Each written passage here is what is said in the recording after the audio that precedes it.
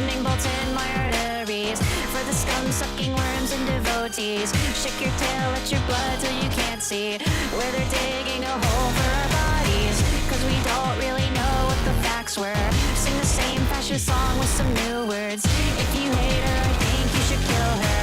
But you won't because everybody's cheering for Corona Girl, for Corona Girl. If you wanna see what's inside, for Corona Girl, for Corona Girl. Cause pretty girls can never die. Together and it doesn't even matter who gets cut and who's the cutter. It's a mortgagenic version, history and us and her paranoid terror cutting what over. I'm on it, yeah, I know I want it. It's some type of machine loops itself in me.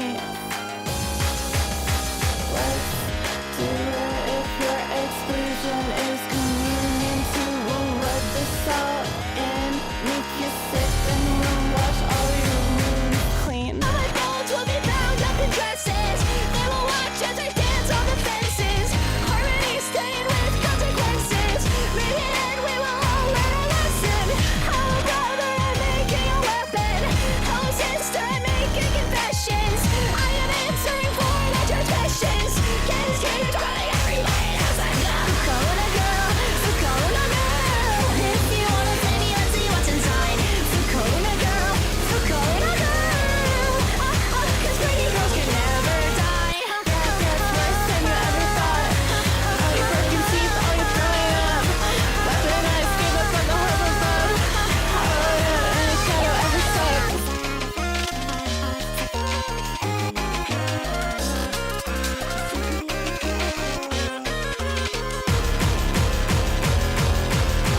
Everything comes out like I'm speaking in tongues. What I really want to say is that everybody say it. Here to you, I want to see you die. I think it was me, I think it was me. I think it was the fact that I really was a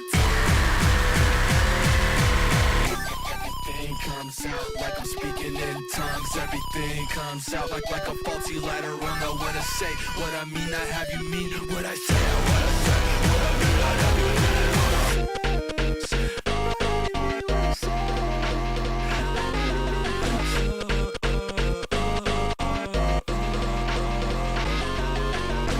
I say goodbye, I say goodbye.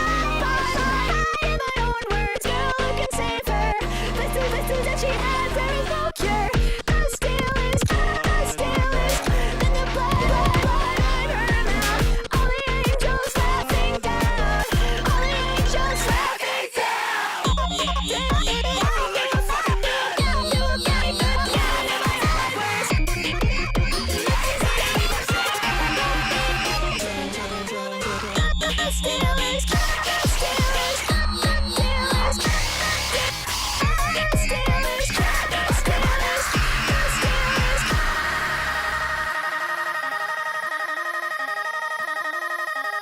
I say goodbye to a blackbird. I say goodbye. I say goodbye. I say goodbye to my own words. She's an unlucky girl, we can save her. This disease that she has, there is no cure. The stillness can't see her right now. Then the blood, it's alive in her mouth. All the angels laughing down. All the angels laughing down. Fukoruna Girl, Fukoruna Girl. If you wanna play me, let's see what's inside. Fukoruna Girl, Fukoruna Girl. Cause pretty girls can never. Fukoruna Girl, Fukoruna Girl. If you wanna play me, let's see what's inside. Fukoruna Girl, goodbye. Cause pretty girls deserve to die. Die. Die.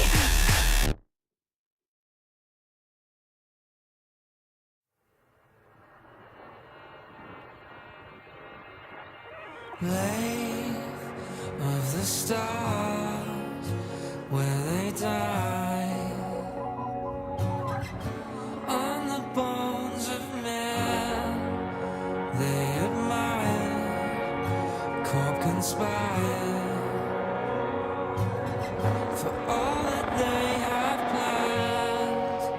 Obsolescence, greatest lessons.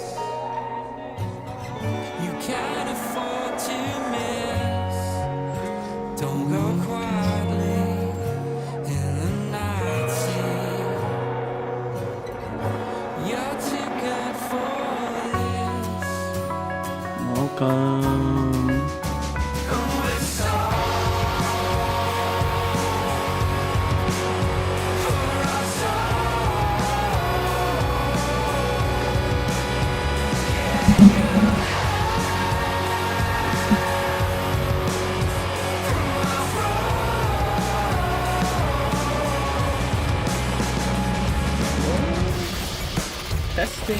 Testing.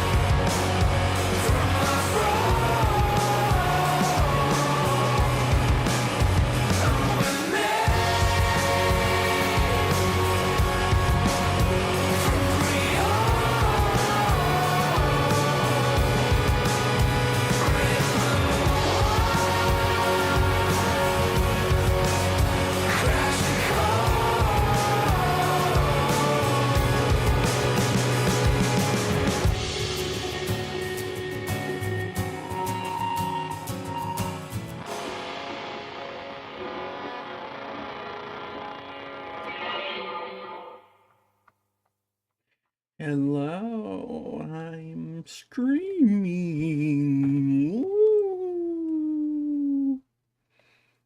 Ooh. Welcome. I have made a big mistake. So, welcome to another stream where we're watching that, 17-hour thing, which is fun, but it is what it is because I am now invested because some people decided to jump in on this video, and I don't like the reactions, it being mostly dog shit harassment, really. So here we go. I'm gonna play Power Wash while listening to the audio. The video. So let me get this all set up. Like, where should I put this? Down here? And this up here? Oh, I know, center, transform. I guess fit to screen is whatever. I'll be a little blurry, but I kind of want the background to also, but maybe like that. I'll just do it like this. How about that?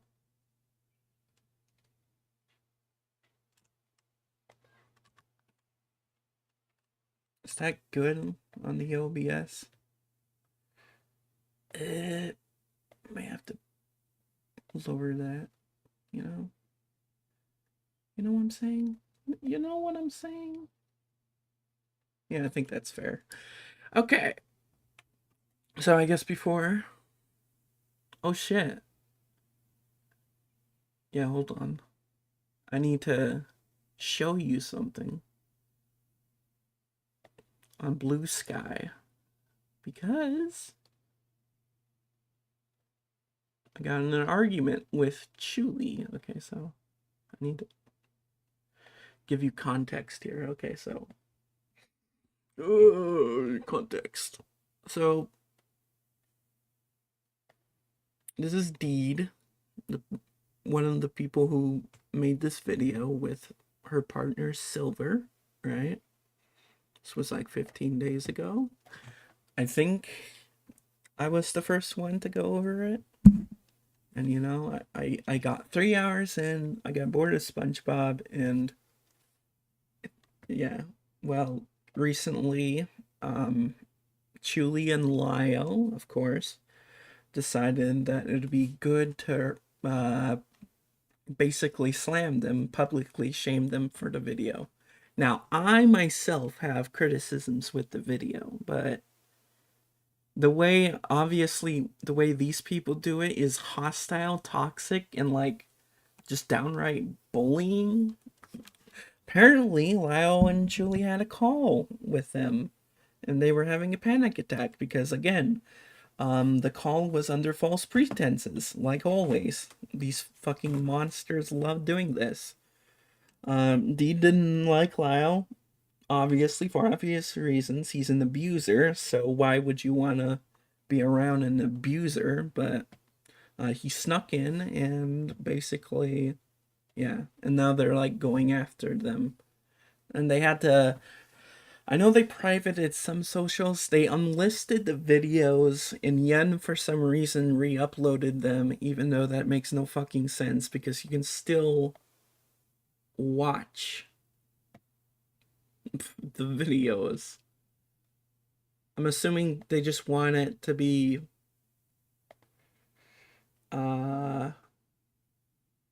easier accessible to make fun of, because like it was normal, but then you purposely hit George Record. This is a lie, by the way, like if you know the context. But yeah, like it just fucking re-entering the SEC. No, you didn't.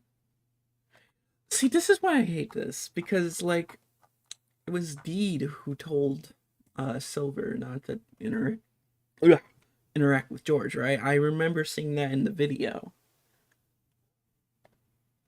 And it was like an open secret. Everyone knew. It wasn't just them. Like, holy fucking shit. They were like silenced. They were bullied for like calling out George, and here you guys are doing the same exact thing, you know? So I'm gonna test my audio. Just to or here. Yeah, like this. So I'm gonna react to this video to get my audio. Oh yes. Okay. Or here. Yeah, like this. So it's perfect. It's perfect audio. 100%, no problems. Okay. Okay, so wait, I first have to go here. Never return, dude. You're an embarrassment to the actual victims of the community trying to ride the coattails off. Fuck off. Okay, so here's my response.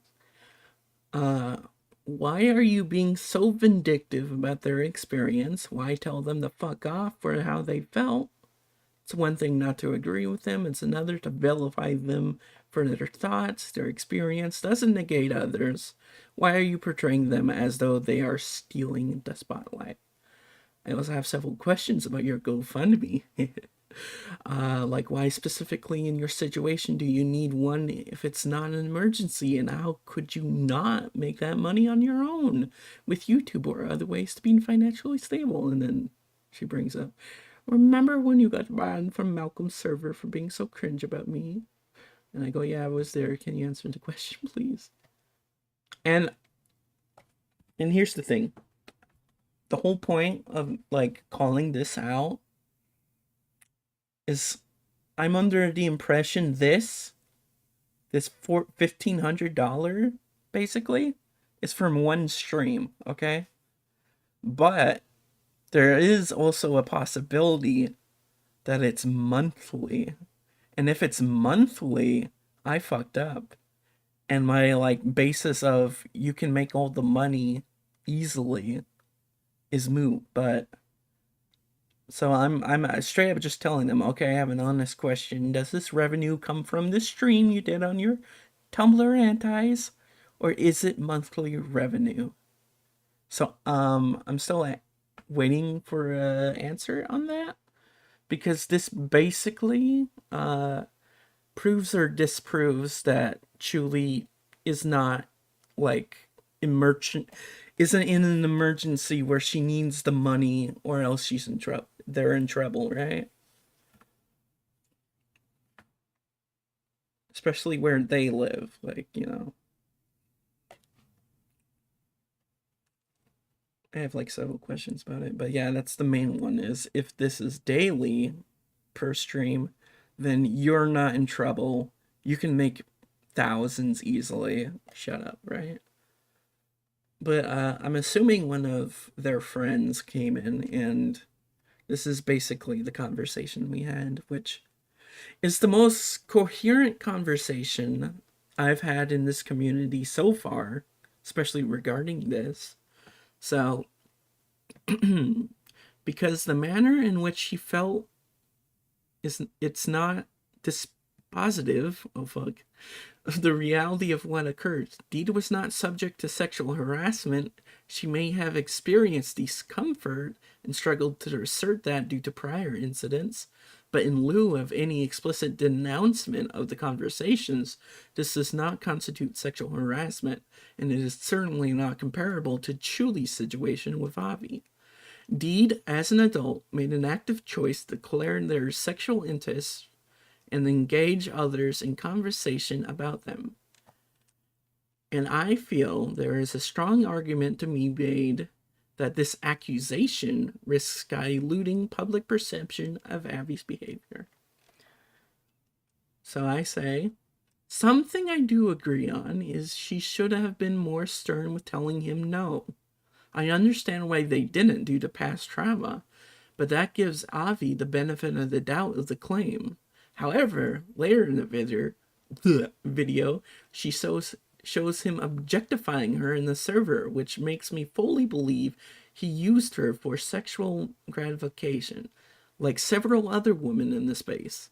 It's an open secret at this point that Deed's fetish, she called it at the time, was cutting, or like blood, if I remember people saying.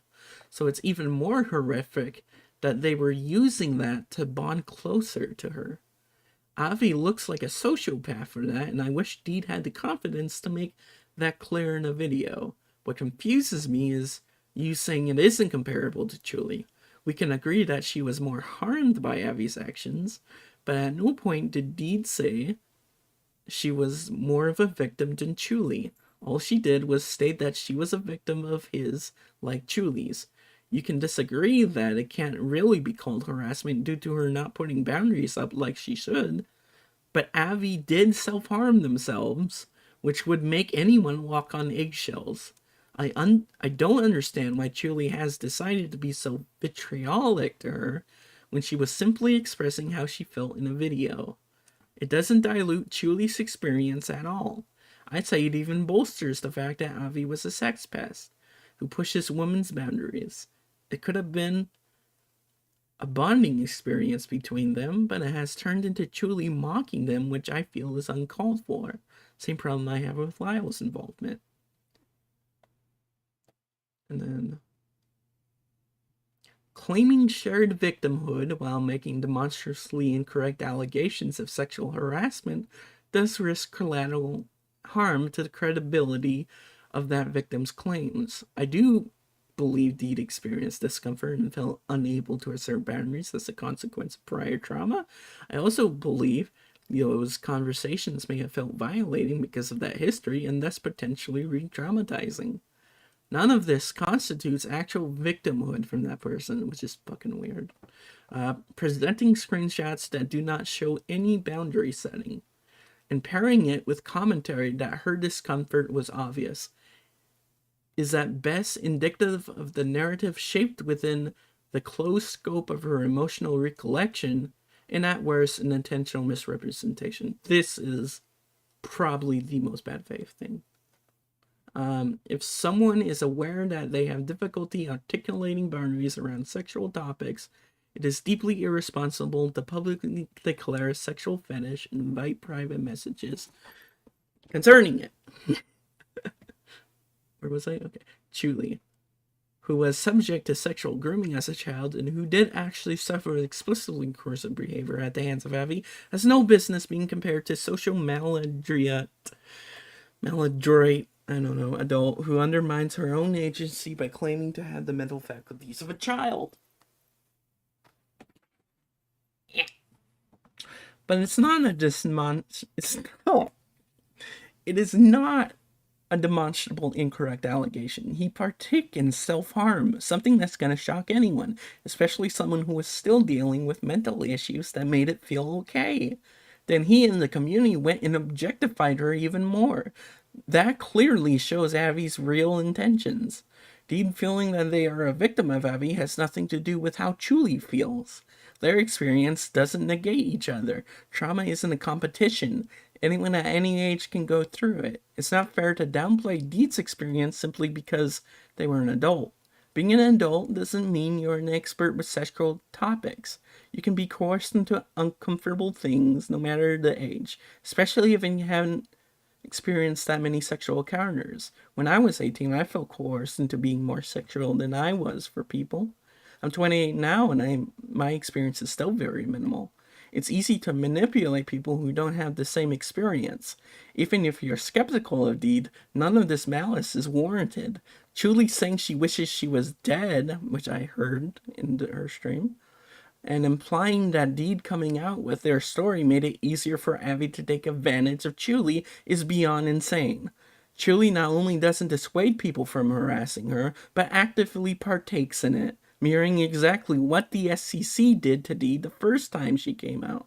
Instead of understanding it's a dogpile that silences their experience. It's disgusting that this is normalized in the community. And yes, I agree. So I'm waiting on a response for Angie here. It's not the same Angie, the bitch from Lio's Kitten Club, but I don't know who this is. But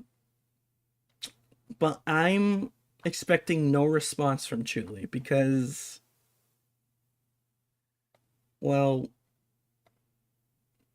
she liked the response tweets. So she's clearly paying attention to our conversation. And I'm hoping that they know not to fucking tell Deed to kill themselves and like fucking shame them for their trauma on Avi. And yes, the thing I agree on is that they weren't able to push back on Avi. But at the same time, Avi was a fucking sex pest. He was a poon hound, okay? So to say that her experience isn't valid is beyond fucked up, okay? And Julie's fucking vitriolic bullshit and Lio's are demonic, in my opinion. Because what the fuck are you doing? And like, no one's calling this out because clearly, you know, it's just normalized to do this. Like, the video is about how a community backstabbed them and like silenced them, and it's this community now that's doing the exact same thing. So if anything, like Cat Slayer, anything associated with Lio and Julie is the exact same as it was in the Cloud Palace. Like, maybe like not to the effect of they defended a groomer like George, but it's, you know, they still had Courtney Pete, so I don't know what you want me to say there, okay? So I'm gonna fucking call it out. So now that I have that whole spiel out of the way, we can continue the video. Oh, whoops.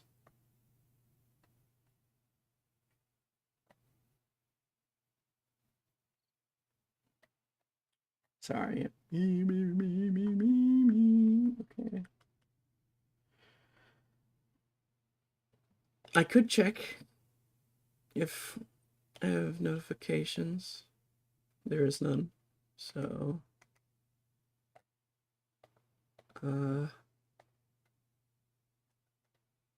yeah, no. Okay, so. And that's all. Last time we left off, a skit, okay? Maybe I should have like a little notebook, just to put my thoughts on. So what do we know? So, Deed and Silver treated like shit in SCC, okay? There's Donnie, bad music genre debate. I think he did something bad. Oh, he said something awful. I don't quite remember. And then Avi. There's George. Deed warned everyone. Deed warned Silver. So, well, actually, Deed didn't warn everyone. It's like everyone I hated him. Doodles changed their minds. Deed warned Silver about trickery. Or Doodles' trickery. Right? And people blame them for knowing. Everyone knew. They silenced detractors. So that's the thing I don't get. Why the fuck is Gila and shit? They're like putting this talking point that they defended George or something. Like, no, he was outed, but Doodle's community allowed them back in. That's not Deed or Silver's fault. It is Silver's fault for believing fucking Doodle. It shows just how much of a video or like talking piece, if you're like high on the echelon of creators, you basically get to dictate how people feel because people are fucking sheep and just latch on to what the popular person is saying, okay? So, yeah.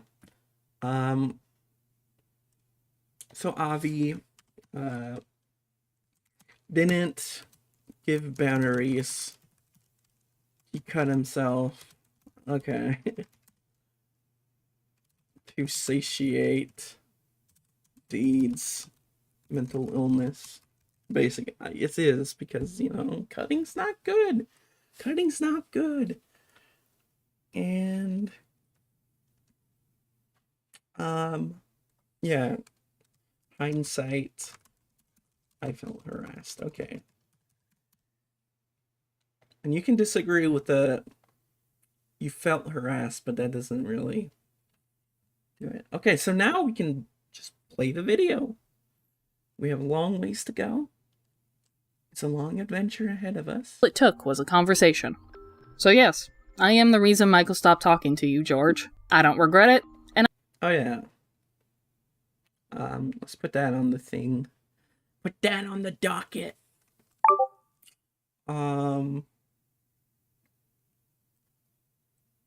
People blame them for knowing with George. Okay. Deed got Silver to stop talking to him. Okay, cool. I will not apologize for it. Cope and seethe. Cope and see. Those weren't the only things I did.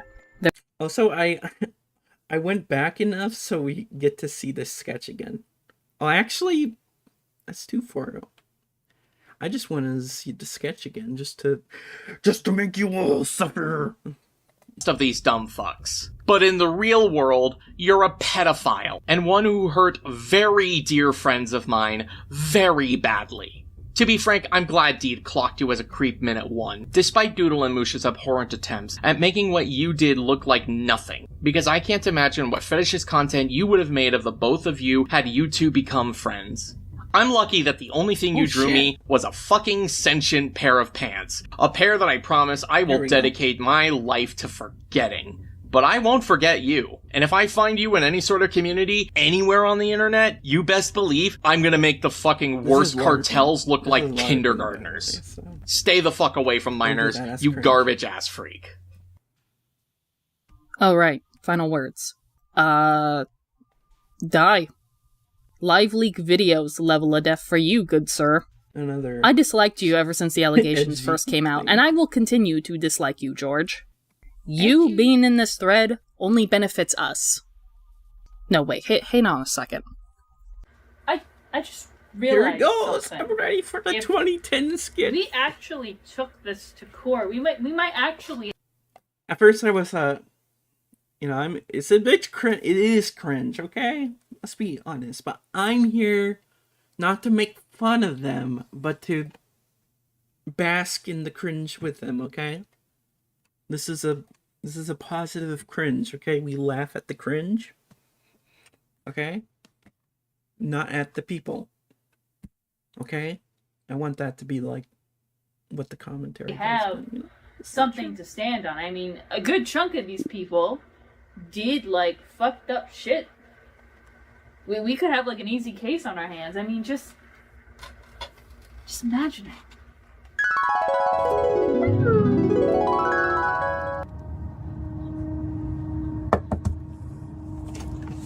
Hello? I said choppy. Is it choppy? I mean, it is choppy, but make it look better, YouTube.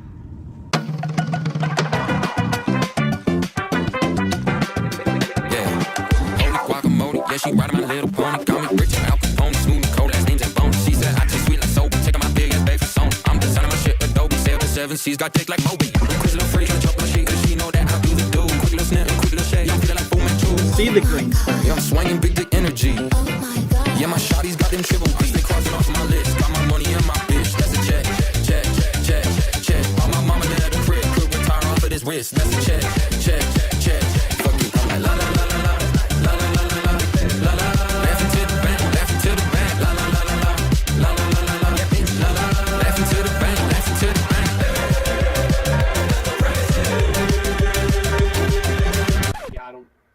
I don't know how to tell you this. That's not really how that would work. Libel cases are extremely difficult in court. Just because there are a bunch of groomers doesn't mean we win. Fuck! Anyways, hopefully this is the last time we bring up serious allegations that barely have anything to do with us, but I more than likely just jinxed it. Regardless, we should focus on the allegation that Deed abuses me, and, well, here's the tricky thing about it. Despite it being the biggest concern in this thread, there isn't a whole lot to go off of. But boy, did they sure try! Let's talk about the supposed concerning tweets that I have made, as if they didn't need to make it obvious enough that they're paranoid stalkers. I have to ask this because given Silver's tweets earlier, I am concerned. Is he going to be okay? I feel like I can't say anything that could help or support him without his girlfriend looking over his shoulder and diminishing any attempt made to try and, be a friend to him in this time of need. I'm asking to see if anyone has spoken to him yet. I know there are a few friends who have gotten into the circle to support him. So we did some digging. At some point in late March of 2022, I reacted to something that was related to someone reacting to an anime. I deleted that post because I felt I was too angry about it. I wanted to take a break from Twitter because, as admitted by most of you, in the thread, Twitter is a very toxic environment that encourages anger and clickbait rage. Yes! Something I've unfortunately noticed and should have predicted Blue Sky is kind of doing right now. I don't want to be an angry person. I don't like being angry. Well, I mean, I've ruined a lot of genuinely good things in my life by being way too angry and not thinking things through, which is something that Twitter generally just encourages through its environment. Actually, like all social media can be toxic, okay? Blue Sky can be as toxic as Twitter if you if you go into the wrong places. It's that Blue Sky is smaller, okay? It's more niche, and they have a better moderation. Like, not good. Not that good, but it's way better than the fucking child porn that Twitter is allowing, right? So, there's a bit of a balance. Fuck, did I just... That encourages anger and clickbait rage. Something I've unfortunately noticed and should have predicted Blue Sky is kind of doing right now. I don't want to be an angry person. I don't like being angry. I've ruined a lot of genuinely good things in my life by being way too angry and not thinking things through, which is something that Twitter generally just encourages through its environment. I don't know how you all consider it a cry for help. Except, yes, I do. You're all that angry too, especially when I'm aware that a good chunk of you have wanted people to commit suicide, harassed people, and embarrassingly hit your head in order to appeal. You wanted people to commit suicide, yeah. What kind of fucked up person would do that? Oh, wait. Yeah, Lio and Chuli did. Okay, so... Yeah, how fun. They're basically not any different than these fucking SCC people. So, These people who wanted accountability from you. Something tells me that you weren't worried I wanted to be less angry, you were worried I wanted me to be less like you. I'm wondering about that too. No one has seemed to have said anything towards this tweet, but I'm hoping anyone has contacted him somewhere. Probably in private. I just know there are some people in the friend group that are also still in the server that Deed hasn't blacklisted yet. I have no words. A fucking blacklist. Sure, Scarlet. Hey, you know what else was done privately behind me and Michael's back? People who didn't even engage in this thread spreading around this idea that I abused Michael. So do I get to make a conspiracy theory that they were spies for you guys, or what? Fuck off. Honestly, the more being said about Deed, the more I'm concerned for Silver, if she's trying to control his life this way. On what grounds does this tweet have fuck all to do with me, Tippy? Drop the tinfoil hat and fucking think about what has been said about me, for once! Confirmation bias within the SEC is a sickness that needs to be studied. I want to do something, but I don't know if there's anything I can. I don't think anyone can, unfortunately. Silver is still mutuals with me. I saw his tweets earlier, so I might try to check up on him. Spoiler alert, none of these people reached out to me about my tweet. Not Scarlet, not Tippy, not even Jace, who said he would. You know, first... Let's put that on the docket, by the way. On the docket. It's just gonna be free flow now. Said Deed abuses Michael. I forgot his name. No evidence.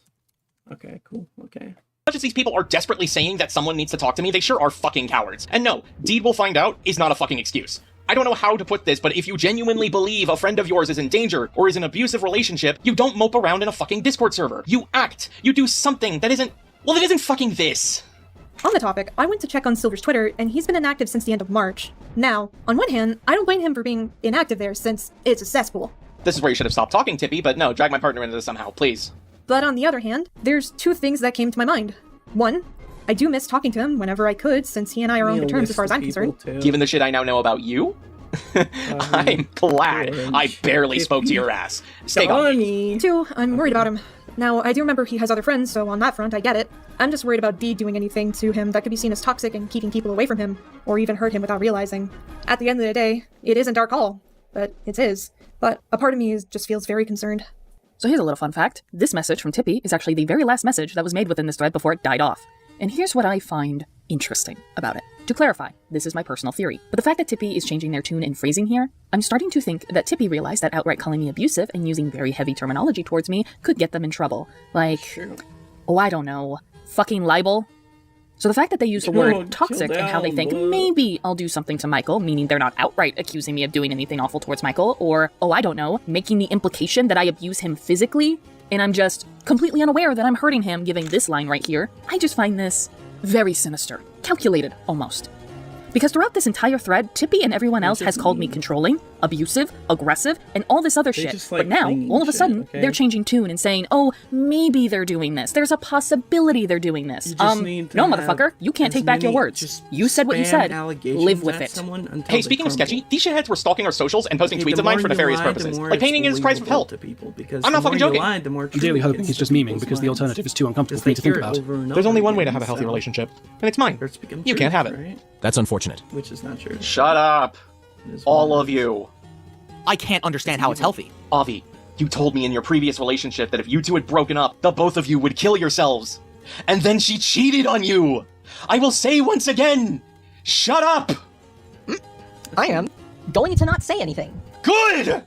How is a relationship where your girlfriend has an iron grip on your social life healthy? You sent my partner unsolicited photos. Cope and seethe, pervert. Also, it's rich that you all think you're the beginning and end of my social life. I've had and will have friends outside of you. I think that's meant to be a joke, but at the same time, I'm rather concerned. Correct, Tippy. The joke is, I am deeply, madly in love with my wife, and no one can have what I have. 2 years. Damn. 2 years we've been together when I posted that. Now we've been together for 5 years. Keep hallucinating. I'm sure your pretend relationship with Key will help with that. Right. Did a therapist recommend that one? I want to interpret it as a disguised message calling for help. I want to interpret it as a disguised message calling for help. These people are so far up their own asses that they will just interpret anything how they please and treat that as the truth. Mind you, these people accused me of all this. Oh, of what? These people accused me of all this. Why you do that? I am xenophobic. Racist amongst Asians. Okay, here. Xenophobic against Asians. Overstep boundaries. Very ironic. And triggers, I guess.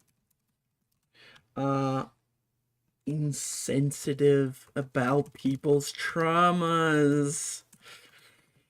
Ironic, Julie.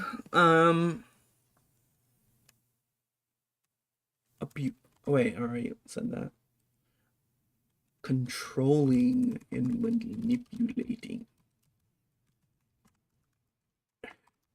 Manipulating Michael. Aggressive. For no reason. Wow. Judgmental. Judgmental bitch.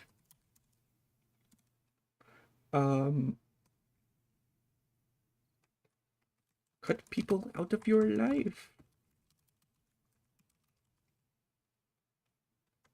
Leaking people's vents. Nazi. Question mark. Ableist. Alright. Yes.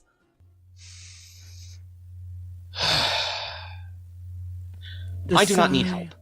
I especially don't need help from a snot-fucked degenerate, a perverted weeb, a kill-yourself unironically spiteful cunt, and you. Oh, we will get to you. Musha! I'm considering streaming soon. I'm currently at the dentist, and I know the bill isn't going to be pretty. I'll talk it over with the eventual wife, but it's something I'm seriously considering. The eventual wife is lost. It's hers. Musha.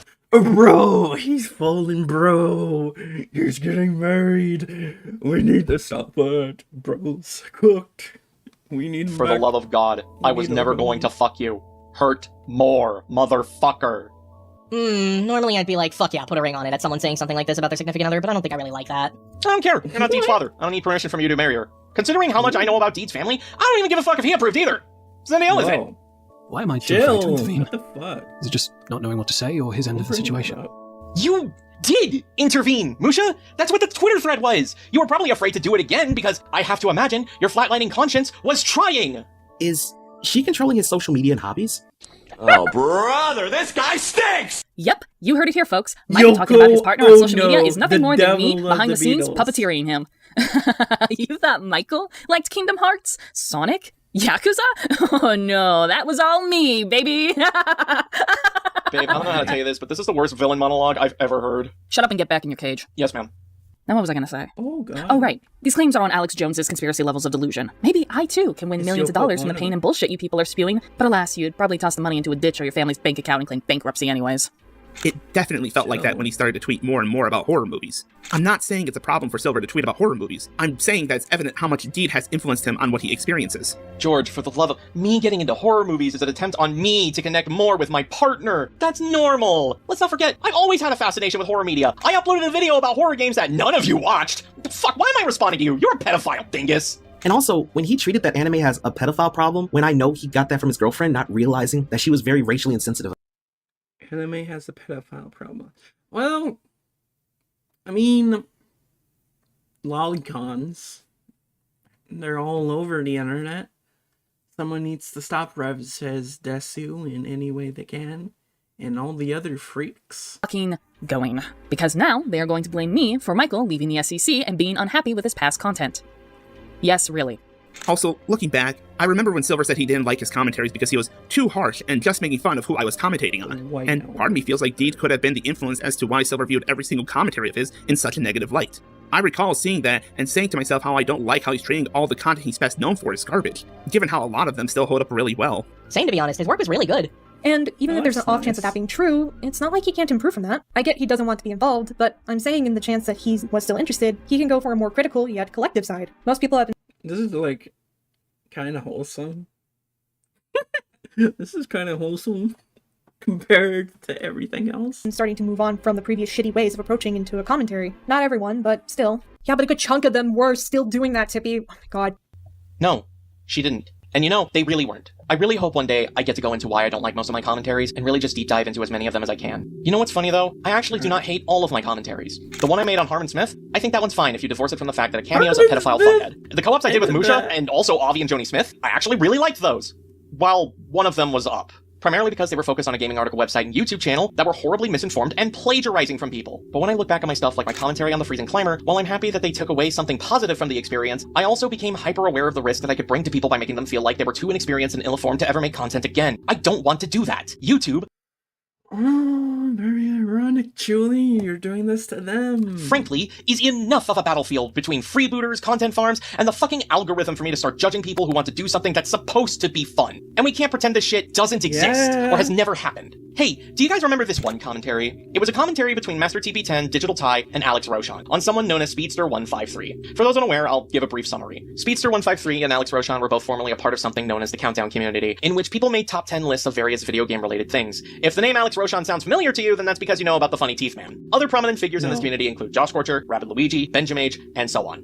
Digital Ty, another person who was also part of the Countdown community, and Master TP10 are both well-known slideshow commentators who would frequently collaborate with each other. Speedster put out a video that I believe was his top 10 least favorite or worst villains. I do not remember the wording specifically. Well, okay.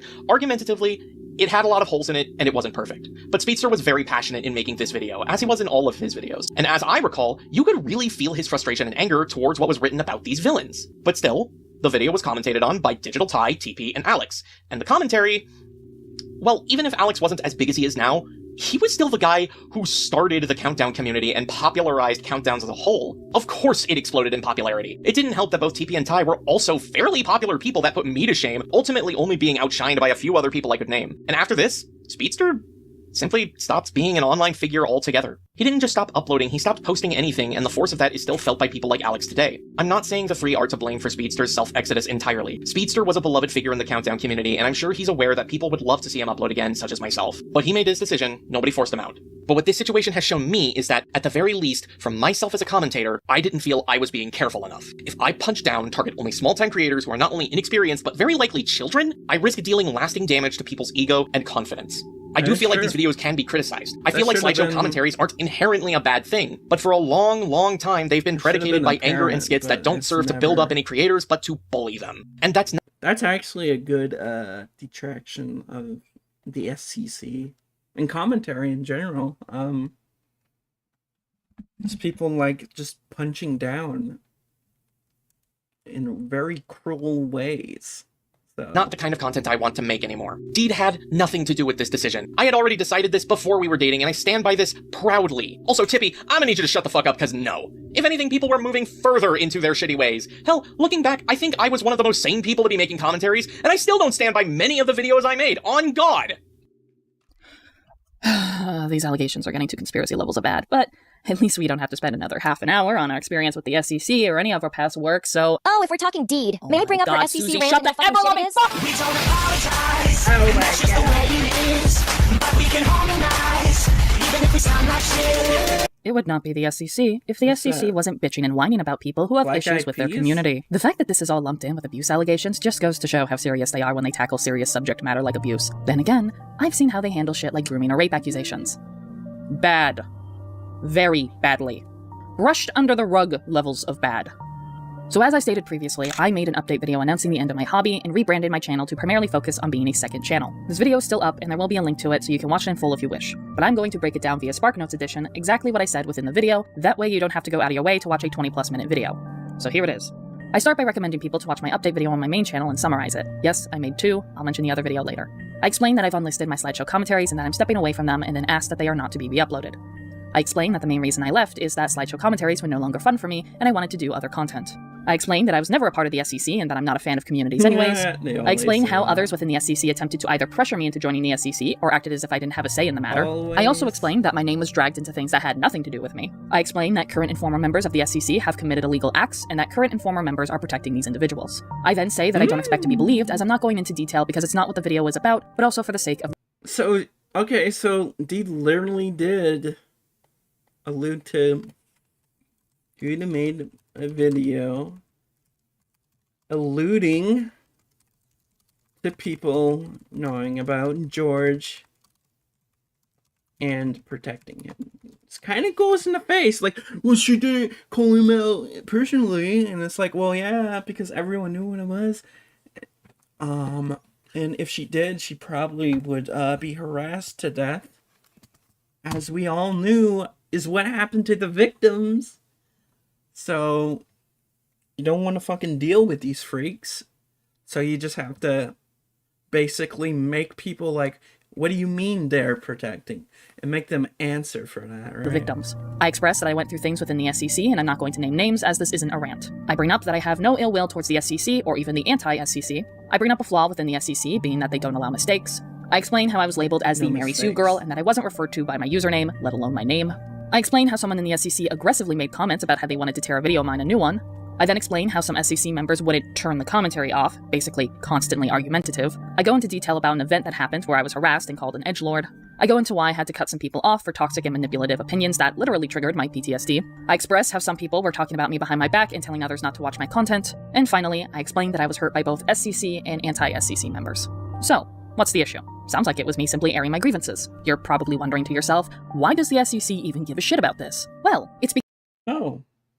So they reacted anyway. Because they make multiple claims, some of which don't make sense. Others, I don't know why they care, and as for the rest, well, yes, I did, and that doesn't even benefit them. I'll now be going down a list of everything that was claimed within this thread, and we will be going over them point by point, and then afterwards, I will not be fucking talking about this anymore. Leave me and my dumb teenage self who had shitty hobbies alone.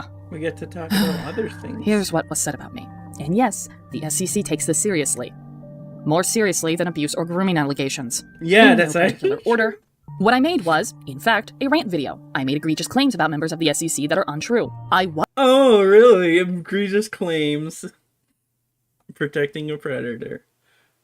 You're not a predator? Was part of the SEC and, in fact, contributed to it. I forcefully demanded that information be removed about myself, and I threatened people with copyright takedowns, and I apparently don't know how copyright laws work. If I could vomit right now, I would. Seeing as Deed is feeling sick for having to relive and talk about shit she thought she could put behind her, I'm stepping in to debunk many of these claims as, given I was actually someone within the SEC for a period of time, it's only fitting for me to do so. Still not over her vaguely mentioning how there are people in this community who are breaking the law and insinuating how we harbor them knowingly, while never once mentioning to whom is breaking those laws. Says Susie, welcomes George Raccoon, a well-known groomer, back into the community, Doodle Tones. I don't need to say anything further, except you're right, Susie, Deed should have said names, because that's what you wanted. Because if she had done so, you would have linked her video in the Cloud Palace and had everyone fucking dogpile and harass her until she left the internet like everyone else who tried to call your ass out. Yeah, kind of like what Lio and Truly are doing to them. You can hate her for being right, but that won't change that she's right. Also, you know what? Do not give my wife shit when you literally were grooming children in the Cloud Palace, Susie. She had every right to say what she said in her video. I don't want to fucking hear otherwise. Jesus fucking Christ, I was in that server and I had no idea this was going on. You make me fucking sick, Susie. Maybe I should go back, actually. Shit, when you literally were... I have questions if you're comfortable asking. Did it send you anything NSFW when you were a minor? Yeah, once. Is it footed porn? Yes. Though it wasn't a joke. Someone called with her around late 2017 or early 2018. Somewhere we landed on the subject of Lorenzo making porn art of Persona. She shared it with me. Despite me saying I don't want to see it. I don't know if this message still exists. Okay, let's put that on. Doodle Tones tells a minor they want to see Fuda. They say no. She does it anyways. Okay, cool. Grooming children in the Cloud Palace, Susie. She had every right. I don't know why you're glossing over it. Why are they glossing over this? This is like something important that you should fucking talk about. Hey Joe, me and people in courthouse were discussing some of the terrible stuff my ex were exposed to. Did it ever actually send porn to you? Oh, okay. I was searching through the DMs with what?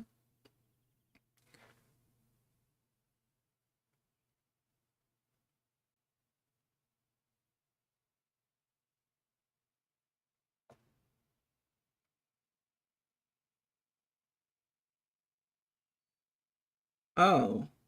Yeah, Doodle Tones is just sending porn to minors, full stop.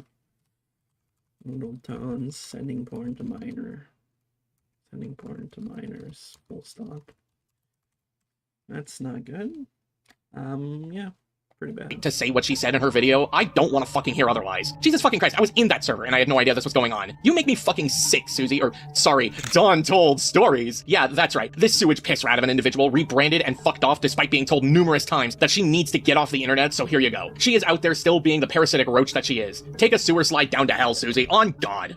Can this bitch just, like, shut up? This is very old content that I no longer make. I wanted these videos privated and out of the public eye, as I don't want to be associated with this content anymore. Unfortunately, the SEC condones re-uploading content that isn't theirs, so to avoid re-uploads, I will be re-uploading content that isn't yours, yeah, forcibly uploading the videos even though they're still accessible, bitch. Simply leaving this playlist here. I do not want to deal with copyright takedowns or anything of the sort, despite it being 100% justifiable. Let me also make this clear that due to this content being old, I may not hold the same opinions stated in said videos, and might not even look back at these videos fondly anymore. Despite this, the SEC will quite possibly review this content and commentate on it. So if you came here from anyone who did such a thing, I hope you realize that commentating on old content that people want to forget and move on from, but can't because the community doesn't see that as a possibility, and will instead re-upload the content, unedited, that isn't even theirs, is a poor and even immoral choice of content to make. The first video available will actually go into depth on... That's actually, I have like a stern moral thing about archiving, so I think it's fine, honestly, as long as it's not like for, you know, immoral purposes, right? Like talking about it again. Like, why I heavily condemn the SEC. Like the Please archive. just let this content be dead and forgotten about. I have moved on with my life. Literally. Then again, I know back in like 2010. Someone tried to re-upload this Warrior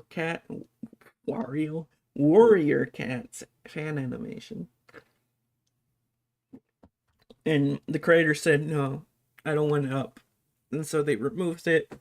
And that's been fucking with me because I loved those animations as a kid. And I wish it was there, but you know, the creator said no. And it was up to the archiver, and he basically... Who has been interested in covering Deet's videos? This just seems like overly paranoid nonsense because she saw that commentators could cover old videos from time to time. Correct. The SEC was known for digging up old content. Better yet, even when someone didn't stand by a video anymore, or heaven forbid, removed it, people would still cover it and go as far as to re-upload the video without the author's consent. Gee, I wonder why she would be paranoid of that happening. Also, literally no one has re-uploaded her commentaries. I even checked the SEC archives page, and literally the only thing even slightly relating to her is Kitty's response to her. Does Deed know the archive exists? I'm not trying to be mean or anything. I'm just curious. I did not, but it concerns me just how many children's videos were uploaded on a site for 20-year-olds to fucking gawk at. That's fucking weird, especially given how many predators were in your community. The SCC condones re-uploading content that isn't theirs. Buddy, I only went after Jack Cook because he was basically stealing my shit, and like, Jake never asked me or anyone. Like if, say, Slayer asked to re-upload my old comms for the archive. Well, first I would remind Slayer that I have my stuff unlisted, so he doesn't need to. But then I would be cool with it since Slayer asked. See, I wouldn't copyright strike if it was a re-upload for archiving. It was putting it into a complication with zero changes and stealing other people's work that made me upset. Congratulations, Azelf, you literally proved Deed's point. That is the exact reason why she doesn't want people re-uploading her old content. Do I seriously have to school you guys on how copyright laws and fair use works? You upload content onto YouTube. You should know this. It is ingrained into you, but here we are. This is a YouTube video. You're currently watching a YouTube video. Hi. I'm sure you're aware how copyright laws and fair use works, but just as a too long didn't ask, fair use only applies when you do not upload someone's content with little to no changes, and especially when you monetize off of other people's content with no change in regards to the initial work. When it comes to copyright laws, it applies outside of YouTube as well. However, if you, I don't know, say, take someone's video from YouTube and re-upload it fully with no edits onto an archive site, that goes against copyright law. Yeah, did you know archiving purposes is not an excuse to break copyright law? You want to know who agrees with me on this? Archive.org. Archive.org has a page on their site dedicated for people who wish to take down content that has been uploaded onto their website with... Yeah, archive.org. Wait, hold on.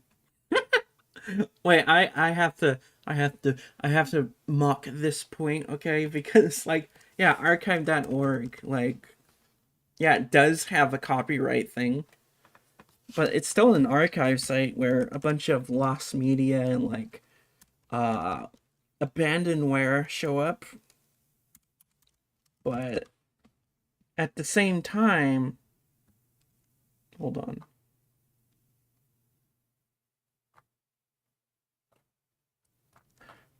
Oh wait, it's called a ROM set.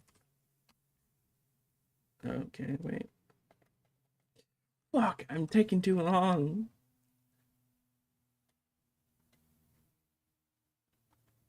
I'm taking too long. I'm taking too long.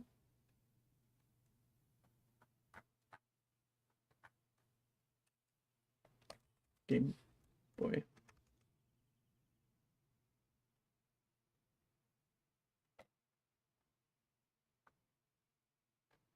Huh. Where is it? Oh, where? I'll just use this as an example.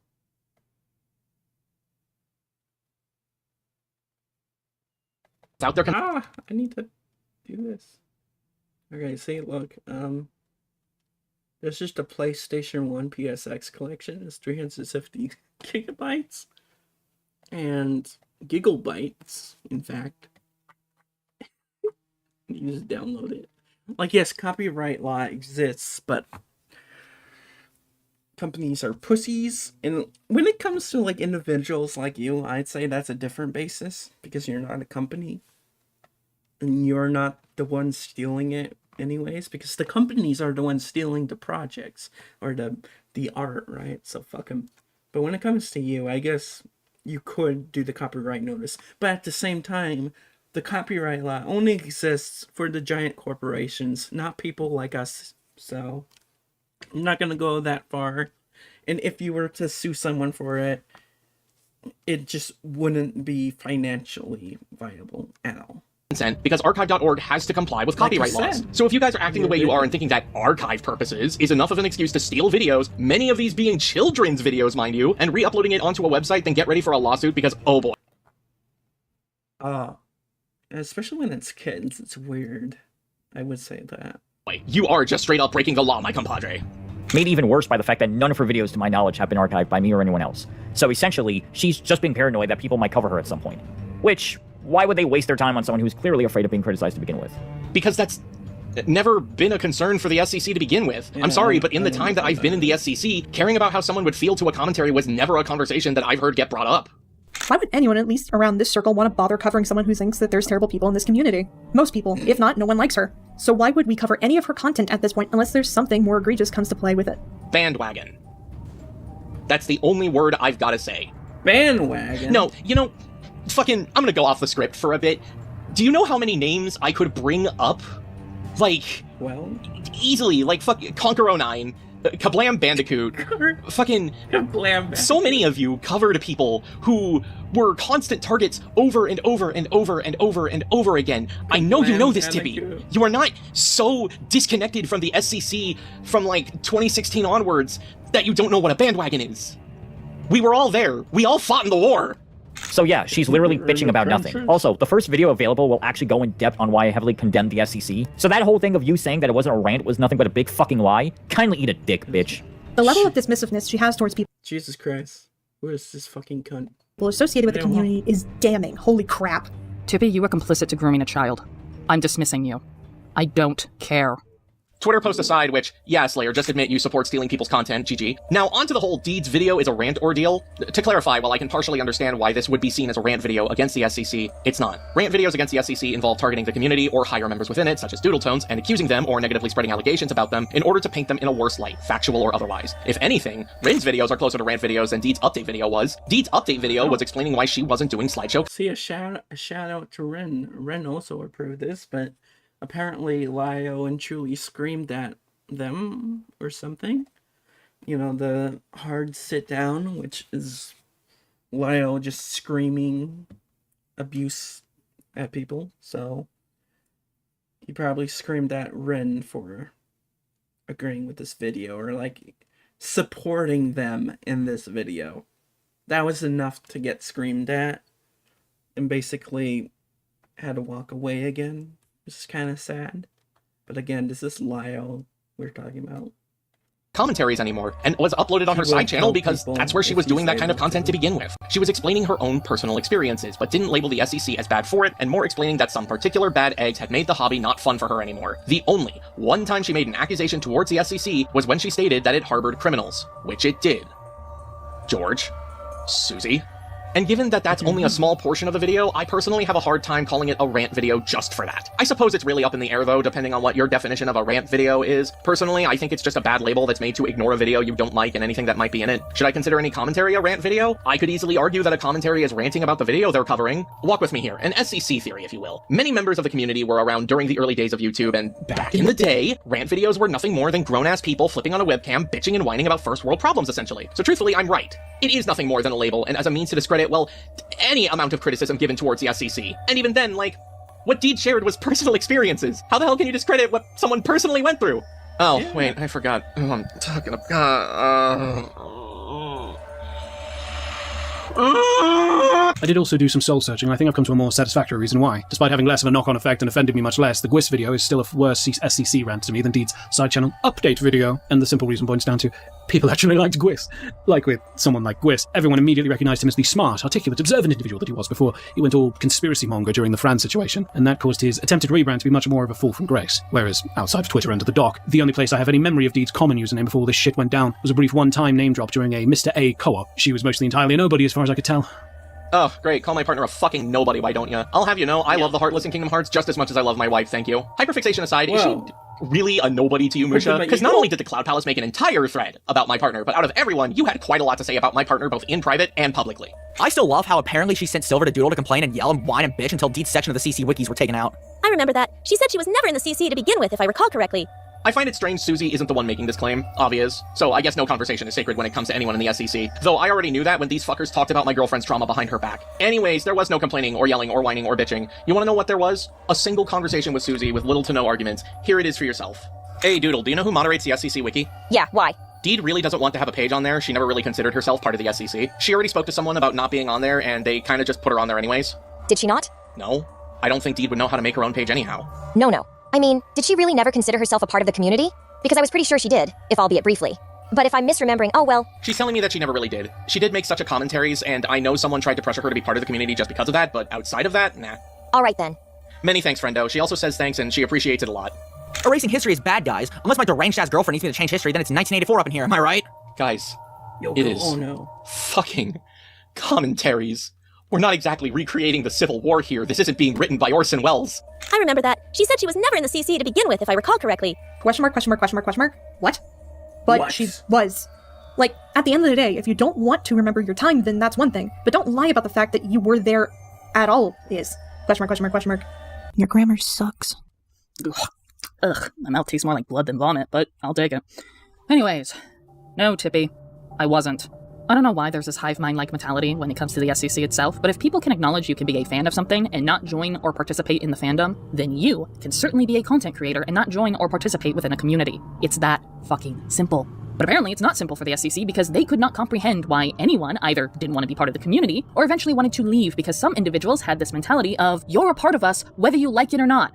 Looking at you, Slayer. I called it a hive mind for a reason. But then again, that assessment isn't even right either, because they did know this. You want to know who never considered themselves part of the SEC?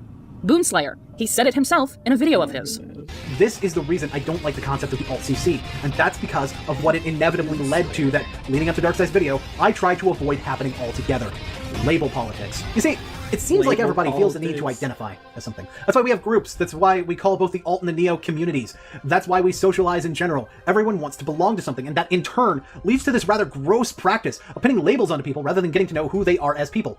Yes, I make commentaries, but that doesn't mean I'm doing the same thing as Joshua Culveyhouse, or Carmon at Zero, or even Doodle Tones, Ryan Rhino Mills, or Ponder Sprocket. I find it repulsive, Jar, that you, or anyone else, would look at the good in these videos and say that because other people are bad, we're bad.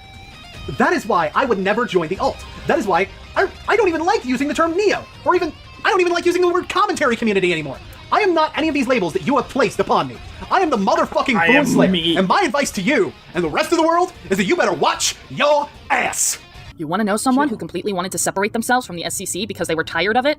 Caden Monroe. You said this yourself, Susie, and you were fine with that. Okay, first off, even taking out the fact Caden doesn't even consider himself a part of the CC anymore. Why is it that there are certain individuals that can willfully leave the community and separate themselves from it, or, better yet, there are individuals who can openly state they're not a part of the SEC and they don't get shit for it?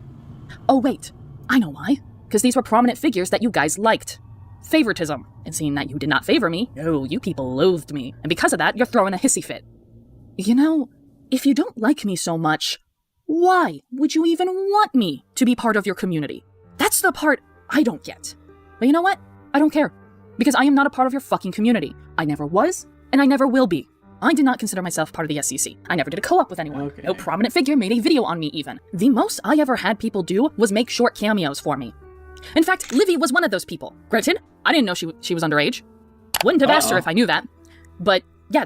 Wait. Umbress.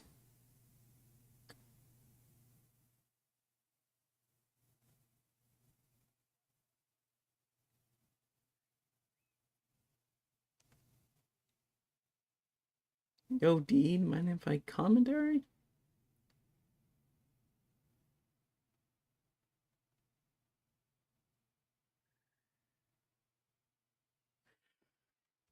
Accidentally? Okay. The most I ever had people do was make short cameos for me. In fact, Livy was one of those people. Granted, I didn't know she was underage. Wouldn't have asked her if I knew that. But, yeah, that was my one and only interaction with her. Okay, well, that's something. I'll just put it on the script, just for context, if it's ever brought up again. Deed we'll put in quotes here. Allegedly.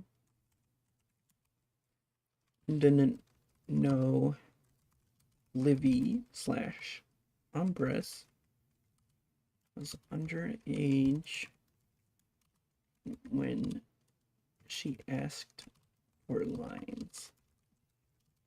Only interaction, as they say. Okay. I'm dead ass. Me interacting with other content creators does not mean I'm part of your fucking community. That just means that I just saw you as content creators to befriend. And let's not forget my videos were on a second channel. From day one, slideshow commentaries were not my prominent content. It was a side thing, a hobby. I did not contribute anything to the community. And I better not hear anyone fucking say— Also, she was a part of the chain that got the Cloud Palace into some deep shit some years back. Like, Guis was obviously a more respected member of the community, no doubt, but it's not to say Deed didn't have her hands in this community, regardless of how much Silver wants to fight for her right to disassociate. Was it a fight, Susie? You really didn't argue against Deed being removed from the SEC wiki, like, at all. No, you will not put the fucking blame onto me for your easily avoidable blunder, Susie.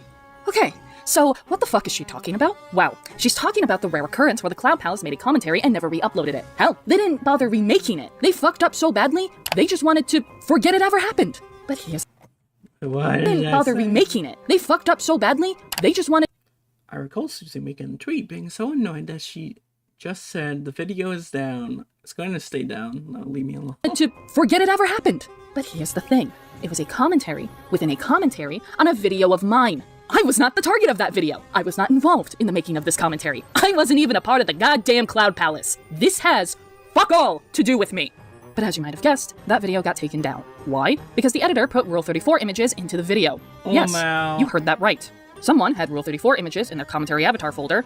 Either that or the editor was working on the video with just one hand. I just think that's really, really funny.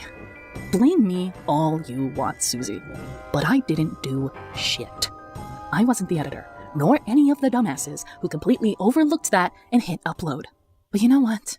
I'm so glad I am pretty much an omen, or essentially a curse to the SEC. I will wear that like a badge of honor, because you fuckers need to leave me alone. With the LARPing. She used to appear on my streams a lot. Susie, I can count on one hand how many streams I was in. Shut up. Your most entertaining stream was me debating with a drunk person over Mountain Dew anyways. I remember very long ago I had thought covering one of her videos. Guess I should consider myself lucky that never happened. Stag, what the fuck are you even doing here? This is literally the only message he posts. And I have to wonder, why did you say this? Why did you say you were lucky? Is it because I'm abusive or because I can't take criticism? Because you do realize this entire thread thus far has been about serious accusations made against me, right? And this is something that concerns me. How many people looked at this thread and actually knew what the fuck was going on? This is more than just commentary discussion. Serious fucking accusations have been made against me. And yet, all Staggy can say is, well, glad I didn't cover her. Yeah, I'm glad too, because Jesus Christ, I can't imagine the sexual harassment, vague threats, or frivolous accusations you would have posted in this thread. You know what? I have to wonder. But Stag, are you the person who yelled at me in a Discord call telling me you wanted to tear a video of mine a new one? Because if that was you, go fuck yourself. You know, truth be told, I've been considering responding to that diatribe of a playlist description. I probably won't, but it's been crossing my mind. A fucking playlist description. You people will commentate on a video game manual if it meant making slop content. Yeah. By the way, people told Slayer in the thread not to do it, and he ended up not going through with it. Good. Because what the fuck would that even look like? Hey guys, today I'm going to be commentating on a playlist description where someone actively tells people not to re-upload their content without their consent. And I think that's bullshit. In fact, you should be allowed to not only re-upload people's videos without their consent, but you should download people's videos for blackmail purposes and host a website full of videos mostly filled with children's voices. Oh yeah, and even though they heavily don't stand by this content anymore and wish for it to remain dead, I'm going to actively dig up their grave of old content, which will naturally cause my audience to send harassment their way. Get fucked! Yeah, you'd look pretty fucking weird, and the only people who would support you, Slayer, would be your own fucking community. Okay, articles are one thing. I saw a few folks commentate on articles. Hell, I commented on one myself, but a fucking playlist description? I have nothing relevant to say on the matter, but I just... Fucking Tippy, man. I need to talk about Tippy's response to this. Yeah, no, like, don't do it, Slayer. Not because you're wrong or anything. The description of the playlist is garbage, and it reeks of dishonesty. But by doing a video on it, it'll only cause more problems and gives her more ammo to call us terrible and awful people, and further making it impossible to get in contact with Silver. And, like, I know Silver doesn't hate anyone as far as I'm concerned, but Deed is basically keeping him distant from those who were close to him, and I think everyone just doesn't want to make this worse. Mind you, this was about a goddamn playlist description. I think I'd call you guys weirdos rather than awful, but like, what was your guys' plan? Was it to just do nothing forever? Don't talk to Silver or Deed or respond to them or anything, just make a single half-baked Twitter thread and then do nothing for 80 million years? On God! On a hopefully more lighthearted note, Musha then posts a Twitter post from the Twitter account Commentary Conspiracies, which I would like to point out, not only was it obvious this account was made by Musha, I personally clocked it day one, but it's also entirely pathetic that you do the exact same thing that you're upset at Deed for doing, which is being vague. The difference is that she's not an entire community capable of ostracizing you and harassment. But Jesus fucking Christ, this thread, man, it's a doozy in of itself, so let's go through it. just going to update you on what's going on with my life. But first, let me take an aside to say that I hate commentators because they did the bad things. I would say what the bad things are, who did them, but this is a post telling you what's going on with my life. Dude, what the fuck is so wrong with Deed bringing awareness to sketchy shit literally happening in the open with the SEC? Oh, that's right. It's because she's talking about you, Musha. Yeah, you were one of George's top defenders when Susie posted her video. That's right. Oh. So all the shit I said about Susie regarding this applies to you. Alright, hold on. Oh, I gotta put Musha on the list of people. I don't know. Musha was top defender of George. Allegedly, because I didn't see evidence of that. You fucking extension cord. So, it's so much of a post telling you what's going on with my life, but please also pay attention to my allusion to the bad things. This is not a rant. Again, not a rant video, and she spent less than 10 minutes going over that. For fuck's sake, you were so hyper-focused on this one thing, all because she was calling you out without even knowing it. On God! So many things on God. It's so heavy for him. I never considered myself part of this community, but I will still readily admit to contributing to it, because my hang-ups and deep-seated issues totally make that the way it works. Anyone who disagrees with me probably also molested my pet bedbug. Okay, quick side one. Molestation isn't funny, you fucking cuck. That's not a joke. Actually, fuck you. I never readily admitted to contributing to the SEC, Musha. You are pulling that out of your ass. And someone can share their hang-ups and deep-seated issues with someone that doesn't involve them. It's called having a fucking opinion. But out of everything, that last line is what makes get me in trouble all of this fucking grotesque to read. If you haven't figured it out by now, Musha is doing an imitation of me. He is pretending to be me writing this, and in the last line, whilst pretending to be me, he mocks molestation. Trauma that I have personally gone through in my life. Wait. Oh my fucking God, I pressed 0. I'm going to kill myself. Not, no one likes her. So why would we cover any of her content at this point? Palace into some deep shit some years back. Like, Guis was obviously a more respected practice of putting labels on and seeing that you did not favor me. No, you people. Because these only state they're not a part of the SEC, and they don't get up. Doesn't even consider himself a part. Oh my God, I'm gonna kill myself. Where were me? Me alone. Covering one. Responding to that. And it reeks of dishonor, further making my allusion to the bad things. Oh, here we go. I never considered myself part of this community, but I'll still rarely meant to contribute yet because my hang-ups and deep-seated issues started to make the way anyone who disagrees with me will probably also. Ah, okay, so Musha makes fun of Deed's molestation trauma. I don't know if it's my pet bedbug also molested my pet bedbug, which might. This is not a rant. Again, not a rant video, and she spent less than 10 minutes going over that. For fuck's sake, you were so hyper-focused on this one thing, all because she was calling you out without even knowing it. On God! So many things on God. It's so heavy for him. I never considered myself part of this community, but I will still readily admit to contributing to it, because my hang-ups and deep-seated issues totally make that the way it works. Anyone who disagrees with me probably also molested my pet bedbug. Okay, quick side one. Molestation isn't funny, you fucking cuck. That's not a joke. Actually, fuck you. I never readily admitted to contributing to the SEC, Musha. You are pulling that out of your ass. And someone can share their hang-ups and deep-seated issues with someone that doesn't involve them. It's called having a fucking opinion. But out of everything, that last line is what makes all of this fucking grotesque to read. If you haven't figured it out by now, Musha is doing an imitation of me. He is pretending to be me writing this, and in the last line, whilst pretending to be me, he mocks molestation. Trauma that I have personally gone through in my life. He is pretending to be me, mocking my own trauma. And for reasons I'll get into later, yes, Musha was aware that in my past I had a history of sexual abuse done towards me. He knew what he was doing when he wrote this tweet. Ouch. These people had such deep-seated hatred towards me that they did not care to dehumanize me, and they did not care to mock my trauma. My only comment on this will be, fuck you, Musha. This account was nothing more than for you to show your true colors of how much of an ego-inflated prick you fucking are, and continue to still be. It feels like the only way I can get the message out there, as explicitly as I can, is if I were to actually make a video responding to Deed's stink piece, and I do have a script for that. A short one, but still. Musha, you literally admit you didn't finish watching the video, but you know what?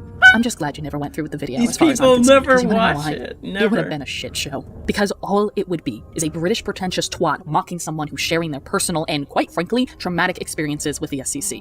Yeah, that's what my video was primarily about, was me simply airing my grievances. Not only that, none of these people listened to the first few minutes of the video. See, that other video I implored people to watch, it was a video of me sharing how, due to my upbringing, mental health wasn't taken seriously. It was only until I moved out of my parents' house when I started to experience the physical signs of PTSD, let alone understanding how PTSD works. But then again, this is the same cunt who made an impression of me mocking molestation. I'm sure he would have found some way to justify mocking me, sitting in my apartment, emotionally conveying how shitty my upbringing and overall childhood was. No, Musha, your morals are as thin as a stream of piss from the wasted bloke down the street. There is actually a lot more, Musha says, in regards to my video, but we are saving it for his segment because it gets much worse. Oh boy. Yes, we've only scratched the surface of this iceberg of a hellscape that is my life for the past fucking 5 years. Oh yeah. You know what? Fuck this. If I'm gonna sever my entire connection with the SEC with this video, I might as well go out with a bang. I had every right to condemn the SEC, but I was nice.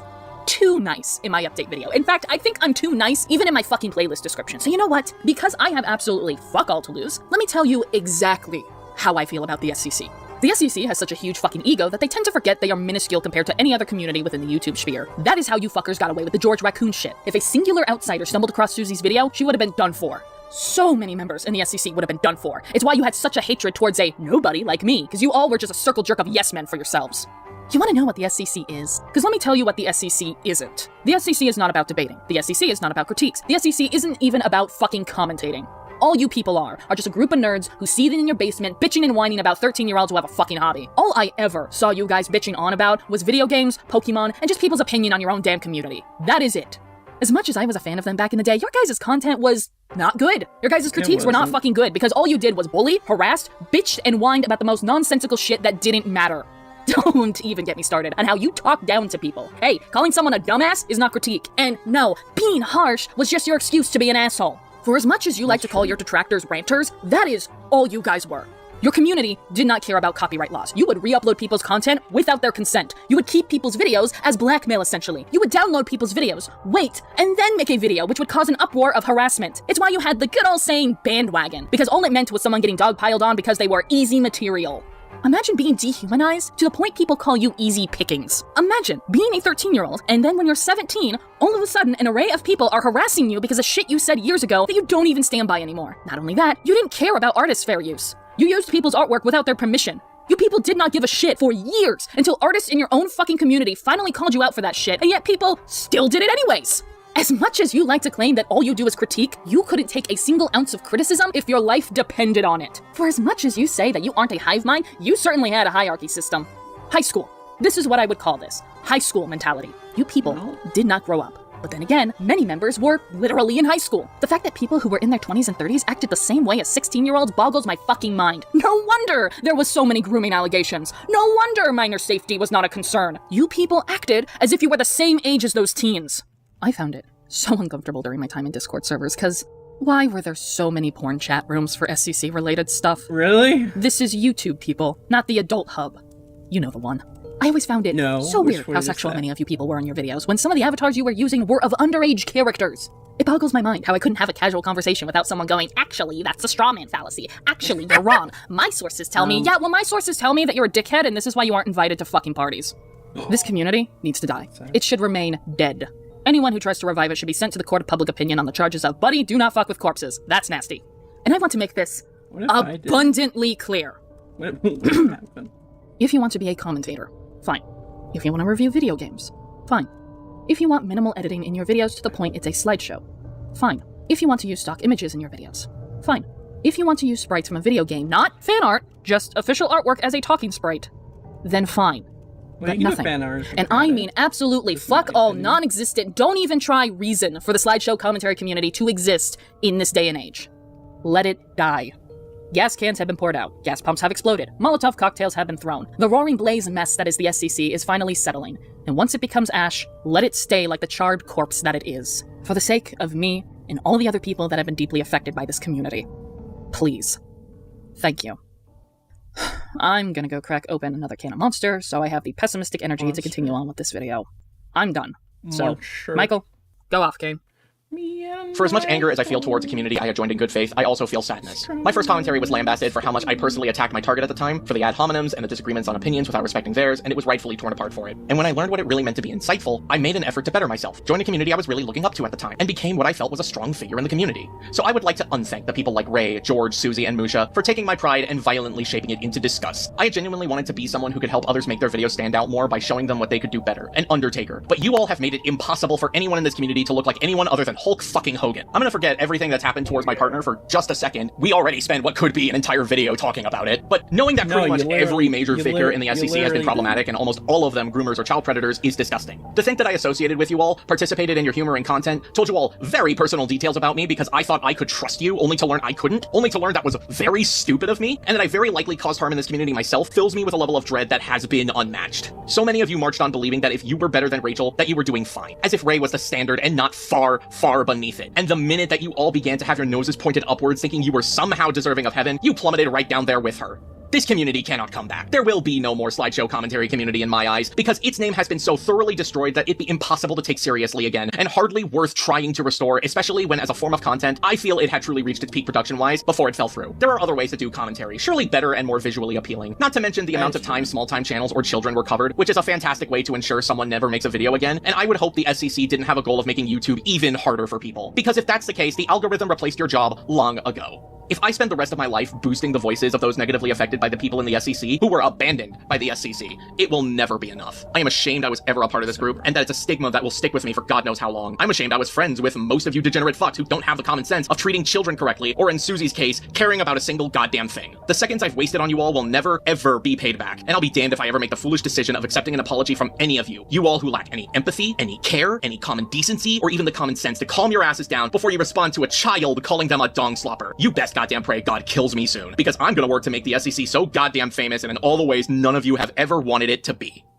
With our final grievances out of the way, let's segue back into the allegations. After all, there's no way anyone can pivot this and use it to make me come off as an abuser, and don't lie, we both know this was going to happen one way or another. Deed also wanted me to watch a video despite my trigger with anti-CC stuff. So it took me quite a while to figure out what the fuck Donnie was even talking about.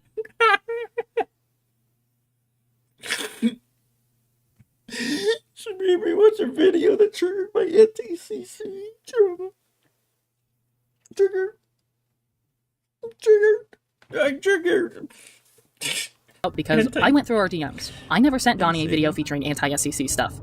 And then it hit me. He's talking about my update video. For fuck's sakes. Okay, for one, me sharing my own video in my own server is not forcing you, Donnie. And second, you guys, me having issues or critiques regarding the SCC does not make it anti-SCC. I am so tired of you guys labeling anyone who criticizes you anti-SCC. I'm not going to go into whether this trigger is even valid or not, because that's not my place to say. But my update video is not an anti-SCC video. But you know what? I don't care. If Donnie doesn't want to watch a video where I share my personal experiences of how I got severely uncomfortable with the way I was treated, yet he gets to bitch and whine to everyone who has ever existed about his issues with certain anti-SCC people making it, say it with me now, a double standard, fine. Whatever. If anything, that just proves Donnie does not give a shit what victims of the SCC have gone through. He does not care about your trauma. He only cares about his own. You want to know how I know this? Because I literally vented to Donnie how I was treated amongst SCC and anti-SCC folks. Starting to see why your name hardly came up in this conversation now, Donnie. Good. Yeah, that's sad. Because that would have made you look really bad. But hey, I'm gonna explain how this makes you look bad anyways later on, because you're complicit in regards to the shit the SCC has done. After all, this thread took place in the Cloud Palace. Okay. Ridiculous and outright false accusations done and over with. Insane that it was evidence towards me being abusive somehow, but whatever. I want to now talk about someone who was quite the talker in the ordeal that was the discussion of my update video. Hey, Slayer. It's been a while. Slayer? Let's have a little chat. Slayer?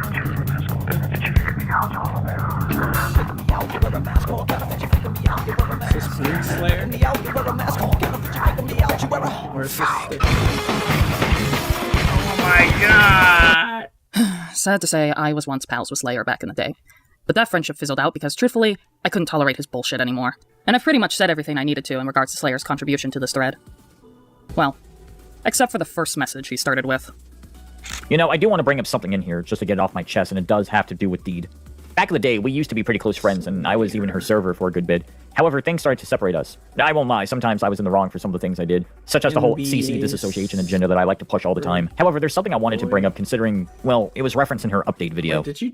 Wait. Back in the day... Sometimes I wasn't wrong for some of the things. It's such just the whole CC disassociation agenda that I like to push.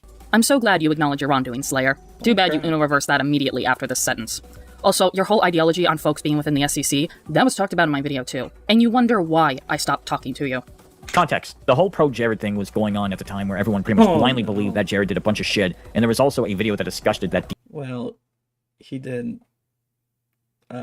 use his fans to jack off. Deed was going to do a commentary on. However, during the comms production, it was revealed that pro-Jared's accusations were flimsy. So I went to inform her about the update and information, and I don't remember what I said exactly, but I said something along the lines of, I don't want you to make a mistake. Now, apparently the way I worded it made her really fucking pissed at me. Like, the literal intention of me giving her the info was to make sure she knows to use the updated shit. Apparently my comment had a threatening aura to it, despite me and Deed being friends at the time, so I would have no fucking reason to threaten her, and yeah, like I said before, this was referenced in her update video.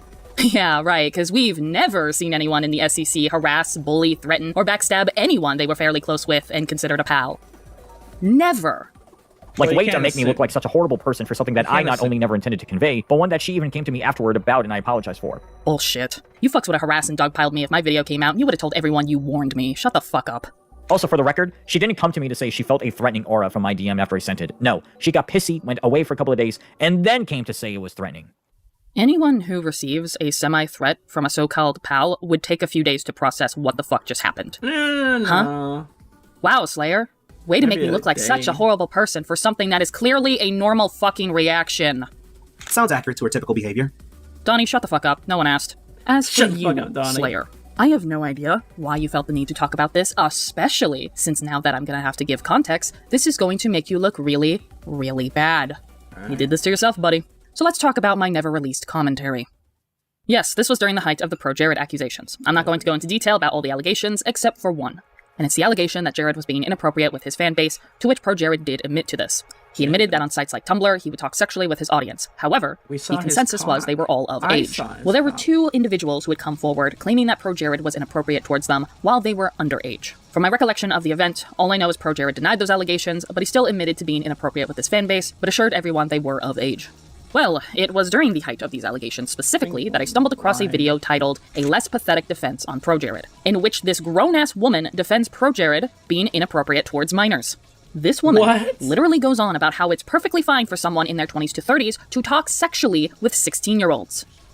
Yeah, that's what the video was about. My commentary went from a mere debunking of a predatory person's response to me having to make a public service announcement that there is a literal pedophile on YouTube. Because not only did this woman defend talking inappropriately to minors, she had another video on her channel that went into detail about how stuff like Lolicon and CSAM should be legal and sold at 7-Elevens like their magazines.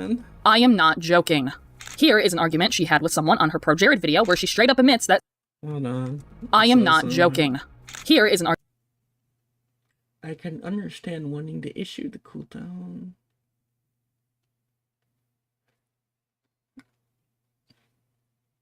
want to hear the side of those who were hurt by sex.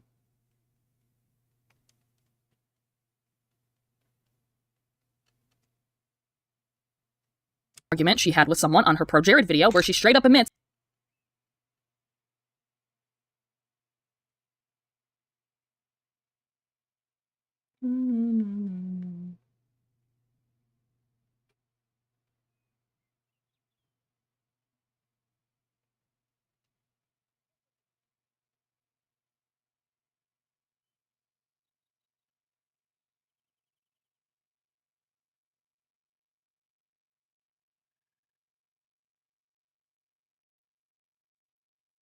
listening to child porn. Are you serious?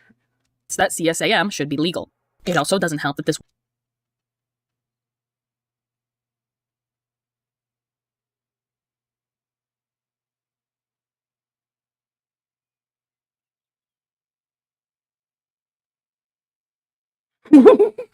Oh my god.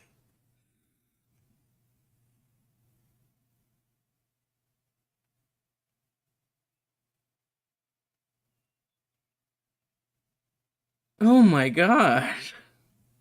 Woman admitted that when she was underage, she went out of her way. Oh my god.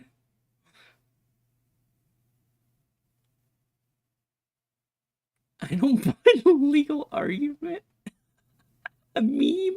Oh, I don't want the legal argument meme.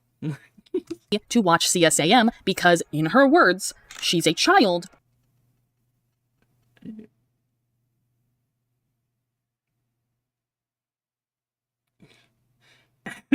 You're welcome to believe it, even though it's twisted, violent. Why would she be attracted to adults? Again.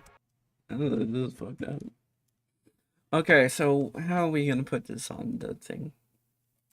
Deed is gonna call out Pro Jared defender who supports CP. Who is it? Oh yeah, Slayer gave Pro Jared's response saying, "Don't make mistake." Now I want to know if he knew what the video was about. And actually, I just want to see the DM. I am not joking. Surprisingly enough, I found on my old Chromebook the 2 videos I was going to tackle in my commentary. They are now in a Google Drive, you can watch them for yourselves, viewer discretion is highly advised. But for the record, the video was less so about Pro Jared, and more so about calling out a pedophile, and seeing as Slayer admits to being in my server, he knew this. He knew the video was not just about fucking Pro Jared, and this is what concerns me. Is if my video had come out, everyone would have ignored the fact that I'm literally calling attention to a straight-up pedophile on YouTube, and would have just focused on the fact that I'm bullying Pro Jared, apparently. These people would actually be on the fucking pedophile side. I cannot stress that enough. Not technically, but it's not like it'd be the first time. Right, Susie? This is why bringing this up, Slayer, makes you look really fucking bad. I do admit. Okay, can we see the DM of that, though? I want to see it. I should have gone through with bringing attention to this, but I didn't. I wanna see. Here's something I would say if I was able to talk to them. I wanna see the Slayer DM about Pro Jared.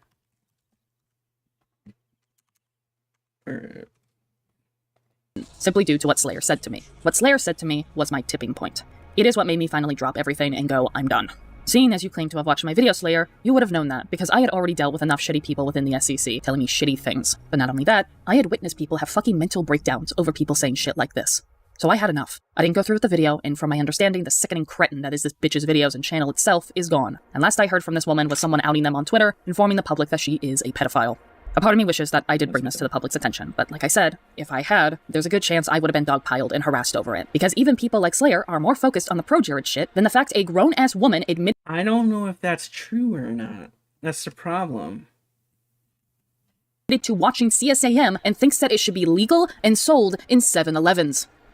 The crazy thing about this is, I don't know why Slayer brought this up. I don't know why you're trying to paint yourself as the victim in this, Slayer. I talked to you about this, and frankly— Oh! Here we go, finally. Jesus fucking Christ. Hey Slayer, got a sec? Wanted to talk to you about something. I guess. Listen, man, I've been thinking about this for a while, and I'm gonna just be straight up with you. Our last few interactions haven't been the best, and it made me feel off. I couldn't pinpoint what it was, but I realized now it was discomfort.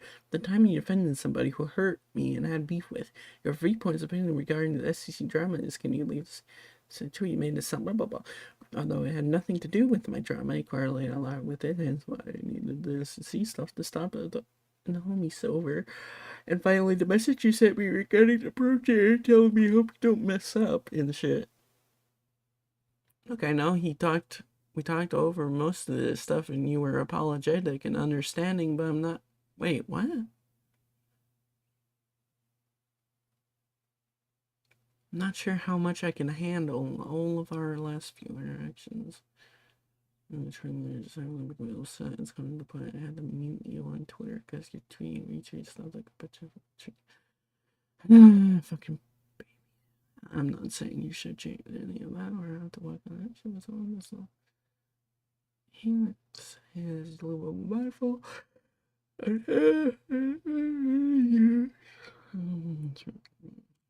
A lot of other messed up shit you did. And what did you do?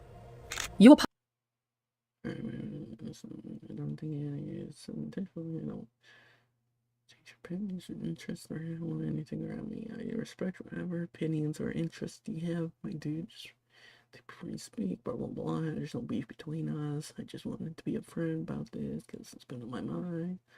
I understand it completely. I've been trying to change that up as a light, though. If you can say something about the Twitch, that was more of a way to tell you about an update and info. Never in the way of hope you don't mess up, because honestly, that would be a dick move on my end. But overall, I do understand, though. Because I was going to try to train. I knew that was what you meant. Wait. Meant to come off, but all this shit. Wait. Completely. I've been trying to change.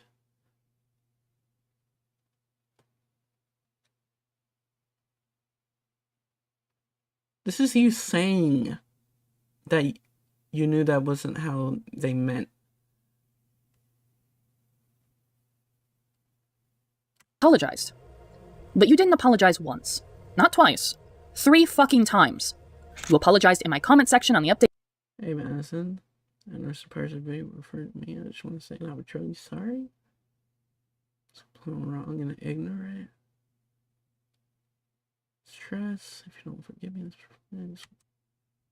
video because you know I was referring to that incident. But not only that, you randomly messaged me on. Hey Madison, I've been thinking sending this message for us and it's been in my mind for quite a while. If I ever been or came out missing, on Discord after I'd stopped talking to you, apologizing for a 3rd time. If you genuinely thought that you were innocent in this, why did you triple down on apologizing to me? This is what I hate about the SCC, is that when the opportunity arises, they will paint themselves like they are a victim in a situation when they are very clearly the fucking opposite. Slayer, I stopped talking to you for a reason, and I'm going to continue to stop talking to you. Get bent. But that's the problem with you. You didn't stop talking about me. Now, not only did you go on to want to make a commentary on a fucking playlist description, but you go on to sexually harass me in this thread, telling me to, quote, kindly eat a dick. Oh. Oh my god. Fuck. I was about to say, Deed's in the wrong here if he's apologized, but Claire apologizes, takes it back. Dennis takes it back years later, I guess.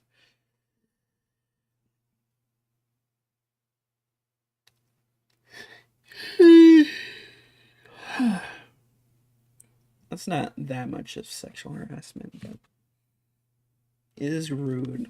Actually, he did call you a bitch. And call me a bitch numerous times. Oh, he didn't. I'm sorry. I'm sorry I stopped talking to you, but I did not want to hang around someone who sends me vague threats and then has this hive mind-like mentality when it comes to a fucking community of people. Well, it's not. Hold on. It's not a vague threat. He literally explained it. Not a. Slayer didn't send a vague threat. He told you what he meant. That would be a criticism of a deed. people who uses stock images to bitch and whine about 13-year-olds sharing their Pokemon opinions on the internet. I don't believe you were ever apologetic. And if you try to apologize for the shit you said about me, keep it. Keep your fucking apology. You've given me enough apologies that meant jack and shit anyways. That's true. Hey, Madison, I know some parts of the video were referring to me, and I just want to say that I'm truly sorry for the things that I said. Hey, Madison, I've been thinking of sending this message for a while since it came for quite a while. I've never been or came off as malicious or condescending. I don't apologize in advance. I hope that you don't have any bad blood or anything like that. Double contender. Bridges have been burned, and quite frankly, I don't want to rebuild any in an area that is very clearly a hazard for me. I just want to move on. So let's do exactly that. Let's move on from this fiasco, and let's see how everyone else is going on in this thread. I'm sure the allegations that I abuse my partner can't get any worse. How are we doing there, Tippy? As much as you alluded to me being abusive, at least you or nobody else will accuse me or even imply that I commit, I don't know, physical abuse towards my partner. Right? By the way, I'm still slightly tipsy, so forgive me if I type weirdly, but yeah, as I said, I don't blame anyone for cutting off Silver, mainly because they don't want to associate with Deed. I'm just not sure how he'll take it. With the subject matter we are about to talk about, it is unfortunately ironic that Tippy is drinking whilst talking about abuse. Like, Tippy. Comedic levels of irony. He didn't care about us when he cut us off. She's a very intimidating person. I have to wonder if she was threatening him like she did with me. I don't know. Wouldn't surprise me. No, Donnie. I never threatened you. Despite what you have convinced yourself and everyone else, I never threatened you with violence. Because why the fuck would I?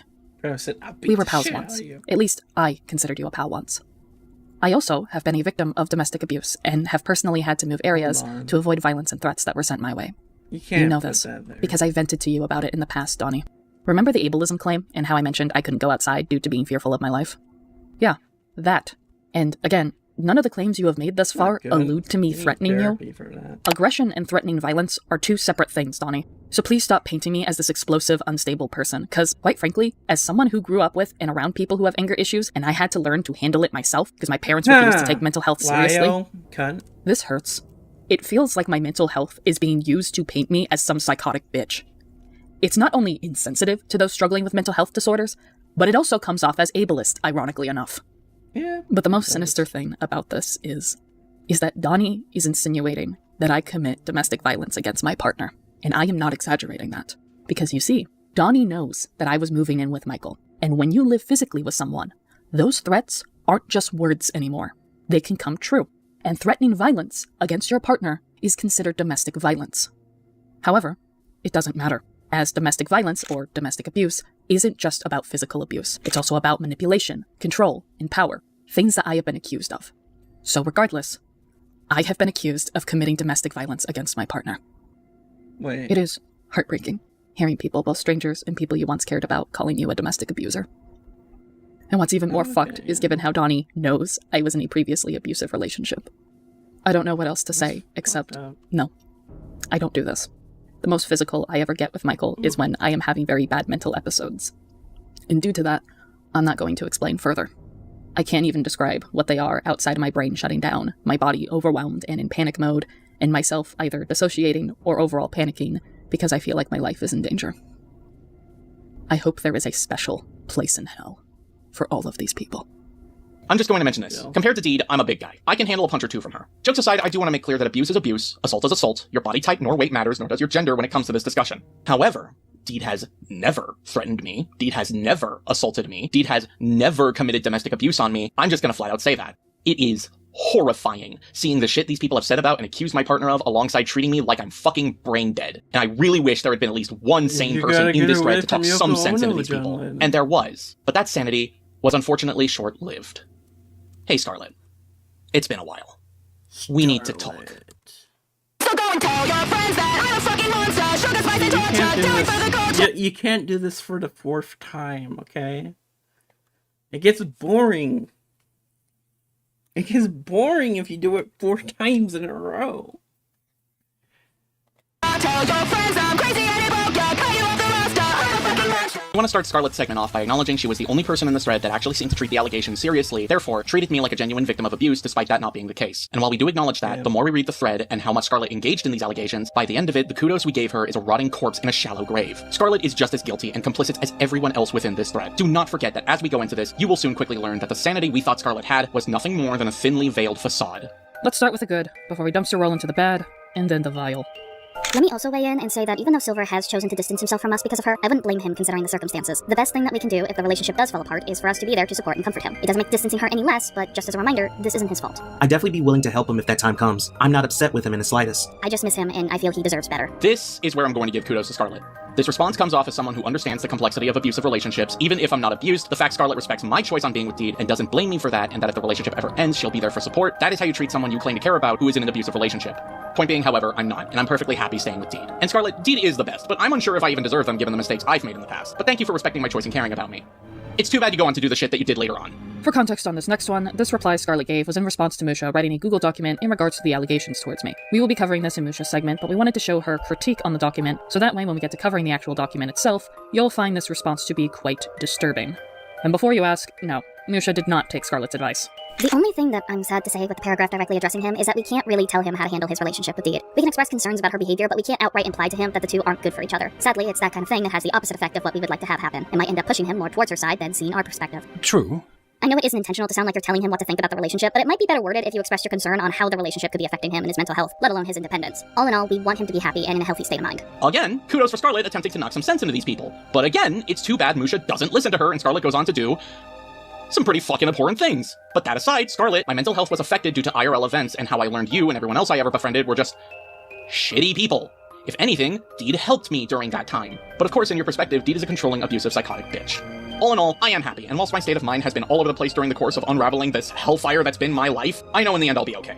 Okay, so remember how I said Musha didn't take Scarlet's advice? Well, it wasn't just the fact he didn't change jack and shit, but he doubled down and made a Twitter thread directly addressing Michael, demanding he breaks up with me or suffer the consequences. You'll learn more in the horrific details when we get to Musha, but for now, here was Scarlet's response to that. Okay, guys, I hate to be the one to break it to you, but considering Silver is our friend and I know you guys want what's best for him and we can all agree that Deed is certainly not it, all of this ultimatum stuff on Twitter, in public no less, is not gonna help get Silver to see what he needs to see. It's gonna do the exact opposite. This phrasing implies Scarlet is fine with ultimatums so long as it isn't in a public setting. At this point, directly addressing him and telling him it's either us or her is gonna make the choice easy for him to make, which will be catastrophic for us.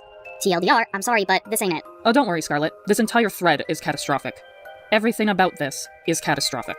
Essentially, what we're doing is pushing him further into Deed rather than having an intervention and talking with him to address our concerns. Scarlet, your stance isn't exactly very strong when you still weren't coming to my DMs and talking to me about Deed when you very well could have. You shouldn't need a huge-ass intervention. You can just talk to me. You were talking to me in 2022. You have no excuse. And I know it's hard to get in touch with him because she's so controlling, but you forgot that there's still a support group that Silver is a part of. We're just not it right now. I think there was more we or they could have done, but at the same time, we can only do so much. Ultimately, it is his decision. My support group of just my wife? Or do you mean people like Eaton and company from that Star Wars D&D podcast game that I'm in? It really doesn't make a difference. Absolutely nobody made an effort to reach out to me anyways, at least not in regards to telling me, hey, we think your partner is abusive and you should dump her. No, I'm not counting Musha's thread. I don't take Carnival Act seriously. But the sad reality is, I didn't have much of a support group because a good chunk of people who I befriended turned out to either be a creep, predator, or just an asshole who did shit behind my back or blatantly disrespected my partner. That is on you. Not me. Not Deed. You. Take fucking accountability for your shit behavior. There was more we or they could have done. Scarlet. It amazes me that you acknowledge that there was more you could have done, and yet you still chose to do nothing. This thread, all of the public posts that Musha made, did absolutely fuck all. Originally, I thought you genuinely cared that Michael was allegedly this abuse victim, but I don't think you do, because you didn't fucking try. You were in contact with him, despite what you claim. You could have reached out to him, despite what you have and everyone else has claimed. These people are using me as an excuse to not make an effort to reach out to someone they allegedly care about. Which is why, I'm sorry, but these people do not fucking care about Michael. And I confidently say that, especially with the shit Michael went through with Rachel and how these people acted behind the scenes. Oh yes, we're going to be talking about that at some point. And with all that said, let's get into the bad. See, I didn't go into it, but Scarlet and I were pals for a few years, but it quickly ended due to something quite hurtful. That's right, the Avi situation. But that's not how Scarlet would describe it. So let's hear her rendition of the event. I left because of how she was wanting me to pick sides during the fallout with Avi, and she blocked me after I left and explained why, saying that I was using her trauma against her. Hey Scarlet, I really don't fucking appreciate people twisting the narrative to paint me like a psychotic bitch. There was no fallout with Avi. Don't you dare fucking act like I was close to Avi. So let's break down on how we actually stopped talking. After I had shared my Google Doc detailing my experience with Avi within my private Discord server, I noticed quite a fair amount of people were still talking about, hanging around, and following Avi on Discord and through social media. So I broke down. And I told people that it's not okay that they are doing this, and that if they truly cared about a victim of sexual harassment, they would not want to hang around someone like Avi. Not only that, I had shared that Avi had a pattern of being a creep, as I wasn't the only one he did this to. Names redacted, of course. Scarlet. Deed broke down when no one took her seriously. about Abby.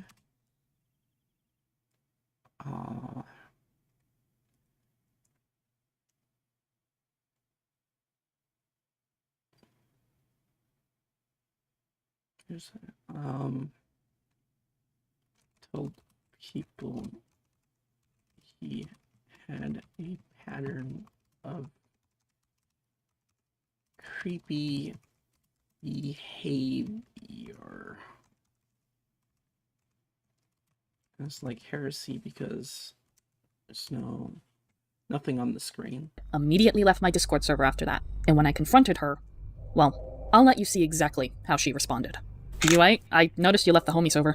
I did. I've been meaning to confront you about something regarding that since it's been bothering me, but I was waiting on the right time. I woke up today to see the update that you posted, and it was kind of the last straw for me. I don't have enough info to really take a side on whatever is going on with you and Avi, and I don't want to be forced into doing so. But if the initial course of action whenever something happens between you and someone else I know that I'm friends with is to ask people in your server to be on your side or to get the fuck out, I'm kind of on the side of leaving the server. I just want to vibe in there and just have a good time, but if I have to constantly walk eggshells around you when it comes to whatever beef you have with people I call friends, I don't want to be part of it. I'm sorry, but this is just something I don't want to deal with. I do still consider you a friend, and I genuinely do care about you, but I'm not going to take sides. I'm sorry.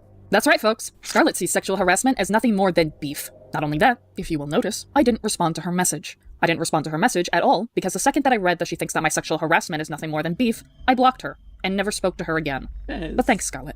Thanks for painting me as a psychotic bitch when you are the person who not only went out of your way to pick the side of a sexual harasser, but downplayed and, funny enough, kept vague on what it was that you were picking sides over. But hey, you were cool to me. But at least you were honest to me. It's not like you would turn around and be a hypocrite with your own words, right? Right?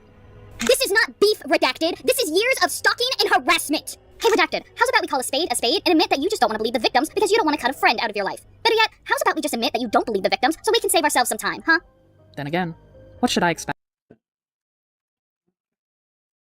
Who is that? Oh, Scarlet. Scarlet being hypocrite about taking abuse seriously and cutting people off. Back from the person who associates with and defends sexual predators and groomers. Wait, I had Julie. From the person who... She also... Not so fun fact, Avi wasn't the only person Scarlet defended. She also defended Caden when Julie came forward about what he had done to her.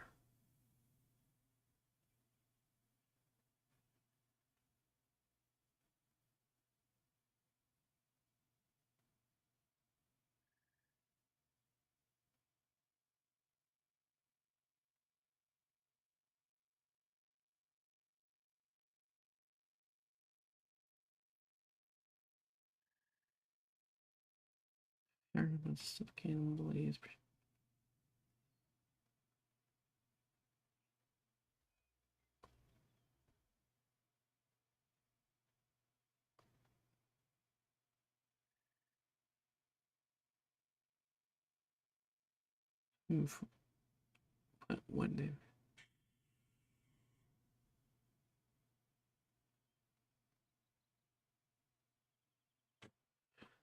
Okay, so Heed calls out Scarlet for having doubts about Caden on Monroe. Scarlet, Caden, Monroe. The list keeps getting bigger. Of people associates with and defends sexual predators and groomers. Hey, Scarlet, you hear that? The call is coming from inside the house. Oh, come on. Hypocritical bitch. I'm gonna jump in with some stuff that I have. Scarlet messaged me asking if Deed was upset with her after, well, the beef. I'll be honest, my response was that it was none of my business. This was stupid of me. I'm literally dating the person who's being boiled alive in the beef room. But like, Scarlet, I'm gonna be real, what did you expect? I recall Deed being pretty clear that Avi had sexually harassed her, and she didn't want to be around people who were still friends with him as a result of that. Choosing to still be friends with the person who sexually harassed her, I don't know. I feel like that's just cause to not continue talking with you. This conversation happened back in the end of 2020, about a year and a half before this thread was made, to clarify. Unfortunately, Scarlet did more than bring up the Avi ordeal. Scarlet was brought up earlier as she corroborated Donnie's claim that I am racially insensitive due to my opinion on anime, but Scarlet had more to say on the matter. A lot more to say. And I wish she had kept her fucking mouth shut. She has a hatred for anime because she thinks that anyone who likes it supports pedophilia. A lot of this stems from her past trauma regarding this event she went through. From what I recall, it had to do with this specifically and how it apparently correlates to anime somehow. Bear in mind, I'm keeping a lot of this vague of privacy reason. Despite what you said, Scarlet, you did not keep this vague. You went into detail about my trauma. And here's the kick in the gut regarding this too. Scarlet went into detail about my trauma, but not enough detail for people to hone in that this claim Donnie made doesn't even make sense. So now I have to. Despite me not wanting to talk about it, I have to now. So fuck all of you for this.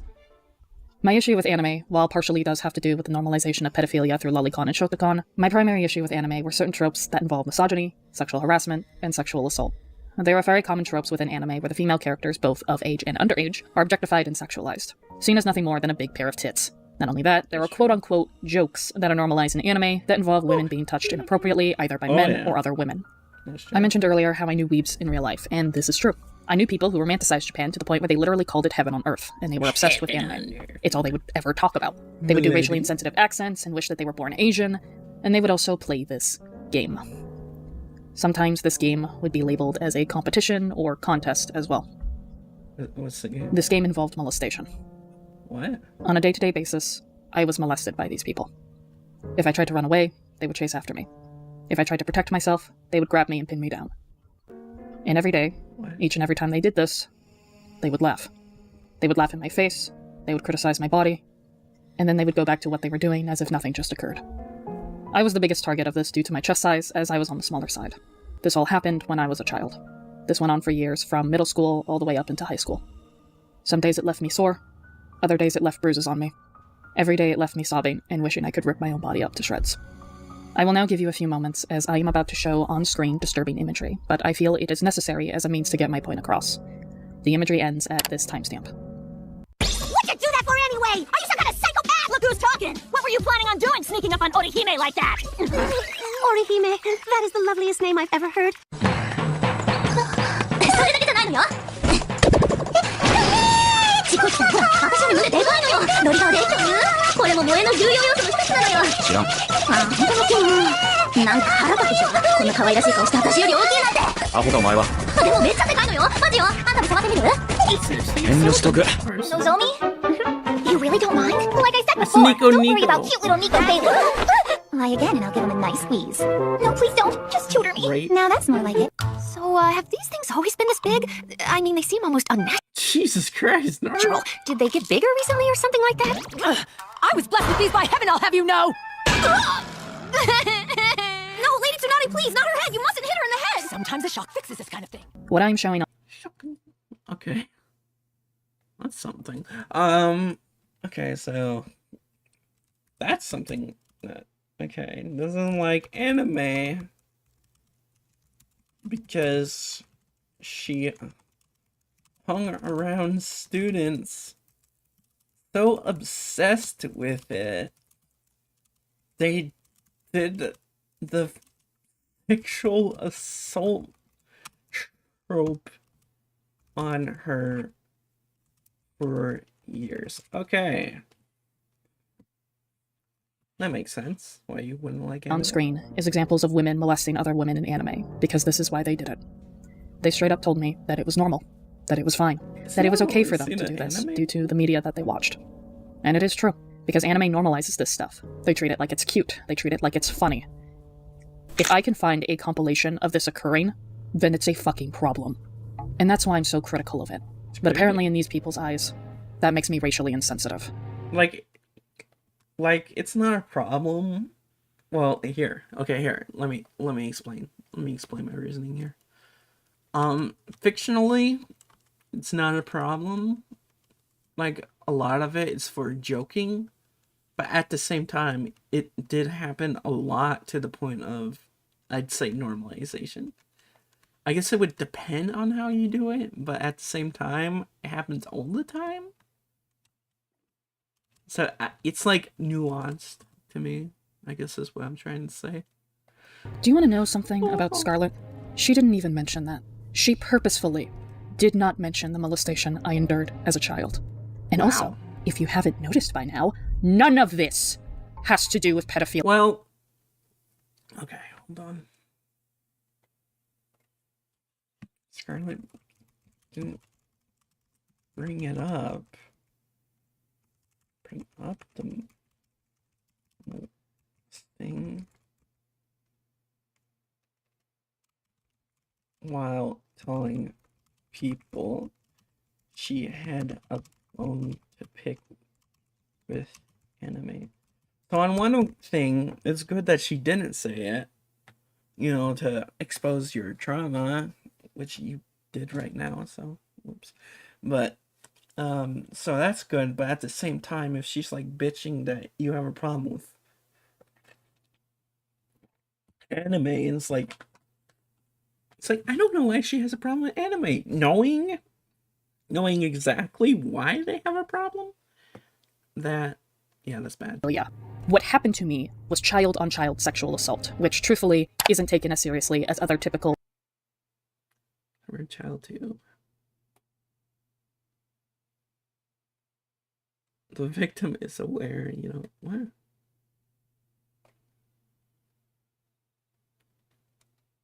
Excuse? No, it does not. Well, it's not something that should be held against them. It's something that they need to be taught is bad. Sexual assault cases, unfortunately. The claim was about pedophilia. Not molestation, not sexual assault, goddamn pedophilia. Scarlett went into detail about my trauma for all the wrong reasons. And what does Donnie say to that? I understand being traumatized for it. That just doesn't excuse the racial insensitivity. So thanks, Donnie. I'm glad to know that when I tried running away from these girls, that when they would tackle me, pin me to the floor, and molest me whilst all of them began laughing in my face. Oh yeah. It just meant I'm a racist piece of shit. Because that clearly fucking makes sense. I hate all of you. Well, he didn't know that, right? Did he know that? And Tippy had this to say about my trauma. Okay, that makes sense. But why does she have to go and generalize a whole group of people who happen to enjoy a piece of entertainment? But I don't fucking care, because taking the word right out of the weeb's mouth, I have had terrible experiences with people like them. I'm sure they would have justified the molestation and even say I was lucky to have been chosen. After all, this is the same person who thinks sending lewd images to minors... Hold on. You can't say that. You can't say that. That's all the assuming. That's the bad assuming. Like they do to you, okay? This is hilarious. Your rotting corpse will be the fertilizer for the meadow spring to make up for any ugliness your existence ever brought into this world. As for you, Scarlett, I want to say that I'm surprised. But I'm not. Because you showed your true colors to me pretty early on. But there's something that you forgot. I talked to you in a Discord call about anime. You could have approached me about my opinion regarding anime, but you didn't. Instead, you bitched and whined about it to Michael behind my back, and Michael told you, if you don't like it, then stop talking to Deed. But you didn't take his advice. Instead, you waited. You waited until I opened up about sexual harassment I went through, called it beef, and left it at that. Well, rather I left, because I wasn't going to tolerate that, especially from someone who I thought would understand. You probably don't remember this, Scarlett, but I do. I remember one of the first interactions we had, and that was you comforting me when I publicly spoke about the time I was raped. You came to me with full-on support, and you were kind to me when I vented about it to you. It's why I thought when I spoke up about what Avi did, I'd receive the same comfort and support. But I didn't. And truthfully, I don't know why you kept talking to me if you honestly thought I hated you. I didn't. I couldn't hate someone who many people told me we were like siblings. He was like my twin, essentially. I didn't hate you. But I do now. You're dead to me. And we haven't even gotten to the worst part of it. But we will. And afterwards, I hope the world knows how much of a heartless bitch you truly are. You know what? Given what I've just had to expose for the sake of defending my name, I am deserving of a crash out, but you didn't need to you aren't deserving of my crash outs. I'm saving those for my short films. So, have a shitty filmed grunge-esque montage instead. Okay. Say, that hurts a little bit. Oh! You don't like me, right, do you? What? I don't know. Kind of fun sometimes. God doesn't like me enough to let me die. So we'll try my blood pressure sky fucking high. Palpitations will increase. My anxiety is my masterpiece. Broken down and chilled to the bone. Hopeless, worthless, all alone. Gonna pop tramadol and stay awake. Won't give up until I hallucinate. Beg and plead on broken knees. You can bleed, but do it will save your soul. This is like, no, this is like Marilyn Manson. Scream, but do it will save your soul. just came out of nowhere. My chest hurts and I can't breathe. Light another up, cause I need my nicotine. Self-destruction's all I know. Fingers on the trigger and I'm ready to blow.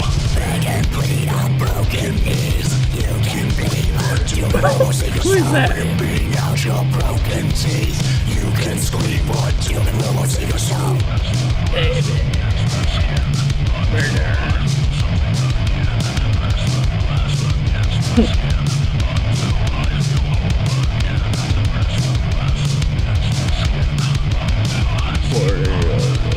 Beg and plead on broken knees. You can bleed but you can almost take yourself. Ripping out your broken teeth.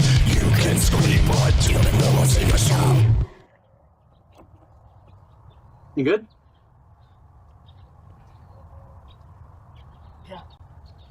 I wish we could say we are done with the abuse allegations, but... What is that? What is that? What is that? I love it. What does that have to do with anything? I have no idea. All of this shit is over anime and fucking emo music. It fucking is. It's more than that, Clint. Yeah, I eat razor blades. I eat razor blades for breakfast, and I fucking shoot myself with nicotine. But sadly, no, we're not. Because now it gets personal, and quite frankly, we're both irritated by this. But hey, these sons of bitches apparently thought they knew the ins and outs of our relationship. So let's show them just how much they were fucking wrong on that front. His girlfriend has told a friend of mine that she looked at his phone before. ...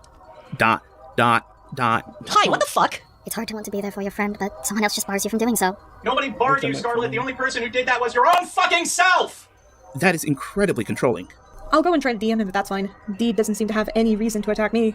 Well, now they fucking do. Because you're stupid. Hey kids, can you guess what Tippy went on to do? No. Good answer. Glad you're catching on.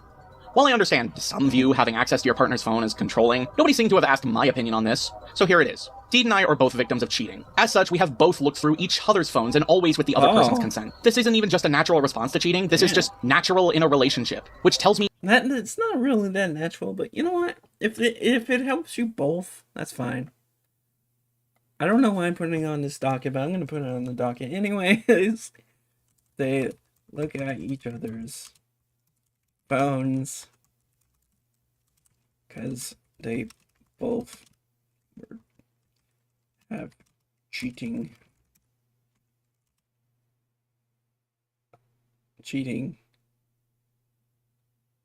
broken hearts.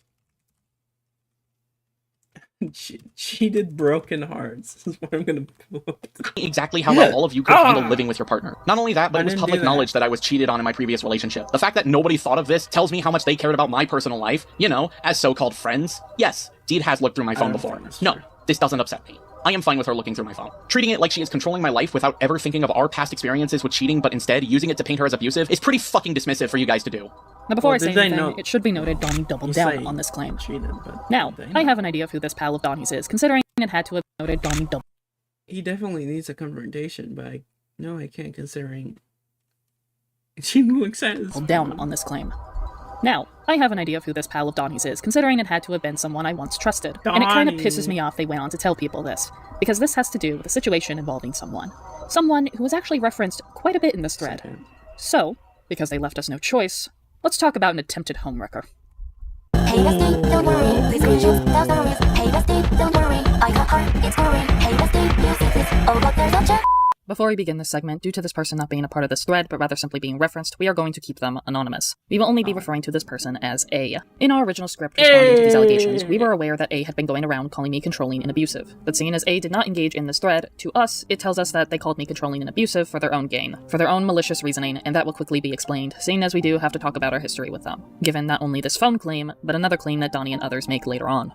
A is someone that I dated for a short period of time. Like, short enough I can count the days we were together on one hand short. They were also once a close friend of mine and Deed's. However, the friendship fizzled out for numerous reasons. We want nothing to do with this person anymore, and we will only be referencing 2 events in this segment regarding A, as these are the events that were referenced within the libel thread on us. That being said, It should be noted, A has done a lot of things to both myself and Deed, but we're not going to talk about that. Reason being is that A, again, wasn't involved in the thread, nor has yet to say anything publicly about us, and if that remains, we have no reason nor wish to talk about it publicly either. If A wishes to just move on, like we are now, then we will leave this be. However, if A chooses to speak publicly against us, we will make the decision to defend ourselves, like how we are doing now against the Cloud Palace. With that being said, let's talk about the two events. That being the phone claim, and another claim we will talk about afterwards that has to do with A. Starting with the phone claim, it took us quite a while to figure out what Donnie was actually talking about. I went through numerous DMs to see if I ever told anyone I looked at Michael's phone. The closest I could find was me mentioning Michael made a picture his phone's wallpaper. However, this was before we had moved in with each other, so there was no way that it was this. But I eventually figured out what it was. I had said this to someone in a Discord call whilst breaking down crying. This is where I have to explain my friendship with A. A and I were close back in the day until they decided to ghost me. To this day, I don't know why they ghosted me. I've only ever been given hearsay to the reason as to why. And well, the only reason they started talking to me again was to randomly message me by congratulating Michael and I, claiming that he and I, quote, make a cute couple. This should have been a red flag for me, but truthfully, I was just happy that they were talking to me again. See, this individual was pals with Michael, and once Michael and I started dating, A became very distant towards Michael, and we noticed that. And so, I guess to clear the air, they started talking to me again, rekindling our friendship. To give a bit more context, A would go on to exclude me from events I was specifically invited to after I had started going out with Deed, and broke down just at the fact that I was in a relationship with someone else. They, in my eyes, had also attempted to manipulate me to believe my partner was delusional. Whilst they had apologized to me for excluding me, but given how half-hearted and empty it had sounded to me, I clocked they simply wanted me to shut up. Samesies, honestly. In regards to A painting me as delusional, one of those occurrences would be how, as the months passed, they started doing more and more things that led me to believing they were attempting to get Michael to cheat on me with them. Now, it's not my place to talk about the details of their and Michael's relationship, and I don't want to go into every single piece of evidence because this isn't about that. However, what I will say is that they basically slowly, little by little, skirted the lines of what was and wasn't appropriate for an ex to do. It also doesn't help that after the "I'm totally fine with you two dating" comment A sent me, they immediately became distant towards me again. One of the clear signs of this were the times Michael would be streaming, and if I participated in said stream, A would immediately go silent, leaving the chat. Wait, God Howard when I tried to kill somebody for the Brotherhood of Steel. And he crashes my game. Entirely. Sorry, When I spoke to Michael about this is when he confided in me, explaining that he and A had been in a relationship prior. While I was aware of this, it genuinely blinked out of my mind because it was his relationship, not mine. And I didn't even know how long the relationship had gone on for. When Michael told me it was a brief fling, I didn't think anything of it, assuming that A thought they and Michael were better as pals than lovers. But that soon was not the case, given their behavior over the coming months. From Michael making a MMO character to look exactly like himself, that when showing it to A, they immediately complimented the character, started calling them hot and wanted to draw ship art with themselves and this character that, mind you, was supposed to be Michael, to them outwardly telling Michael, "We love you." There was no we, it was only A. But that was the point. Subtlety. Make it sound like A was speaking for others, when in reality it was just their way of getting away with telling Michael, "I love you." So yeah, suffice to say, I was growing uncomfortable with A. It felt like A was pushing boundaries with Michael and doing things that, quite frankly, made me deeply uncomfortable. And I attempted to vent my concerns with Michael, and unfortunately they fell on deaf ears because A did the classic tactic that most homewreckers do. Paint the partner as crazy and insecure. When me and Michael were having this conversation more and more, there was at one point where Michael and I had a fight, and he told me, "They are not trying to get in between us, they've told me so." And I was confused. I was confused what Michael meant by that, and he told me that A had randomly messaged him one day saying, "By the way, I would never want to get in between you or Deed." Yeah, similar shit they pulled with me years prior. A random message out of the blue, but instead of congratulating, it was, "You have no reason to be worried about me." Notice how it was sent to Michael this time, not me, the person who has the actual concern. I will be blunt, my trust with Michael wasn't the greatest back then, given the shit that A was doing, and it boggled my mind that A knew about my insecurity with them. A knew I had this suspicion, and there was really only one way they could have known about it. Outside of Michael, I had only ever told one person about my concerns with A, and I vented to them about it. They had sent A everything they needed to not only get Michael on their side, but to paint me as an insecure, crazy person. And yes, I did confront this person. I confronted this person because I was hurt. I was devastated that out of everyone, they would send it to the person who could use it against me the most. I was in tears, bawling my eyes out, telling them why. Why would you break my trust like that? During my breakdown, I did admit to them that I looked at Michael's Discord, and I saw the message A had sent them, and that's how I knew. The only thing they could do is give me shallow apologies. And the excuse to why they did it? Because they were mad at me. I was never given an explanation as to why they were mad at me. I can't recall if it's because they never told me, or because I asked them I didn't want to know. Because regardless, that is disgusting. That is a shitty-ass thing to do to someone, especially to someone who you considered like fucking family. I treated this person like they were a sibling to me. That's how close we were. It doesn't matter how mad you are at someone. You don't do shit like that. In the moment, I did forgive them, but I retract my forgiveness now. I do not accept their apology. And that is why a few days later, I had blocked them. I wanted nothing to do with them anymore. Back then, and even to this day, I struggle with trust issues. They were aware of this. Oh, did they know the deep-seated trauma that was my trust being broken?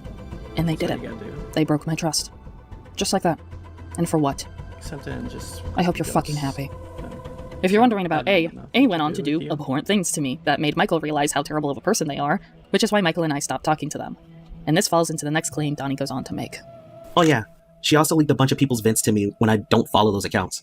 And she made someone I'm friends with now out to be insane. This is the same person who has leaked vents to me and used them to say that they're insane. So this is another notable thing that A had done whilst I was in a relationship with Deed, and what caused me to finally stop talking to A. This incident had occurred on Twitter. My partner was following their accounts, and I don't believe A was ignorant of that fact when they would post about how they believed that people in relationships deserve to die, describe the harm they wish to impose onto couples in graphic detail, or threaten to take their own life. Given that this was around the time me and Deed had begun to date, to the time that we moved in together, I personally believe all of this was in retaliation to me and Deed dating, and I believe they were attempting to either guilt Deed into breaking up with me, or at worst, goad her into harming herself or taking her own life. I understand that all of this can come from a place of rage, and perhaps A didn't mean the things they said, but I won't sit and act like they didn't have an effect on my partner, and I also won't believe that their actions were anything less than sinister when they have, assuredly, gone out of their way to hurt both me and Deed. I refuse to have someone like that in my life, or in my partner's life.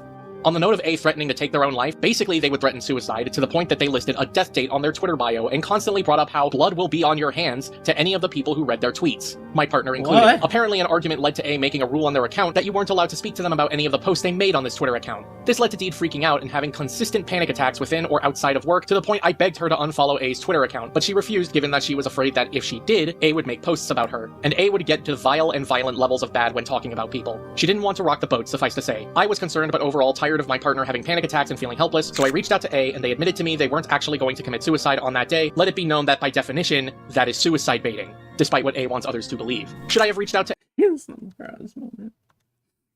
Okay. Actually, it's Mrs. A. Miss A was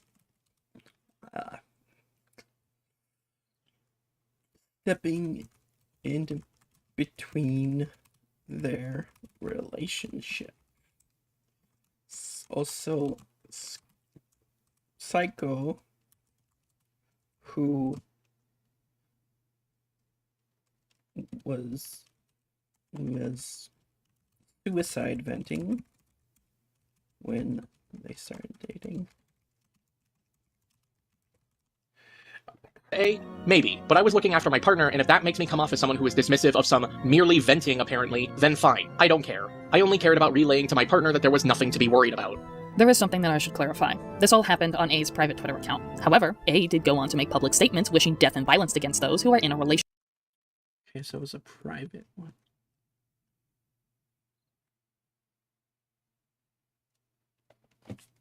Okay, on private account, Deed followed when they started dating Silver.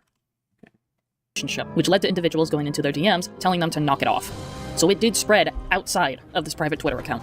That being said, how does Donnie fit into all of this? Well, Michael wasn't the only person I vented to about A. Donnie was someone else who I went to, and I was in a panic. I was just tired of A saying all of these things, and there was absolutely nothing I could do about it. I will admit, when I first started following A's private Twitter account, I told them something, and they went on to say very heinous things about an individual, and I simply told A in DMs to maybe not fight fire with fire, or overall stoop to their level of toxic behavior. I shouldn't have said that. Sure. I'll admit, it's not my place to judge people who vent their frustrations about others. However, A would take things to a disgusting level. As Michael has already described, they would get violent, and they would say abhorrent things about people, to the point they either wish death on themselves or others. But there is something that I do want to make clear. I wasn't going out of my way to paint A as crazy. They were crazy. With all of the shit they had done, it got so bad, others went into their DMs to tell them to stop. But not only that, I never leaked anything to anyone. See, when you think of leaking, what do you think of? Well, if it's a private Twitter account, it means that I screenshotted everything that A was doing and sent it to people. No, that is not what I did. I did not have screenshots of A's Twitter account because I never took screenshots. Instead, what I did was either paraphrase or quote what A was saying. Sure, you can argue that what I was doing was still leaking vents to people, but honest to God, can you blame me? Given how both A and Donnie hate that I vented to others about this, but to also avoid this video getting taken down, I will be censoring the things that A said, but Michael and Donnie hate that. For the past 2 weeks, Blanket has been going off about the fact that supposedly single and unlovable will be single forever, and it's driving me insane, saying that totally there's people who generally care about blah blah blah using suicide technically daily as someone who was suicidal and pissed with how about being so condescending and better. I don't think anybody is going to want to stay around anymore. So Blank forced you not to talk about something that you did that was hurtful. Yeah. And then Blank turns around saying, I can't talk to you. That I vented to others about this, but to also avoid this video getting taken down, I will be censoring the things that A said, but Michael and Okay, afraid to. Blank made rules saying don't talk to me about what I've been. putting you in a station when you feel bad no matter what. Yeah. It's suicide date. Oh my god. And this is the worst thing. The worst thing. This is shit I gotta deal with. I'm done. I'm fine. So now Nelly trained me because I'm confused and panicked, so I had to talk to Silver because I didn't know what to do and was low-key afraid of my nose. Okay, so on our bulletin, Deed told Donnie about Miss A threatening themselves. Donnie would later frame this as, she gave me people's private fence. I don't know. Okay. Others can corroborate for me that it was vile. A would say abhorrent things, and while it's one thing to vent your frustrations, goading people that you're going to kill yourself, blaming people that you are going to kill yourself, saying you wish you could kill people, and so on and so forth, is extremely unhinged to do. It is one thing to wish death upon your rapist. It is another to see a couple down the street holding hands and immediately wish you could jump them and break their limbs. That is insane. That's fucked but here's up. the kicker. Wait, I forgot to put that. Miss A was very violent with their thoughts. I'm gonna kill that cute couple. Okay, this is alleged though, because again, I haven't seen screenshots of that. Realized my mistake. Maybe I shouldn't have trusted Donnie. Maybe I shouldn't be telling Donnie all of this mess. So what happened after I apologized to Donnie for even dropping this onto his lap? What did he say? What did he respond with? I'm not going to tell.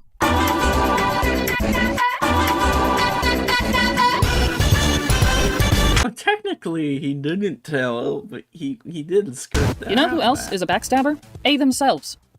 Yeah, so here's the funny thing about the phone claim and the leaked vent claim. They're outright false. You want to know why? What? I never saw the message. Michael merely told me what the message was, and it wasn't until years later, as we're gathering screenshots for this video, that I saw the actual conversation that took place between A and Michael. Here it is, on screen for you to read. Honestly, you didn't do anything wrong, and I do want to point out before I go into that I just found out about this yesterday. Jennifer has gone to one of our friends recently in January. Kenny is.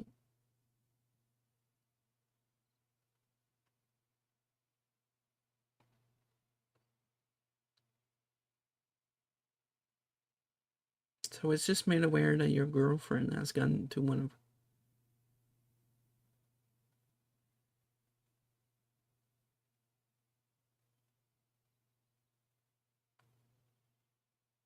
Right now.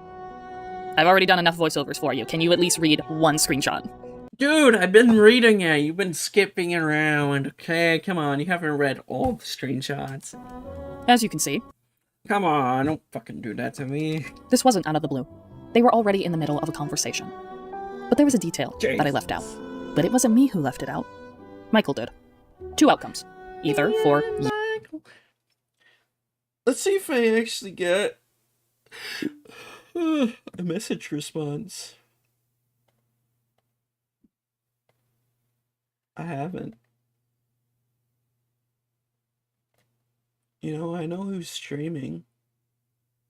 I am a little curious. No, getting into a... Where are you? Dude, I'm beating... Okay. Call with me and taking her fucking verbal licks for like goddamn an hour, however fucking long it would, for all the... Hold on. The same thing that fucking Heaton did. Calling, you know, getting into a call with me and taking her fucking verbal lick. She called that self-harm. Yeah, that is. So that she could paint herself as the victim. Pussy, but as a victim. Get out of shit while looking not like a pussy, but as a victim. You don't do it, you're boring. Dude, this is flat. I don't know what she was talking about, I'm gonna be honest.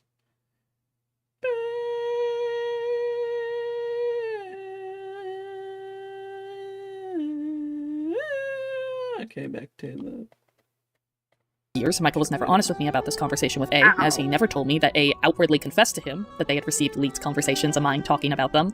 Or, with rose-tinted glasses, to save myself from the pain of Michael not standing up for me, I portrayed the incident differently in my mind, leading me to misremember it. Trauma truly is a fickle thing. Regardless, not only do we have definitive proof that my vents were leaked, but this also diminishes the phone claim, because I would have remembered this. I would have shown this to the person who leaked this shit. Not only that, hey A, you don't get to be upset with me for quoting vent tweets from your Twitter account claiming I tried to paint you as crazy when you did the exact same thing. You literally took leaked information about me and used it behind my back to paint me as a crazy partner. You don't get to do that.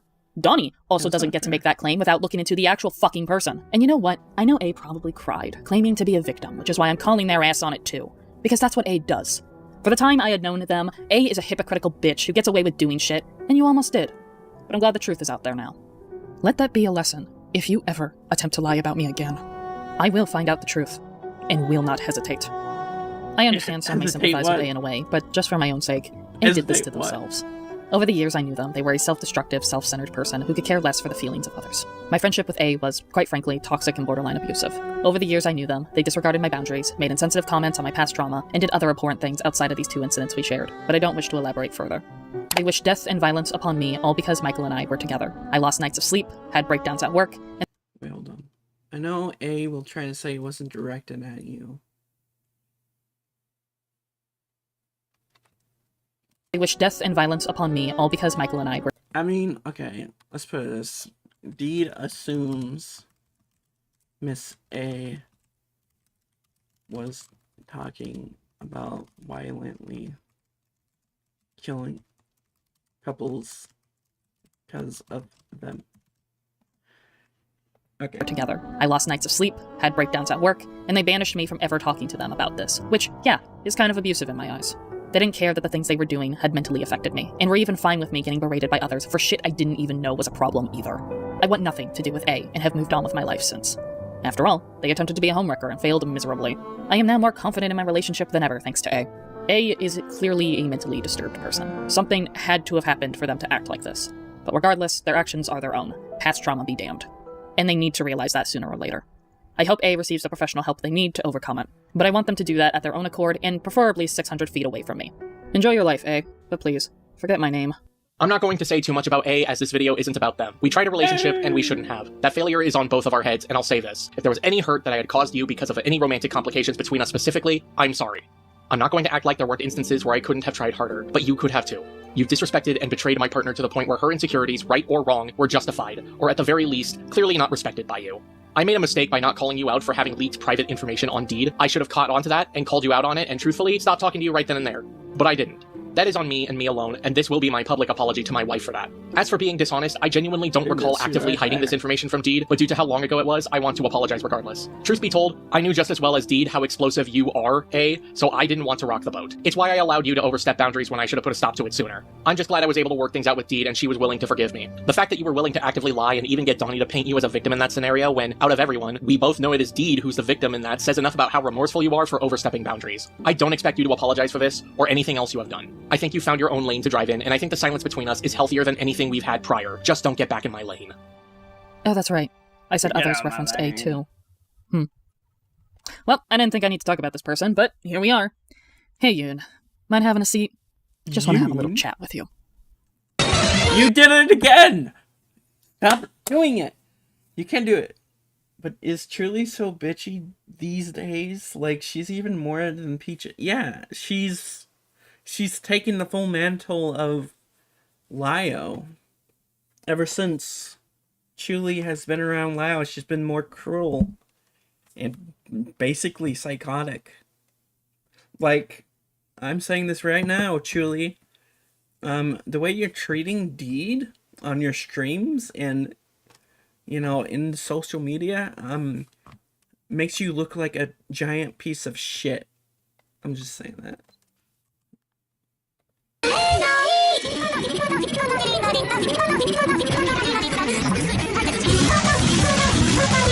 Yoon. What can I say about Yoon that already hasn't been said by other victims of ours? Well, I can start off how it is surprising that he joined in on the false allegations on me, because my only interaction with Yoon was getting scammed by them. I was scammed out of money because with Yoon, being an artist, I had commissioned them, and while they did finish the art piece, it took them many months, and I wasn't even satisfied. That reminds me, I gotta message someone with the final project, and they wouldn't even fix it to my satisfaction. Well, that's not really a scam, that's just a really shitty commission. In fact, I had quickly learned that they immediately spent my money when I sent it, which was quite a bit. Wow. But you know, that's not nearly as bad as, well, oh, I don't know, calling me racist and mocking my skin tone. But before we get to that, let's see what else Yoon had to say about me in this thread. Oh god, her. I have several bones to pick with her. She loves to center her trauma in everyone's lives, but the moment someone else is dealing with the side effects of their trauma and mental health conditions, suddenly it's inconvenient and those people just need to get over it. Bitch will fucking cut you off because you vent in a way in private that she doesn't like. She wants to subtweet people on how they handle their own trauma and mental afflictions, but her being a toxic cunt is just A-okay. Fuck her and her crotch rot of a personality. Crotch rot of a personality is quite the insult, I'll give you that. But this should be going towards A, not me. But confirmation bias, am I right, Yoon? Yeah, this whole paragraph is about A and their Twitter fiasco. You know, the person that threatened violence and suicide on their private Twitter account. The person who was a hypocrite and used leaked vent chats of mine to use against me. Yeah, that A. No, Yoon, I didn't do any of this. I did not center my trauma in everyone's lives. If asking people to respect my boundaries for the means of being wary of my trauma and triggers, then guilty as charged. I do not call other people's trauma inconvenient for me. I will not cut you off if you vent in a way in private that I don't like. I'll cut you off because you decide to call me a delusional bitch, be an attempted homewrecker, and paint me as a liar. You would actually know about this, Yoon, seeing as you blocked me after the Avi ordeal happened when you weren't even involved in that. I'm also really tired of the vilification of subtweeting. Do you know what subtweeting really is? It is essentially you are talking about someone and you don't name drop them. More often than not, you expect the person to read the tweet and they'll know it's about them. Everyone has done this at least once. Yoon and everyone else in the SEC has done this, yet act like it's a crime against humanity to do so. Is it scummy? Sure, we can agree to disagree on whether it's a shitty thing to do or not. But just so you know, me venting about terrible experiences that I've had with people and not name-dropping them is not me being a toxic cunt. Threatening people's lives over the fact that you're a single bitch is what actually makes you a toxic cunt. I will say it again. Aim your nastiness towards the person you're blindly defending, Yoon. Or better yet, you should be aiming at your own skull, Yoon. Because you know what is a crotch rot of a personality? Implying that you know someone's sex life. I don't think he's thinking with his dick, but more just not seeing Deed is not healthy. I will say that's his choice. Personally, I'm speaking of not going to cut him off, but I will go and just stay away from his fiance. I mean, knowing what I know, it's at least 45% that. I don't know the disgusting things that Avi told you, but it's fairly obvious you got this idea from him. But you do not know my sex life. You do not know the reason why me and Michael are in a relationship. And the fact that you put a percentage number on how much our relationship is based merely off of sex alone is not only really fucking gross, but just straight up sexual harassment. I hate seeing that these people are taking a page out of Avi's book and are sexually harassing and objectifying me. I cannot stress that enough. Either you are talking out of your ass, Yoon, or I need to file a restraining order because someone has been a peeping Tom this whole time. Either way, the judge that is going to look over my request for filing a restraining order is going to be very surprised by how many names there are on that list because, Jesus Christ, you people make me want to vomit out my internal organs just to get the sickening taste out of my mouth. You know what? Since we are on the subject matter, let's see what Yoon's perspective is on Michael within this alleged abusive relationship he's in. Because Yoon had quite the response to Scarlett's comment telling people this ain't it. I'm gonna have to disagree with you on this. It's not like he's some unwitting pawn in all this. His hands are dirty too. If he one day sees the light, sure, fine. But telling him you won't be associating with him so long as he continues to be with someone who's been abusive to a whole slew of people down to apparently being xenophobic isn't inherently a bad thing. Yeah, fuck abuse victims, but it's perfectly fine to associate with someone's sexual harasser. Let's also not forget predators, groomers, and pedophiles. Those are fine too, says the SEC. Oh, by the way, Yoon doubled down on this ideology. So... Sometimes you need that hard of a reality check. You can argue about it being done publicly, that's perfectly fine, though I can also argue why someone would want it to be public so nothing gets twisted. But to say it's automatically going to do it rather than it could potentially do it is incorrect. Yoon, your entire reasoning for bringing the stuff up between you and Rin to the public was to twist the situation into your side of the court. Shut the fuck up. You can argue it could be done better, but anyone would be fully in their right to express to him that they're cutting him off because of his relationship with Deed, because that's exactly what too late is. That's the reality check. Isolation is near complete lack of social contact by an individual. If Silver ever does break up with Deed, he's gonna have a lot of apologies to make. Because, again, he's not entirely innocent in this. Those stories aren't mine to tell, but, Can you give me the too long didn't read on this Chilean SEC I'm trying to cancel?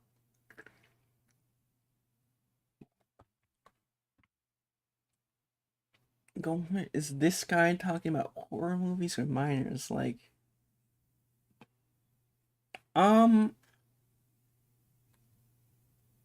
so this video is basically a retelling of their experience in like the SCC in their life.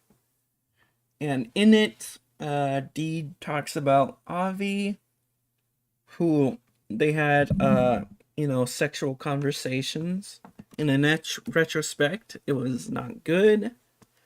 And during that, one of Deed thought her trauma was a fetish, because these people are fucking weird, and they make everything weird. But cutting, so Avi would cut himself, and that would make Avi uncomfortable. And so she was talking about that, and Chuli is pissed off about Deed because apparently Deed talking about how she, in hindsight, thinks it's sexual harassment, which you can't technically call it sexual harassment if you haven't given that. But at the same time, Avi would later on just sexually harass her, calling her a cunt, a bitch, and a pussy. Like, literally objectifying her genitals. So I would say that's sexual harassment. So she's kind of right. But Chuli is pissed because she's supposed to be the only victim of Avi that's important. And she sees it as like some sort of territorial power dynamic. So she and Lyle has decided to start a harassment campaign against Deed with this video, and are saying stuff like, you should kill yourself, the normal things. And Lyle has gone on to say that if he could make someone kill themselves, he would. So he's like an active danger to this fucking community, and no one's gonna do anything about it. So I'm just here trying to give a nuanced opinion about the video so I can, make better judgments about it. And I'm hoping maybe if I finish these videos, I can get Deed or Silver to talk to me, and we can have like an actual honest conversation away from Lyle and Chuli and all these other freaks that don't know how to talk to like normal people, and that only know how to harass them and shit like that. So this is why I'm going through the video. That's kind of too long to read. I know enough. Well, guess it's a good thing I'm never breaking up with Deed then, because I feel like I've got nothing to apologize for. In fact, I am never, nor ever, going to apologize to my ex or Avi. They can both fuck off. But hey, if you disagree, I'm always willing to talk about it, Yoon. If you ever come back from running away from your responsibilities. So if Scarlet had a decent head on her shoulders on what abuse is, then Yoon's head is currently rolling down a hill into a city dumpster, because what the actual fuck? I need people to understand that everyone in this thread are painting Michael as an abuse victim. And this is not how you treat a victim of abuse. If someone you believe is in an abusive relationship, what you should not do is say that they are complicit to the abuse that their partner is doing to them or others, insinuate that they should be isolated, basically having no one but their abuser in their life, and lastly, when the victim does eventually escape their abusive relationship, do not force them to apologize to everyone for being manipulated by their abuser. This is textbook victim blaming. I don't know what else to call it. Then again, Yoon was one of George's offenders, to which George's victims had to apologize to him, so what the fuck do I expect from someone like Yoon? What the fuck do I expect from someone who literally did all the fucked up shit they did to Rin? I can't even give a breakdown of the heinous things they put Rin through, so please watch their video on that shit show. But yeah, the fact that there are people agreeing with Yoon on this as well is very disturbing. May I remind you, these people are painting themselves as victims. They are painting themselves as Michael's true support system. This is utterly fucked. Let's finish Yoon's shit off with something less victim-blaming, but still egregious all the same. Let's talk about Yoon's thoughts on the anime claim that was made. I promise this will be the end of it. I think her dislike of anime is the least of our worries. The thing is, she's very racially insensitive about it. Oh no. Racially insensitive. And Donnie knows. We already got the gist that Donnie knows why she doesn't like anime, so. This is him being retarded on purpose, and yeah. Yeah. I don't disagree, it's bad. That's the thing. But on top of everything, Yup. True. No, we're not moving past this. She was what? About what? Racially insensitive. She believes that anime and people who like it are pedophilic. She hates Asian people. What I find interesting is Yoon being shocked that I'm racially insensitive, because earlier in the thread, Yoon calls me xenophobic. Huh. So Yoon more than likely didn't get the context as to why I am xenophobic, and just blatantly went along with that claim. Awesome. Cool. I love how you fuckers cannot read your own damn messages and will just go along with the crowd. Because FOMO, I just do what I'm told. I didn't needlessly bring this up to call Yoon stupid, but rather because Yoon took the claim one step further, and just straight up says that I'm racist against Asians. Yes, you heard that right. I am racist amongst all Asians, due to my opinion on anime. That's crazy. Yoon, I don't know how to tell you this, but that is racist in of itself. Generalizing Asians to be nothing more than Japanese people is racist. There are several Asian countries on this planet. Japan is not the solo country that Asians reside in. You cannot be... You know who is racist, though? Lyle Convoy, because he said Asian people are pedophiles because of lolicon. That's literally what he said, so... It's funny that I have all this context. This fucking dense. But I guess you are, because Yoon goes on to mock my skin tone. Now granted, I'm Caucasian. However, mocking anyone for their skin color is not cool. But the shit that Yoon says, I'm just going to have you listen to it. And this is why I can't stand the A4 Society. A4 Society? Yoon then posts an image of 100 sheets of A4 multifunction white copy paper. Skip. What? White people. Trademark. The trademark is important. Yes. White. Because it's each individual white person. I have a white friend. Snark! No, but seriously, if you ever see me talk about it, don't take it personally. If I disliked y'all, you'd know. Deed, though. Deed is the type I'm talking about. Because I don't think she understands how dumb that is, considering shit like Doraemon exists. I'm just saying, if I was anything other than Caucasian, this would look really, really bad. Granted, it is still bad, but you want to know the kicker? This is the last remark Yoon makes before they fuck off from the thread. GG, motherfucker. But hey, none of this matters anyways, because Yoon is one of the few confirmed people to support and defend lolicon. So their opinion on this is moot. Wait. This matters anyways, because Yoon is one of the few confirmed people to support and defend lolicon. Alright, let's see this. People that don't understand otaku culture, but try to act like going on Know Your Meme TV tropes, or everybody makes them an excerpt. Fucking unra. Fuck it, this is all gonna be a mini vid. All you'll need to fucking learn the difference between lolly and lolicon. This is Sakura from Cardcaptor Sakura. Lolly part of my name is an inside joke. You know who isn't sexualized in her series? Sakura from So their opinion on this is moot. Because of... Like, fuck right off with lolly equals lolicon. You know what? Hiko-tan is a fucking lolly now. You can't loot her anymore. He fucking ruined it for all of you. 22-year-old Hikamori lolly. The reason makes me mad is because these fucks think if you like lolly characters, you're a pedo. Like, fuck off. I like cute things. Lollies are cute.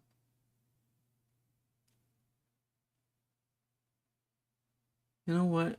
It's a fucking lolly now. Wait, hold on. Anyways, because Yoon is one of the few confirmed people to support lolly and lolly. Is that the difference on their meaning? And defend lolicon. So their opinion on this is moot. Because of course they'd call me racially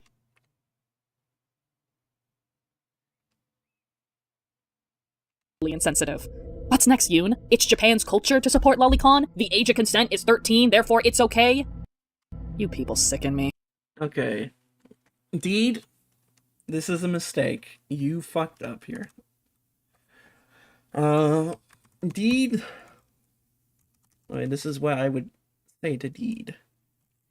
Deed, June wasn't defending lolicon. They were defending liking lolly characters, but not sexualizing them. Meaning they do not like sexual undertones to lolly characters.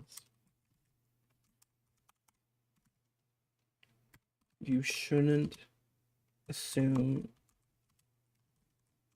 something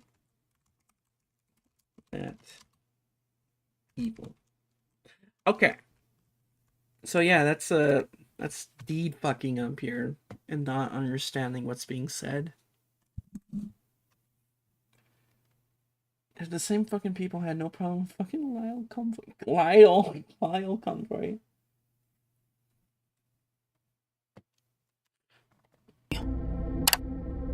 I only ever spoke to Yoon a couple of times, so I have nothing of note to say, so my own final words to you are, your taste in anime is dog shit. Also, you continue to date someone who's transphobic towards you, and I think that's ridiculous. For as narcissistic as you are, grow some gosh darn dignity, and once you do, get back online so you can take accountability and answer for the people you've really fucked over. Thanks.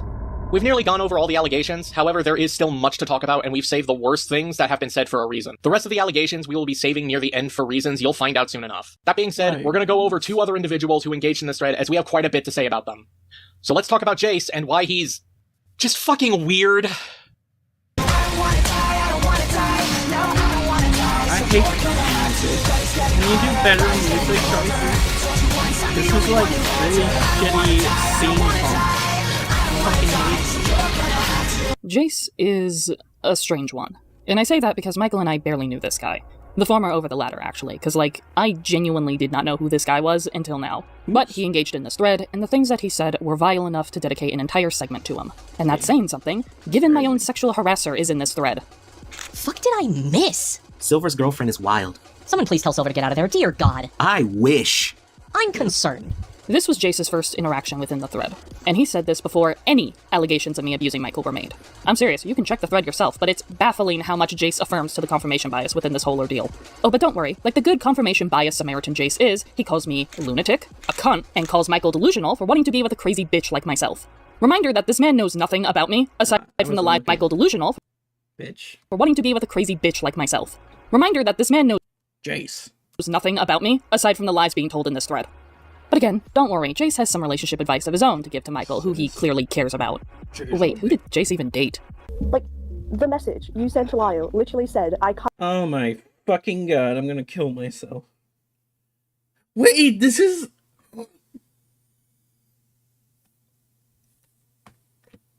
Oh, this is so fucking evil. Cut it off because I know this was going to lead to trouble, and because I was going to be given an ultimatum. That does not read as, oh, Susie did fucked up shit and I don't want to be associated with that.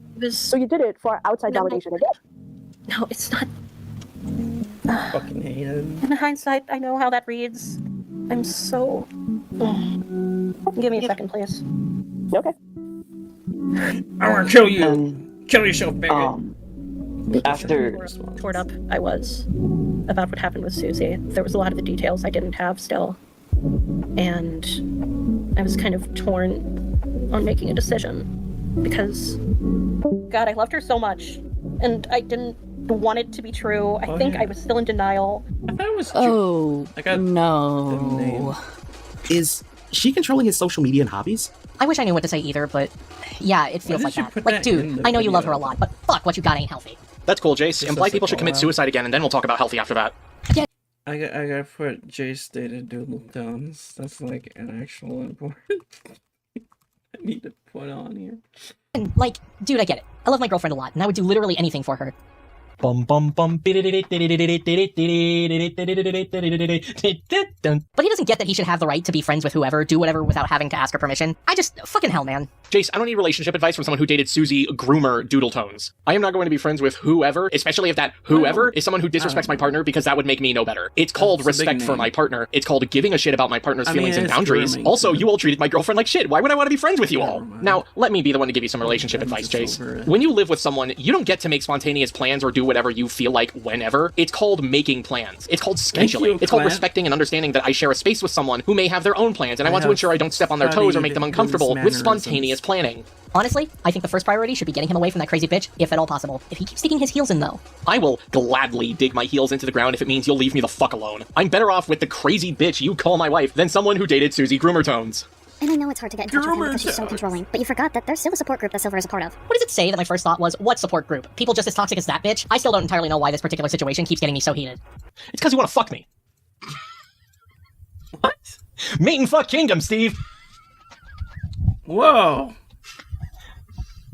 I'm convinced you guys treat the word toxic with the same weight as someone listening to the Britney Spears song while also believing the conservatorship was actually justified. Man, it really concerns me how much Jace is being borderline misogynistic towards me. I'm sorry, but if the only creative things Jace can call me is a bitch and cunt, hey, Yoon called me a crotch rot of a personality. If you can't get on his level of insults, shut the fuck up. I expect this level of sexism from Mr. Snotfuck, not a rando who I never even met. But don't worry, hell with it. You should be worried, actually. Because the creepiness doesn't stop there. Because Jace had quite a few things to say about Michael, to the point I'm starting to think Jace has infantilized Michael in his head and thinks he... has a chance with him? Grab Silver and fucking run, to be honest. I don't know, Jace. Your blue sky is gone now, so I'm guessing the only one that you seem to have run away with was yourself. Hey, I get it. I'm a big guy. I'm pretty heavy. I don't run. I'd only slow you down. Hey, Jace, stay the fuck away from my partner. He's not a fucking stuffed animal for you to save and coddle. Fuck off. This is gonna sound really harsh probably, but if Silver can't stop thinking with his dick for 5 minutes and snap out of it, then so be it. Honestly, I'd go yell some sense into him myself if I knew I would get a response. For real though, was that a bit much? Please tell me if it was. Oh, it was more than just a bit much, Jace. In fact, this was fucking putrid, to the point I nearly threw up in my mouth. The fact you doubled down on sexually harassing my partner sickens me. Refrain from speaking about my partner's genitals, or face the wrath of me shoving the heel of my boot far up your throat. You'll be tasting nothing but leather and the blood from your broken teeth. I'm hesitant to cut Silver off completely, considering the things I've said to him in the past. Doug, what did you say to me that makes it hard for you to cut me off? Huh? Oh, don't worry. We know what Jace said to Michael to stop him from cutting him off. And it creeped both me and Michael out. So here it is. Hey, I saw what you were talking about in the Cloud Palace chat earlier today. I just want to remind you that I think you're a good person, and the bad things that people have said about you ain't worth shit, at least in my eyes. You're my friend, and I love you, okay? For context, this message was sent 2 years before the thread was made, but over a month after Michael and I had begun dating. Hey Jace, I dealt with one attempted homewrecker. I ain't dealing with another. Stay the fuck away from my partner, because if I could, I'd file a restraining order against your ass for the disgusting comments you made on my partner as is. Yeah, Jace, looking back, it is kind of creepy that you told me, someone who barely spoke to you, that you loved me. I know there's I love you like a brother kind of I love you and the whole, like, platonic stuff, but we were not close enough for you to start saying this. For me, it's like, I don't cut people off unless it's bad. And I don't think Silver's done anything to warrant that. Oh, don't worry about that, Jace, because you sure have warranted a block from me. From sexually harassing me to painting my partner as crazy to just overall being really fucking weird. I will say once again, we barely spoke to each other. Jace, I'm gonna be real. I don't have many words for you, because despite what you may think, we were not that close. However, I know whatever image you had of me was from your own imagination, because no one who genuinely cared for me would have said the things that you had said. You would have talked to me, something I think the SEC is allergic to at this point. You give me the creeps given the things you said about me, but also piss me off with the derogatory shit you spewed at my wife. In your courthouse call, all I heard was deflection. I was just following the crowd. I didn't know any better, you said. Hey, maybe fucking think for yourself for once then. If you are legitimately apologetic for the shit you said, I would have heard an apology by now. You should have expected this shit to come out of the woodworks, but no. You're only sorry because you got caught. Prove me wrong. I dare you. Maybe then I'll believe you're genuinely trying to make amends for all the shit you did in the Cloud Palace, but until then, please abide by the non-existent restraining order I have on your ass. Final words. Disgusting. Absolutely atrocious is all I have to say about Jace. This isn't the first time Jace roped himself in with a situation that, quite frankly, he had no fucking business participating or being involved in. If you'd like more information on how vile of a person Jace is, I recommend the confrontation the courthouse had with him that was recorded. It'll be provided down below along... But you're... regarding that, alongside with all other sources. You'll be seeing Jace sparsely here and there still, but let's move on to an individual who really should have kept their mouth shut. Because now, I get to tell the public how much of a spineless, vile bitch they are. Steampunk emo as if people song. Don't already know that enough as is, though. What is hey, it Blaze. gonna be? Knock knock. Let's talk about the skeletons you've had in that closet for quite some time now. Here we go. Cause I do whatever it takes to make it break through. Anything I'm face to face with, it's true. You gon' make me lose my patience. Cause victory is mine. TV likes this band. Are you sure about that? But I've been thinking about Silver a lot lately. Usually when I think about people out of the blue and feel compelled to message, it's not a good sign. And yet you didn't bother because you knew that I didn't ever want to speak to your ass again. Cope. It was only then that I realized how minimized his social life has become since meeting her. Like, I'm of the firm belief that he should date whoever he damn well pleases, even if it is Deed, but something feels more off than usual. Blaze, you know that's a fucking lie. On God. You people can just blatantly lie and get away with it. Out of everyone, you fucking know that ain't true. Michael and I began talking in 2018, and then we stopped talking in February of 2020. The reason being is because someone intervened. You know this, Blaze, because in July of that same year, I wanted to apologize to Michael and started talking to him again. You know this because you were fucking there for that. Michael's social life did not begin minimizing because he met me. I am so fucking tired of you guys getting away with blatantly lying. You know Michael and I were close before we had even started fucking dating. You are so desperate to paint me as this abuser, to paint me as something that I fucking ain't. Fuck off. Blaze, my social circle began dwindling because of Ray calling me abusive and the Avi ordeal, not because I met Deed. If anyone is to blame, it's Avi, and the people who chose to defend him. Such as yourself. Sorry, I don't know if you heard me. I said such as yourself. I was busy coughing. Because she's unhinged. She wants full control over him, and he's too passive when it comes to women to have any kind of opposition to it. Unless I know she's actually giving him love and care, I can't trust that she's not abusing him outside of this. Because either Silver mitigated his access himself, either to Good God, they're fucking obsessed with him. What the fuck is happening here? himself or not get hurt by her, or she's forcing him to not be around people as basically a hostage. Oh, okay. Accuse me of kidnapping Michael now. Just fucking do that, why don't you? This will not be the last time this accusation is made, by the way. Somebody kill me! The problem is there's nothing we can do to show him what kind of person she is. As long as she's a woman he finds attractive, he won't be able to see a single fault in her. Like, I want him to be okay, but I don't know. My gut is screaming. A thing. Isolation is a mental abuse tactic. And yet, everyone in this thread thought isolating Michael with his supposed abuser is perfectly fine. And I was completely isolated after the Avi ordeal. Glad to know you can recognize isolation as abuse, Blaze, because that just means you admitted to abusing me, and are perfectly aware everyone in this thread is fine with Michael being supposedly abused too. He won't see it as isolation or abuse if it's with her. Again, we all know how he is with women. Christ, stay gone, you fucking prick. Can y'all stop acting like you can read my mind? No, you don't know how I am with women, or Deed. You just fucking don't. These were the only messages that Blaze sent within the thread, but seeing as she was willing to engage in these false allegations placed upon me, I get to talk about how Blaze, and evidently her partner Kaden, who I will refer to as Chris from now on, rightfully screwed me over during the whole Avi ordeal, and overall were just shitty, non-existent pals to begin with. That's right, Blaze didn't just protect her perverted-ass boyfriend, she's been protecting perverts for quite a while now. So, let's talk about the duo Oh my god, you fucking...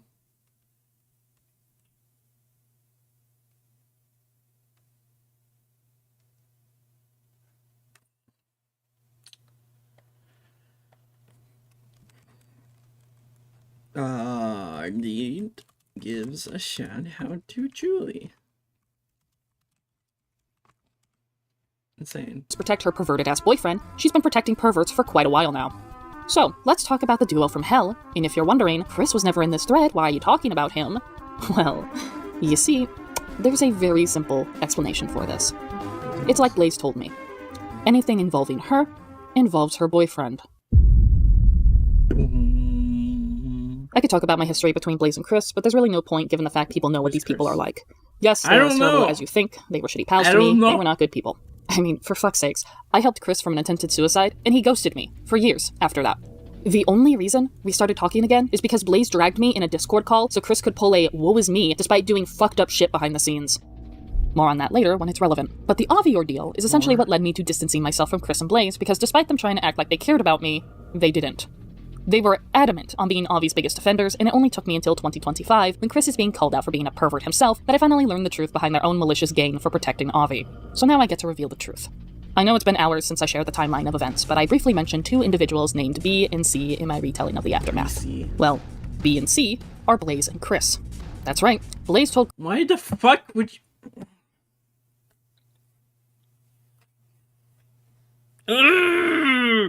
What do you mean you know? What do you mean? God damn it, why? Mr. B and Mr. C, please, Chris. It's so stupid. Why did you do this? Why? Just made it more convoluted for no reason, man. Chris about my trauma, despite my wishes. Blaze and Chris were the ones to pressure me to come out publicly about Avi, despite my wishes, and when I said no, they proceeded to belittle me for, quote, not going forward with this. Blaze and Chris were the ones to shame me for not telling them intimate details about the alleged fetish, and went as far as to say, maybe we shouldn't believe you. Oh, and the whole we hardly even knew Avi thing? Well, just take a look at who was interacting with Blaze in the thread.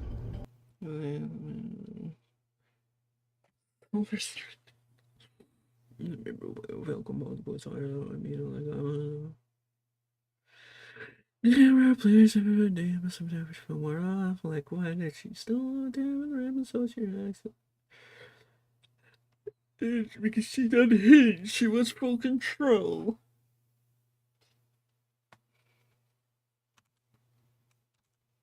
Okay, Blaze and Chris pressured Deed to come out with Avi.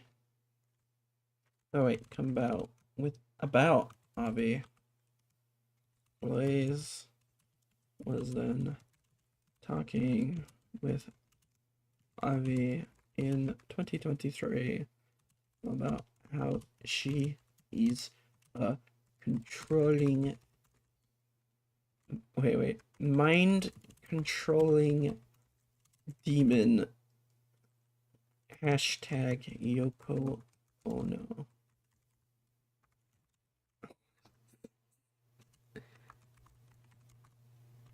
Okay, there we go. Avi. And as for Chris, I was never sexual towards Julie. I knew they were a minor. I never even imagined that. I was also in a relationship with Blaze. So sexual towards, I think the only people I've ever been jokingly sexual towards is Silver, who is reciprocated, Avi, who is reciprocated, and that's it. Hey, maybe don't drag my partner's name as a means of deflecting responsibility for being inappropriate with a minor. Okay, Chris? Fuck off with that shit. But this proves, to me, that you two lied and even gaslit me for the past 5 years into believing you had no friendship with Avi. And before anyone tells me that it was obvious, no, it was not obvious to me, because as I stated many times, I was not in the SEC. I didn't know the ins and outs of what was going on. I just trusted their word, because I didn't think they would lie or even gaslight me about something so insignificant, just so they could secretly hang around him behind my back. Honesty is not in any of these people's vocabularies. However, Blaze and Chris did more than just lie to me about their friendship with Avi, victim blamed me, and attempted to peer pressure me into going public with it. So let's finally talk about it. Let's start with Chris, as me blocking Chris is what led to me following suit with Blaze. As a refresher, when I found out that Avi had more than one victim, I called folks out in my private Discord server, telling them I didn't appreciate them still associating with Avi, despite what he had done to me, and the mere fact that it had now been proven Avi had a history of being a creep. Apparently, that night, when I posted the message, I was in a Discord call with Michael, and I learned from him that Chris was messaging him. Michael had relayed to me that Caden was apparently upset with my message as it was harsh, and that what I was doing was guilt-tripping, and I apparently was doing guilt by association, and that I should either delete or apologize for the message. Same person who said he hardly even knew Avi, by the way. Gee, wonder why he cared so much for a stranger. I was essentially being gaslighted by not only Chris, but by my own partner that the message I wrote was wrong and out of place. Not only was I not committing guilt by association due to many individuals showing proof out in the public eye that they were still associating with Avi, despite fully knowing my story, and again, many people validated my story as they knew Avi had this history of predatory behavior, but not only that, I was being gaslit and taught very convoluted morals by these people as well. Let me explain. Basically, I was told, you're not allowed to hang around anyone we disapprove of. It's hurtful. As I had apparently done that in the past. So I said, got it, won't happen again. And I thought this applied to the both of us, right? So when I told people I wasn't comfortable they were associating with my sexual harasser, what was I told? You can't control who people hang around. Despite Avi admitting to what he did, people confiding in me that they too dealt with Avi, and people even backing me up on his history of being a creep, it's apparently wrong for me to tell people, if you're going to associate with me, you cannot associate with Avi.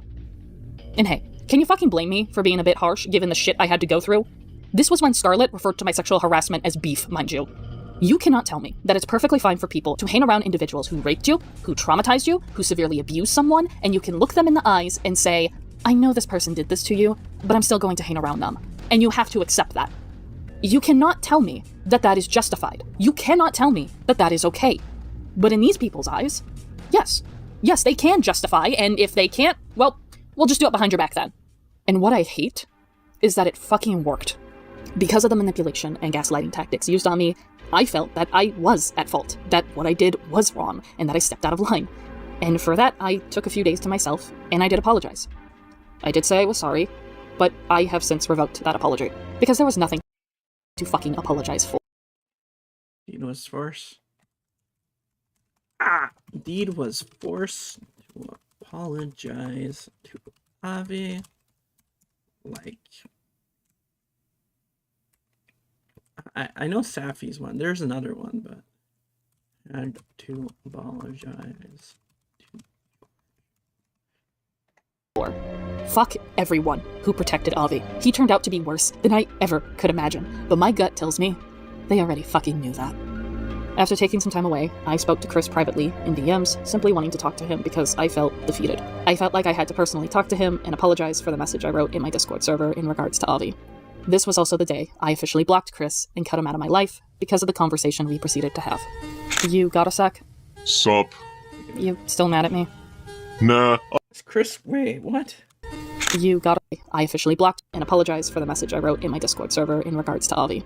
This was also the day I officially blocked Chris and cut him out of my life because of the conversation we proceeded to have. Are you fucking kidding me? Okay, so Caden is Chris. Oh my god, I'm so upset. It's like a fucking going crazy. Why can't you just call them one thing? Why can't it just be one thing?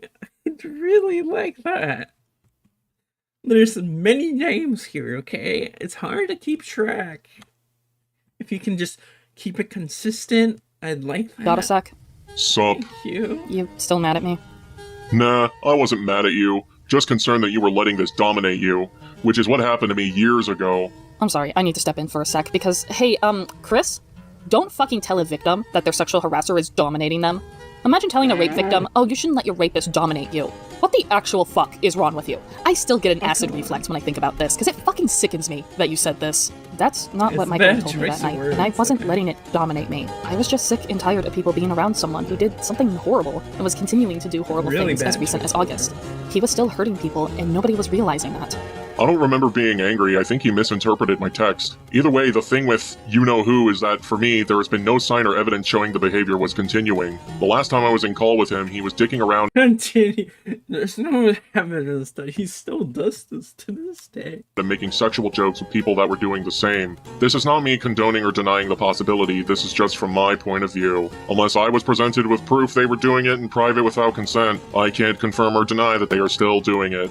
That is just how I see it. As from my point of view towards you, there was that glimmer of letting it dominate you. It starts as small outbursts and then it grows. That's what worried me. I saw the proof. The person trusted me, and it's why I didn't say what it was, nor show it out of respect for the fucking victim. It was in a private DM, and the person not only was scared, but wanted no part of any drama it'd possibly cause. It's why I'm not going public either. I don't want him hurting any more people. It's why I said what I said. To protect my homies. I understand. I was tired of people defending people who abused me, and yet, it happened. You said you believed me, yet there you were, upset with me. It wasn't even just you, it was others too. Imagine someone saying that they believe that so-and-so raped you, but they turn around and go ahead and hang out with your rapist anyways. How are you supposed to feel or think at that moment? Okay, let me explain this, because I think you are getting the wrong message here. I don't actively hang out with him. I am in the same servers as him, and he joins calls like everyone else. Notice how Chris is still denying he has any close relationship with Avi. So which is it, Christopher? Did you lie to Deed, or did you openly admit to being sexual around a stranger? I know the answer because you didn't hide your friendship with Avi around me. And again, I believe you. My major thing is twofold. A, I want to confront him on what he did, but by your wishes you have told me not to, so that prevents me from trying to handle this. And B, I need proof the actions are still happening from me to be in the train, or they are still doing it, and I don't want you to share info that doesn't want to be shared, and if this is a problem, I am sorry, but this is how it is in my eyes. Deleted message. I'm sorry. I want nothing to do with you anymore. Don't message Silver over this. Talking to him to get me to talk to you will just piss me off more. I find it pretty hypocritical for Chris to say he believes me, but also picks or it didn't happen in the same breath. Especially since it was evidence that I didn't have any more, but was also given direct orders not to share with anyone. Good on you for not caring about the well-being of a victim, Chris. Wait. So picks or it didn't happen in the same breath. Especially since it was evidence that I didn't have any more, but was also given direct... Didn't have any more. Okay, wait. He no longer has the flirty DMs with took me a while. And was told not to? Orders not to share with anyone. Especially since it was evidence that I didn't have any more, but was also given direct orders not to share with... Direct orders not to share? Question marks? Anyone. Good on you for not caring about the well-being of a victim, Chris. Really shows your character, though your confrontation call showed that enough as is. Now let me explain the conversation near the end, since it was deleted. Basically, Michael had already confronted Avi, and Avi confessed to Michael what he had done. Apparently Chris was not happy about this. He wanted to be the one to confront Avi, but I told him that he doesn't need to do that because Avi had already been confronted. He doesn't need to be confronted again. All Chris could have done was ask Michael, did you see the photos? And Michael would have told him, yes, I have seen them. She's telling the truth. All Chris had to do was ask Michael to see the confrontation himself with sensitive details redacted, and Michael would have given it to him, but he didn't. Instead, he said, I'm doing it, or I don't believe you, and he proceeded to outwardly name-drop Avi. The reason this is important is because at the time, during all of this, I couldn't read or hear Avi's name without breaking down sobbing. I understand the term trigger isn't taken as seriously as it used to, but triggers are a real thing. Because I had come to terms with what Avi had done to me, but not only that, his confession was very similar to the confession my rapist gave when I had confronted her. They used similar wording, such as, I thought it made you happy. When no. No, it didn't. In fact, it did the opposite. It made me miserable. It made me traumatized. So whenever I thought about Avi, I would also be reminded of my rapist. So Avi was essentially a trigger for me for quite a while. So Chris, name-dropping him several times in the message, told me he did not care nor respect me. No. The fact he deleted it and responded with, I'm sorry, is because he knew he fucked up. Oh, okay. But it didn't matter. I made the choice for him and just told him, I don't want to talk to you anymore about this. Mind you, I never wanted to go public with the stuff Avi did to me.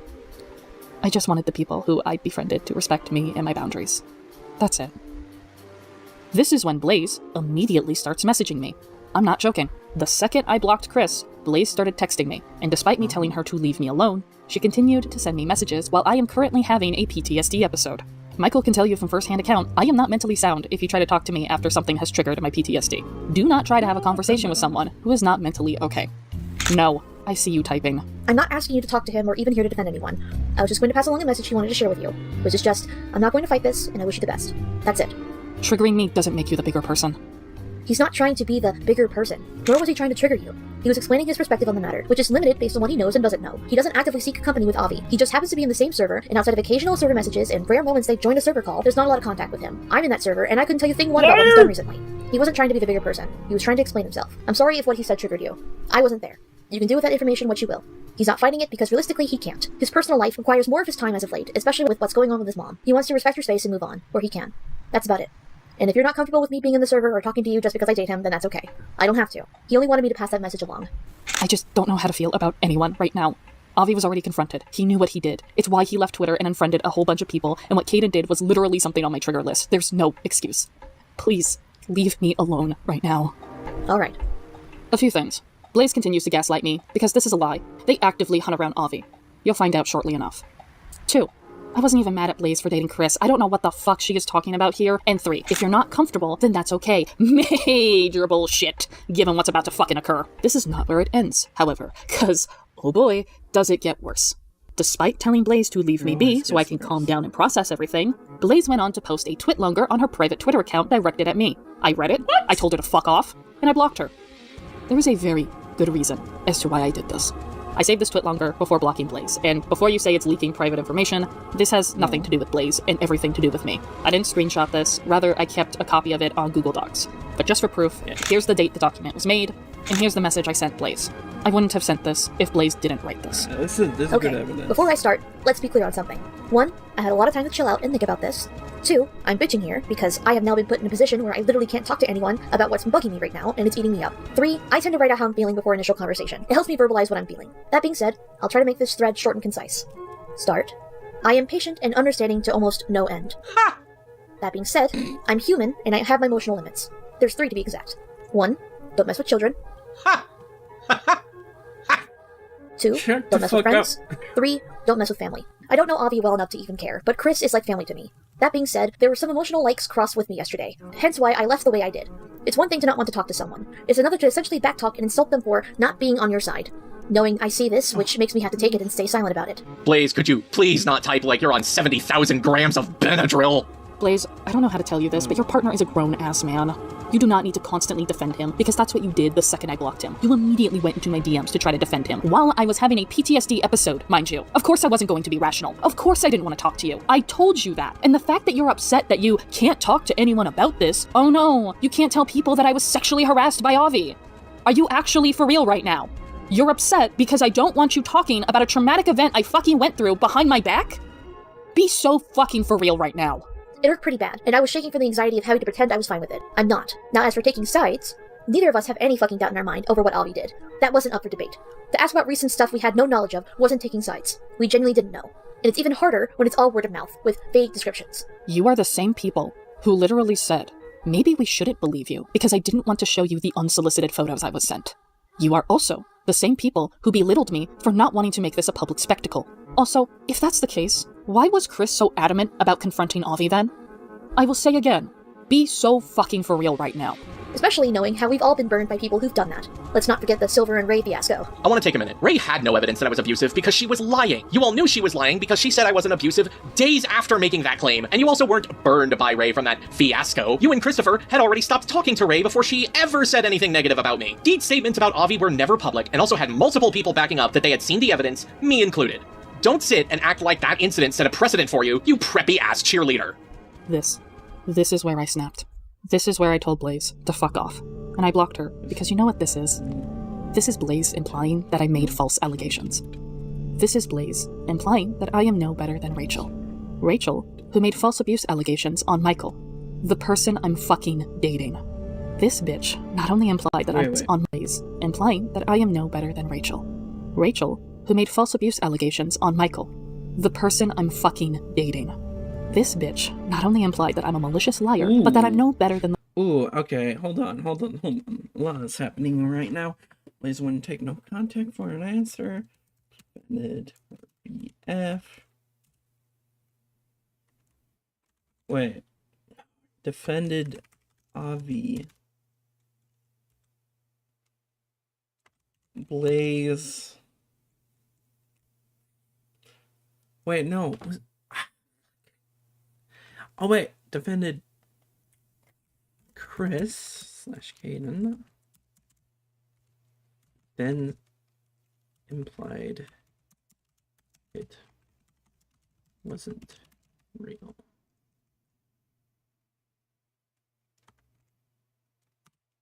Harassment. Blaze then compared her to Rachel, Michael's ex, who made fake claims about Michael. Actually, fuck it, Silver. What am I doing? Okay.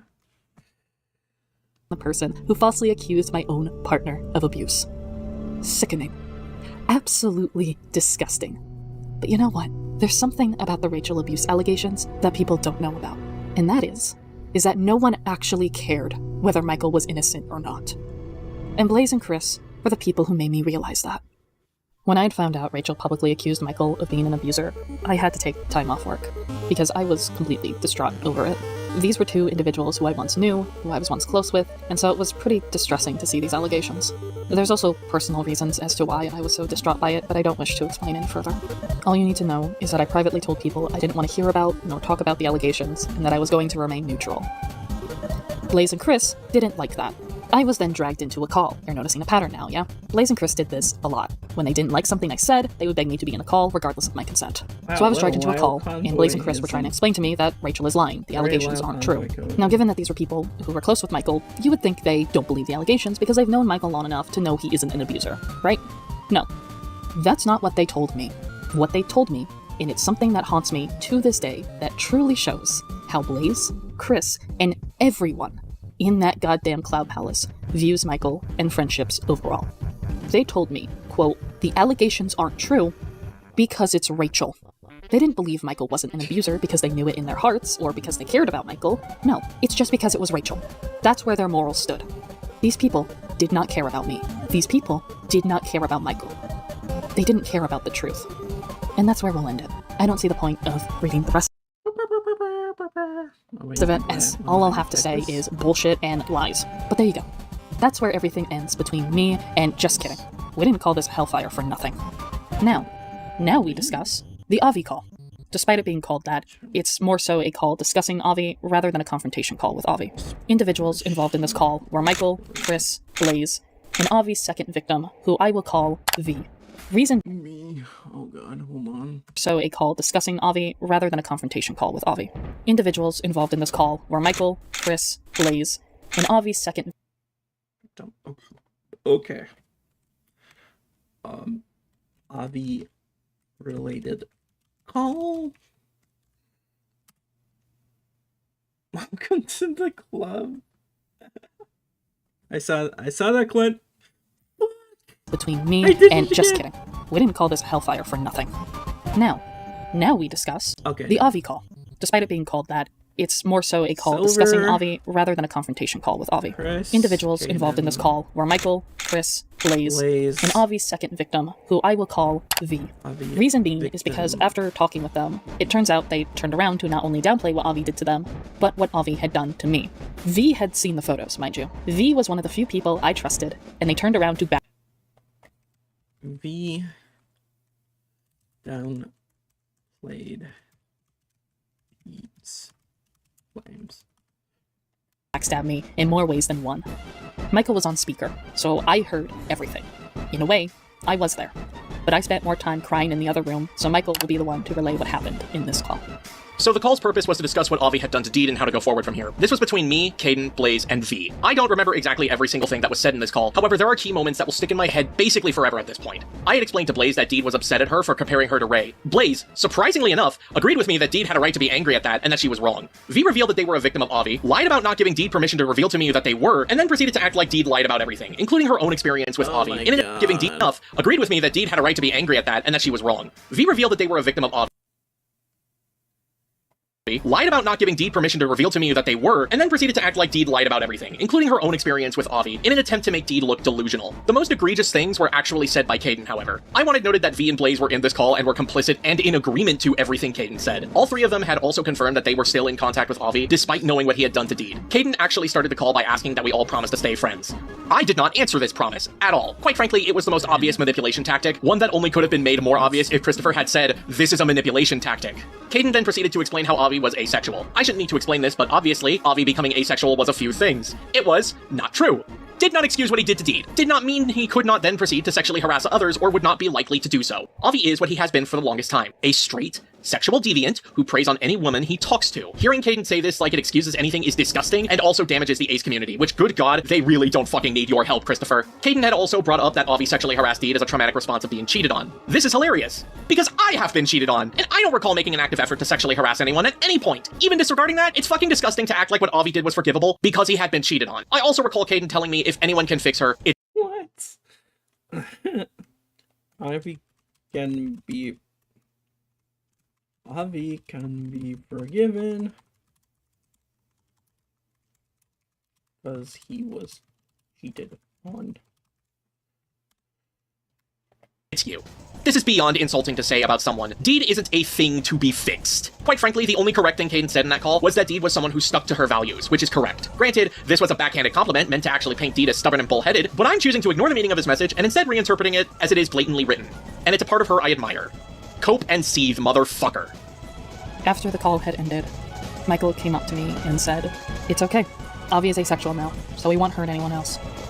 This is where I stood my ground and gave Michael the ultimatum. Oh man. Oh man, this is...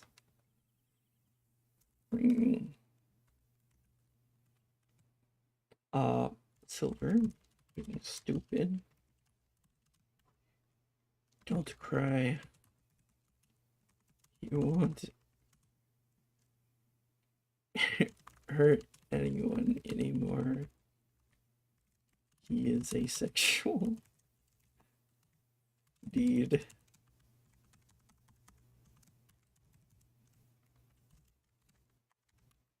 Boy, I'm giving you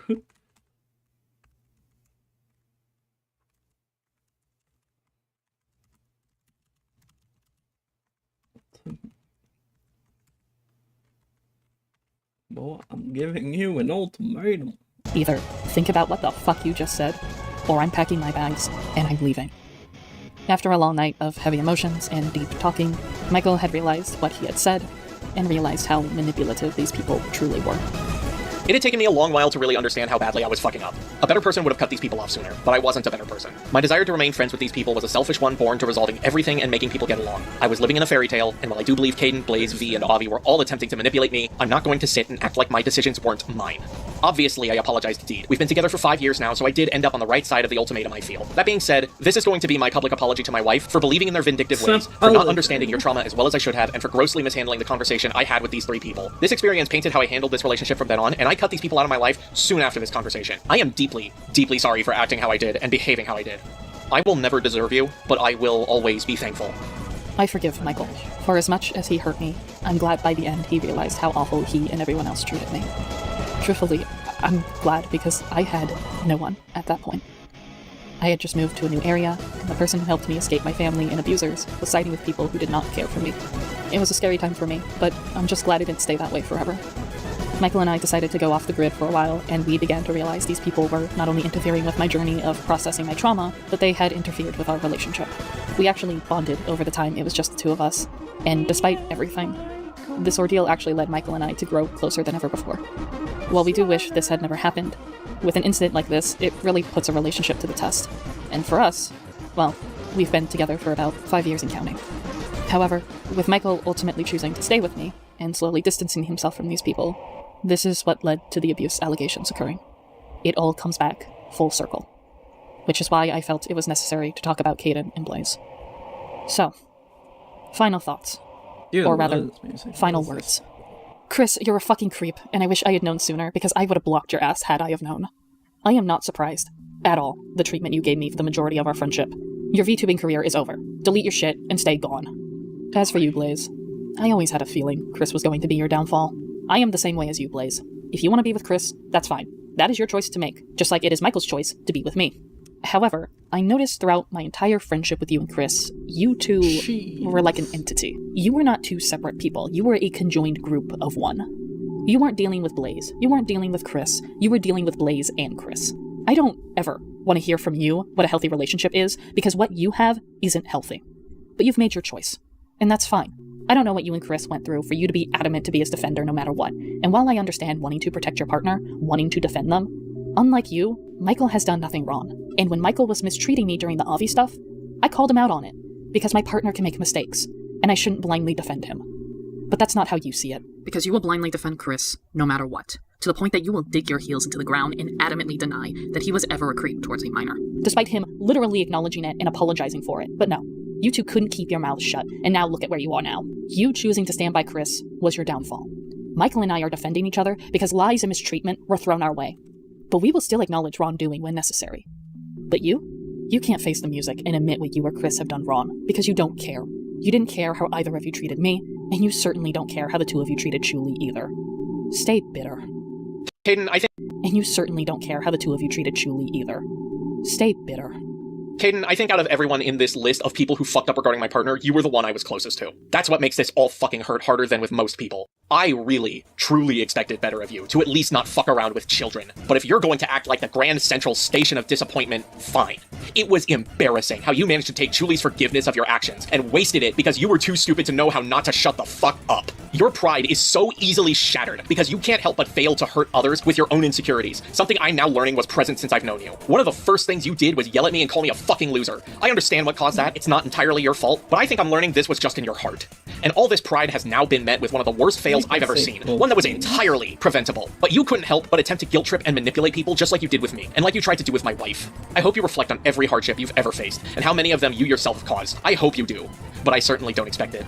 Blaze, I don't have a lot for you. Preppy ass cheerleader is right, because you standing apart from Caden is now an impossibility. His mistakes are yours, and you can call it a marriage. I'm calling it what it is. Assimilation. By the end of your life, there will be no you, but only someone to parrot and support every bad decision Christopher makes. You are a lapdog, and you will never have the independence to stop being one. So continue what you're doing for everyone else, and play dead. From this point on, we have pretty much debunked all of the abuse allegations regarding Deed allegedly abusing me. We still have much to discuss regarding the two masterminds behind all of this. Quite frankly, these two individuals did the most harm and damage and were the most malicious out of everyone involved in this thread, but before we do that, we're going to give our final say in regards to the idea that our relationship is abusive. I'm just going to say it. These people wanted Michael to abuse me. They wanted Michael to be all buddy-buddy with not only my sexual harasser, but people who openly defended him and diminished my trauma overall. They attempted to manipulate him into thinking that what Avi did to me wasn't a big deal, and that I was just overreacting. They wanted Michael to keep secrets from me. They wanted Michael to not care about my boundaries, to not care about scheduling things with me, but rather, he can do whatever he wants, he can talk to whoever he wants. Deed doesn't get a say in any of this. But not only that, they wanted Michael, my only support system, the only person who was there for me at the time, to go against me and be on their side, ultimately isolating me. These people didn't think that Michael was being abused. These people just wanted the opposite. They wanted Michael to abuse me. And the most fucked up thing about this is some of these people knew I had previously been in an abusive relationship, one that was verbally and emotionally abusive. So they wanted me to relive that emotional abuse. But not only that, I was living with Michael. I was living in an area I was not familiar with, doubling down on the isolation effect.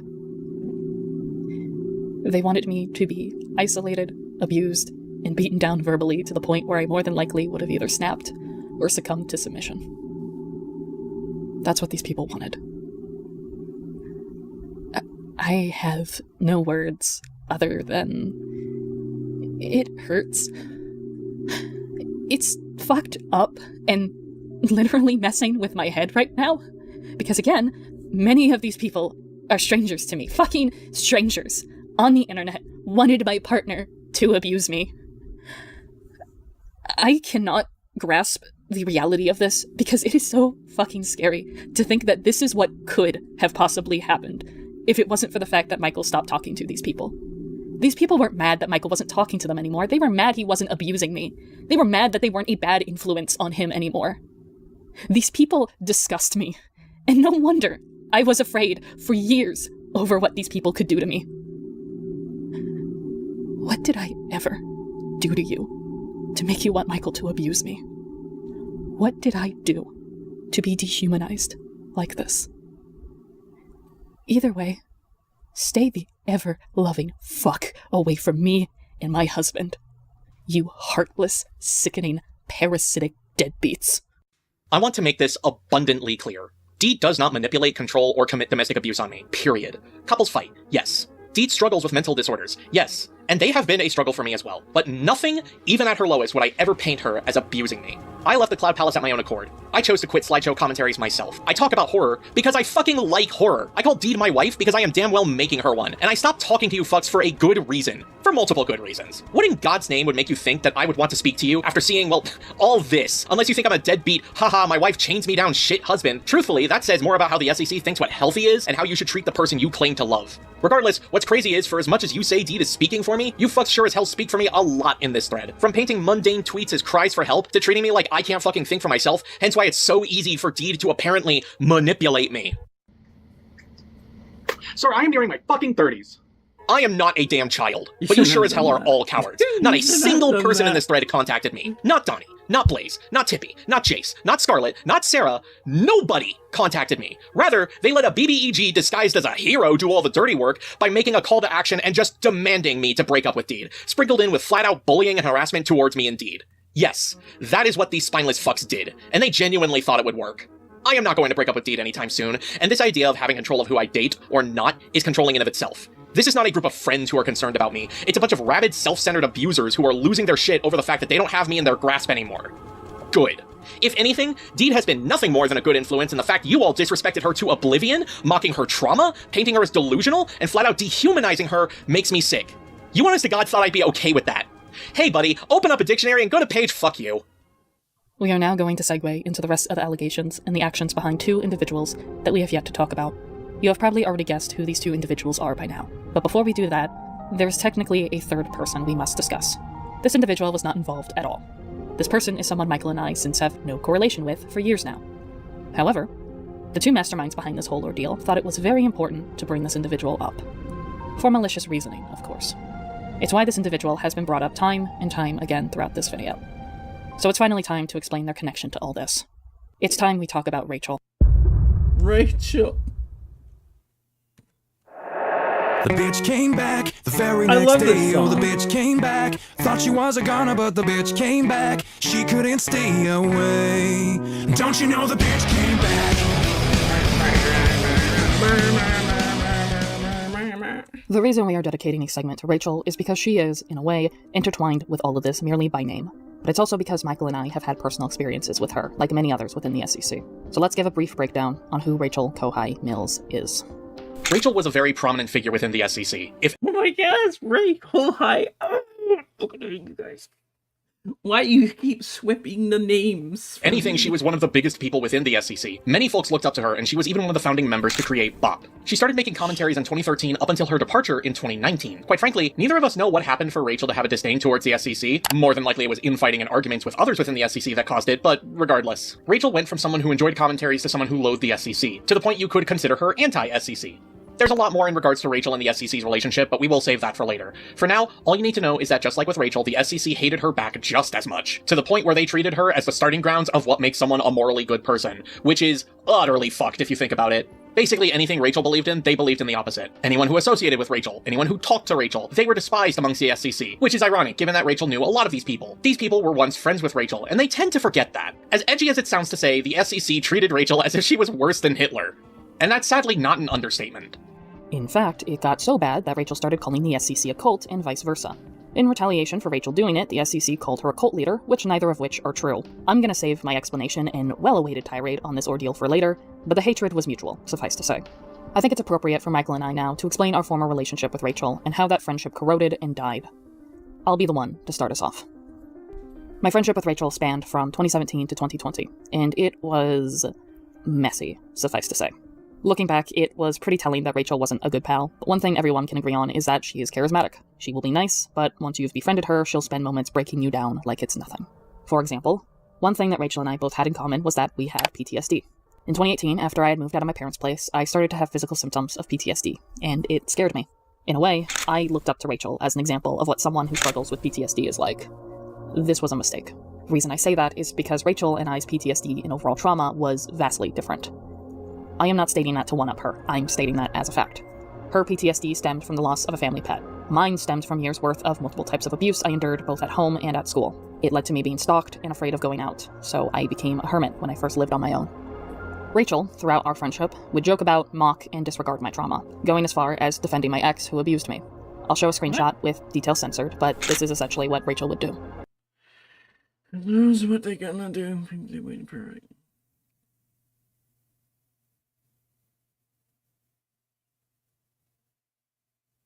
Jesus.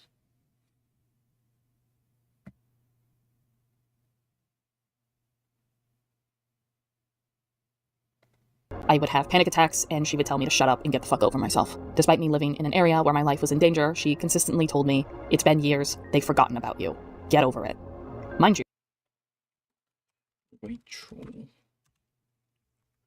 Probably did not ever see your abuser. Ex-abuser.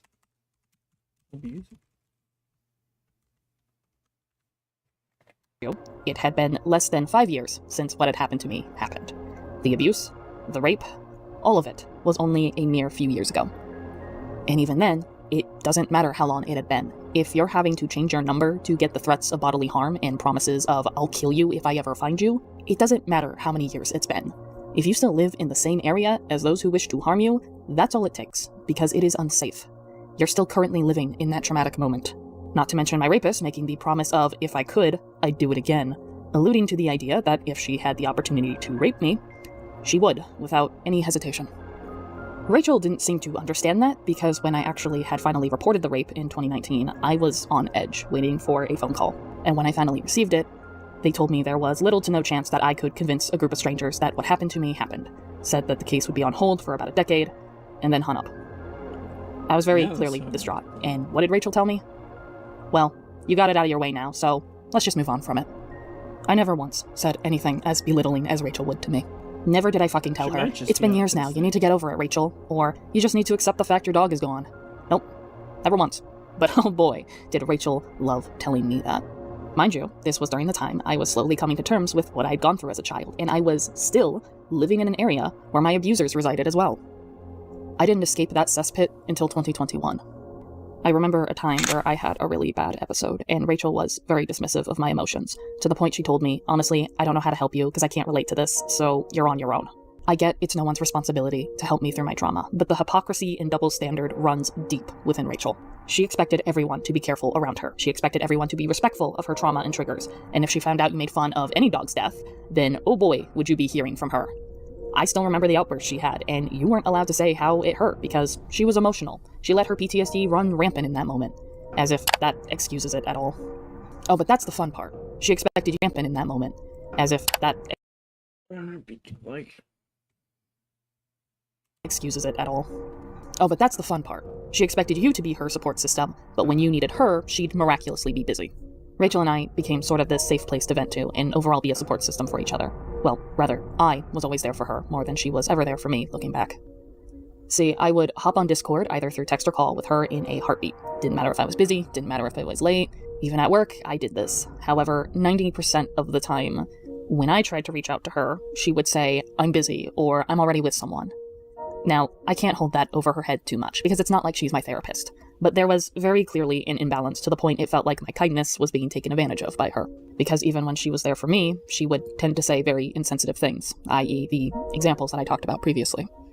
Oh, but it doesn't stop there. Because, as I said, Rachel and I found a common ground when it came to PTSD. It's why me and Ray talked a lot about our trauma, our PTSD, and what we had gone through. It was kind of how we connected. However, every so often, when we would have conversations, she would say something along the lines of, I'm not comparing our trauma, as you obviously have gone through worse. But whenever she would say something like that, I'd awkwardly laugh at it, because quite frankly, I found it to be really uncomfortable whenever she would even bring that up in the first place.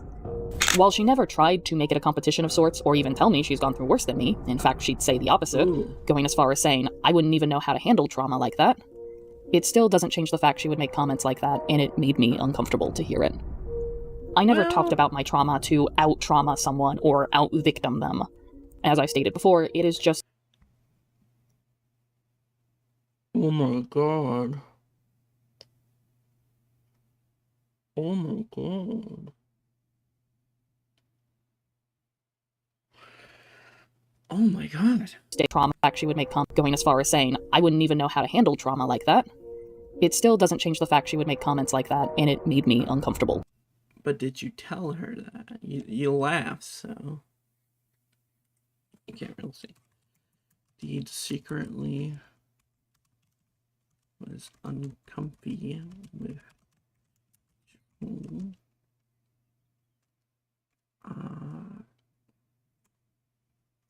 Bringing up her trauma like I know you've been through worse, can't imagine.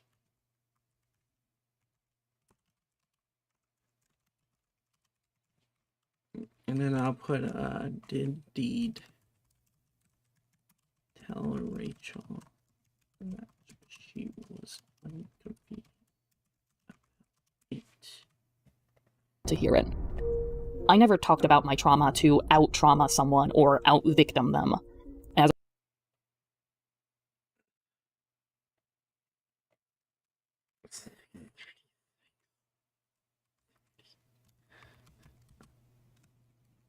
I don't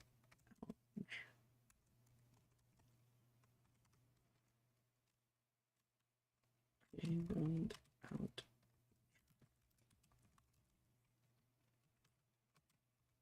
This is very ironic given Julie's response. Okay. As I stated before, it is just a mere fact that, yes, I had gone through a lot, and I understand that, but her telling me that she's not trying to compare our trauma, yet still adding that but, if you're not trying to compare it, then why would you say that in the first place? This leads me to the worst thing Rachel had done, and that was justify the abuse my ex had put me through. See, the why would you bring it up? It's to share that with you, right? It's to... God, what is the word? I'm drawing fucking blank. It's to sympathize with you. Right? That's why she brought it up. It's like, you know, we've been through stuff. She's trying to do that sister bonding, right? For nearly 4 years of my life, I was in an abusive relationship. This relationship was primarily emotionally and sexually abusive. This started in high school, and given the neglectful environment I grew up in, I didn't have a good representation of what a healthy relationship is like.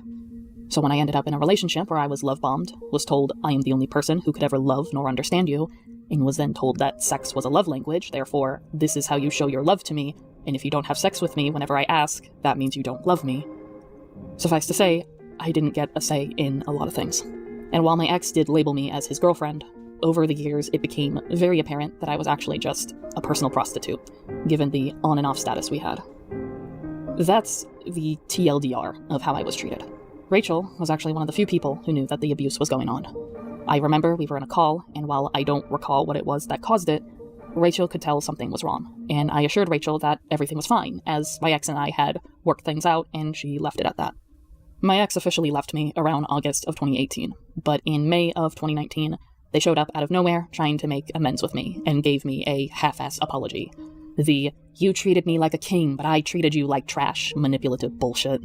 Unfortunately, at the time, even though I had acknowledged that they had abused me, they still had some control over me, so I sadly accepted this apology Given they were at least honest, they attempted to cheat on me throughout the entirety of our relationship when I asked if they had, as a means of receiving closure on that.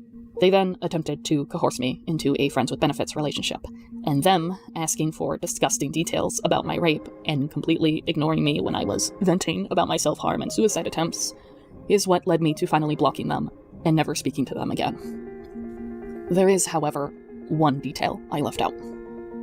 I felt peer pressured to accept the friends with benefits relationship because my ex had transitioned. My ex and I dated when they were assigned male at birth. I had a boyfriend because I like men, but when they came back in my life, they were very early on in their transitioning. The only thing that had changed was their name and pronouns. This was also during the time where many trans people had the opinion of, if you don't date me or even reject a trans person, you're transphobic. Despite this person sexually abusing me, despite it going against my sexuality, I felt inclined to go along with the friends with benefits, but thankfully I did not fall into the peer pressure, and fuck anyone who held this belief back in the day. You caused people more harm than good with that bullshit. This is important because Rachel herself is trans. If there's one thing everyone knows about Rachel, she is very, very strongly opinionated when it comes to trans people. And while there is nothing wrong with that, Rachel took it to extreme levels, such as defending my ex who abused me. Basically, what had happened is that I was in a Discord call talking to Rachel, venting about what my ex had done to me. I was coming to the realization, and overall coming to terms with the fact that my relationship with them was abusive, and they had abused me. Rachel congratulated me, because, as she admitted to me, she had a feeling the relationship was abusive. However, I let slip that my ex is now trans, and the second I did that, her demeanor changed. She told me, yeah, I was an asshole before I transitioned. As a reminder, my ex abused me sexually and emotionally. Rachel, even back then, when I was in denial of it, she had a feeling I was being abused. But the second I brought up that my ex is trans, her entire demeanor changed, and she was willing to defend them. I don't think I need to say it, but it is transphobic in of itself to act like people, before they transition, are allowed to abuse people, are allowed to take advantage of people simply due to them struggling with gender dysphoria. That's not what they That is said, not an excuse. I don't care who you are. I don't care what your gender identity is. You don't get to abuse people, and it's really disgusting. Hold on, he did it again. Rachel wasn't saying it's okay to harass people pre-transition. She's saying people are awful.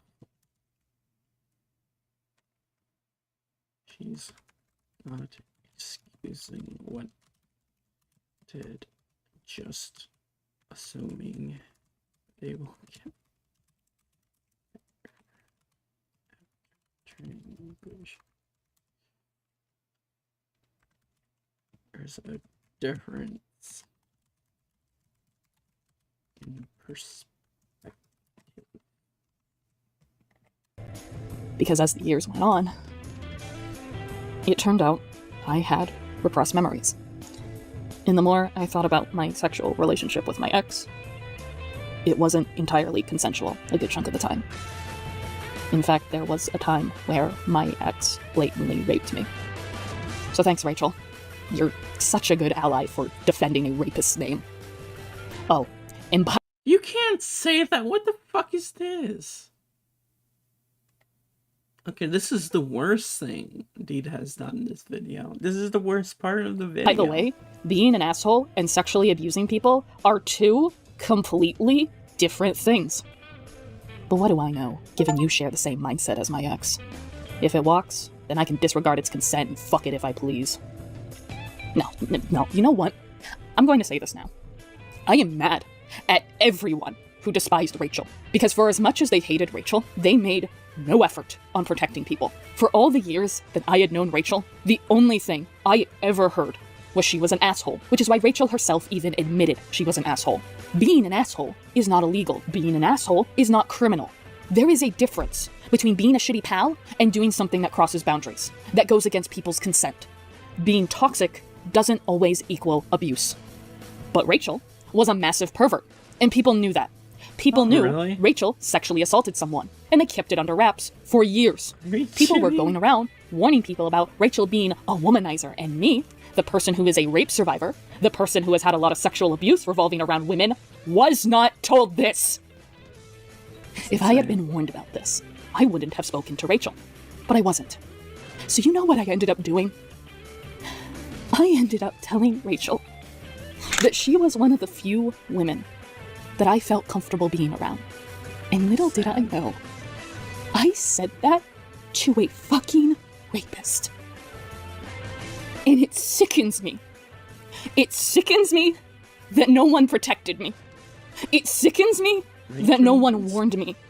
The most I got was, she was an asshole to me, but I don't care if you're pals with her. And even then, that's a lie. But here's the thing about Rachel. Rachel is a calculated person. And I think what really grosses me out is that I was different. Rachel treated me differently. This is merely a theory of mine, but let me explain. Rachel was openly a pervert, but not necessarily around me. When it came to her and I, we barely discussed sex, and the reason being is because I openly spoke about the sexual abuse that I went through. I mean, I talked about how earlier Rachel wasn't the best at comforting me when it came to my rape case. However, despite the dismissiveness, Rachel was fairly aware that there were a lot of things that could set off my PTSD, and that included women being inherently flirtatious and sexual towards me. She knew if she had, even as a mistake, done so, I would have freaked the fuck out, and I probably would have told someone. I think deep down, Rachel knew. Rachel knew she couldn't have me, because I would have told someone, and if I had told the right person, a domino effect of the truth coming out would have occurred. It's why I believe she openly called George and Keyblade out. She wanted to hide her perversiveness, and so that's why she was careful around me, but she did slip up at one point. She at one point had told me that she easily develops crushes on people, and she told me that she had a slight crush on me, but followed it up with, I have a crush on you, but I won't hit on you, because I know you're into guys. Rachel was aware she couldn't have me, not only due to my sexuality of being only attracted to men, but also because of my trauma. However, there is this lingering gut feeling that makes me think, maybe if she had bonded with me more over the years, if we would have met in person, possibly, she would have tried to do something. The reason I say that is because recently, she would have... She has Chris Berries, I have no issue with it. Okay, I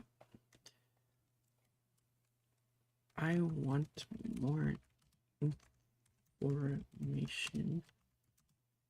Rachel's sexual assault.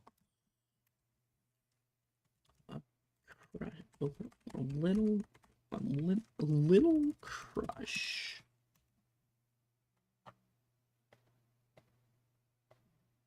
Okay. I've tried to do something. The reason I say that is because recently I was told that Rachel is perfectly fine with playing the long game. She is willing to sit and wait until the right opportunity, the right moment occurs. Doesn't matter what your sexuality is, doesn't matter if you're in a relationship. She is willing to play the long game, and maybe that's why she got in between Michael and I. It's time to talk about that. Michael and I were just as close as Rachel and I was, and Rachel was aware of this. In fact, Rachel was the person who helped confirm that Michael had a crush on me. I was still dealing with my ex at the time, so I rejected Michael's feelings. However, over time, and this is something Michael has admitted to, he kind of ghosted me afterwards, and I started to feel a little insecure about that. I was worried that me rejecting him led to him not wanting to talk to me anymore, and Rachel took advantage of that. Remember, Rachel knew that I was in an abusive relationship, and Rachel thought it'd be a good idea to make the implication that Michael just wanted to have me to make himself feel better. The way she described it is that I was an object to Michael, not a person, which is how my ex treated me. Rachel essentially used my own trauma against me as a means of getting me to stop talking to Michael, and it unfortunately had worked. For a few months.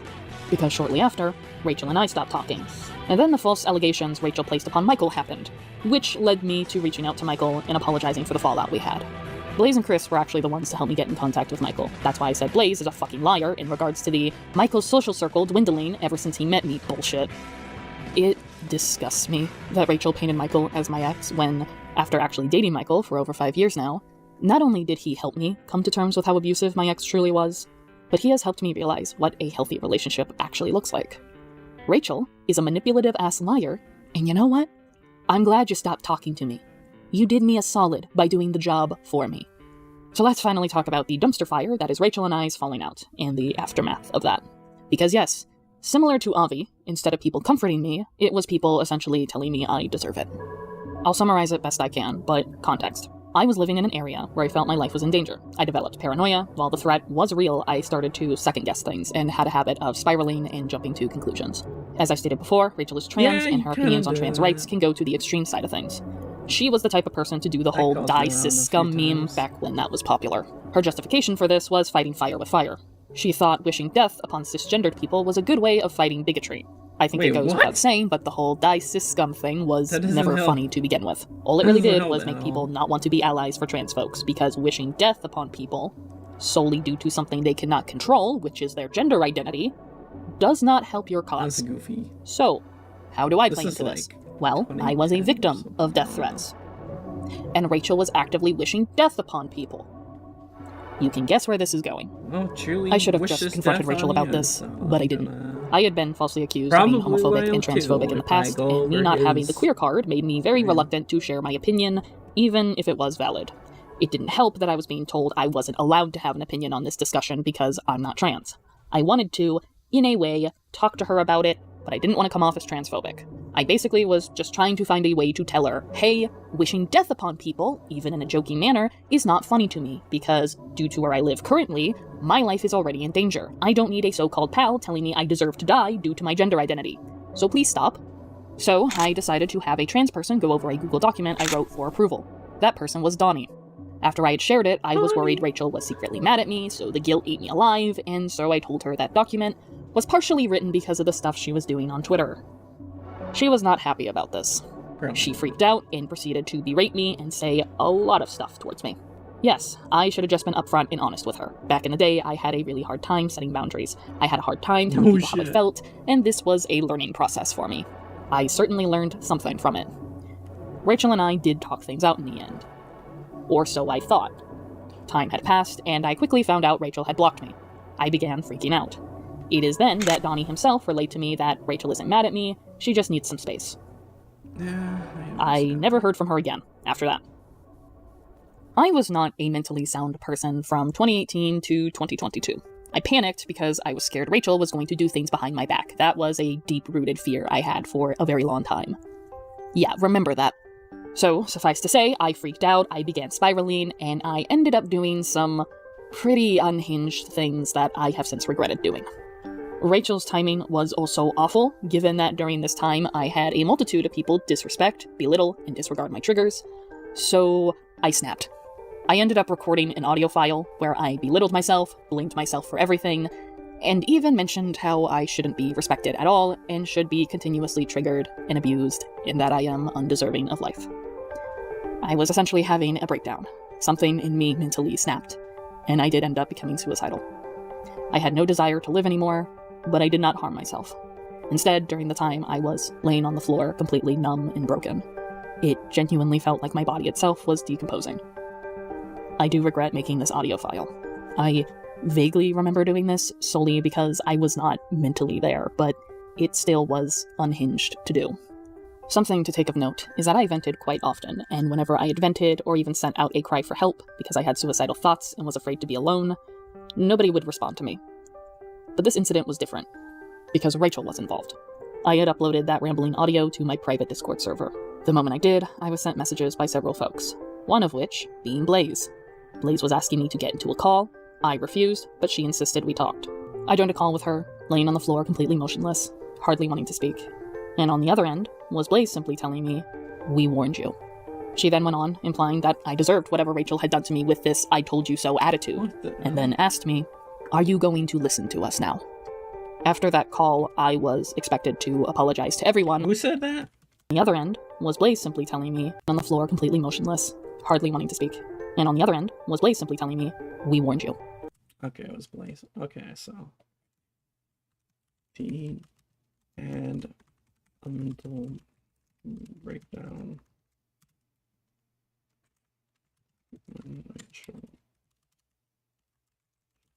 Among other things,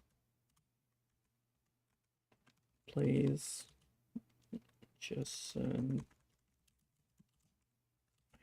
would use allegedly This is the call, you know. She then went on, implying that I deserved whatever Rachel had done to me with this I told you so attitude, and then asked me, "Are you going to listen to us now?" After that call, I was expected to apologize to everyone I hadn't listened to. You know, the people who told me it was fine that I befriended Rachel? Yeah, turns out they were mad at me, but kept it to themselves. Again, no one had actually warned me about Rachel, despite what Blaze had said to me. No, Blaze, you fucking didn't. You just said she was a cunt because she and Chris had a falling out. I didn't know the heinous shit Rachel had truly done until 2022 when the Rachel document had came out. The worst she had ever done. In Rachel my eyes. document. Rachel document. I want the Rachel document.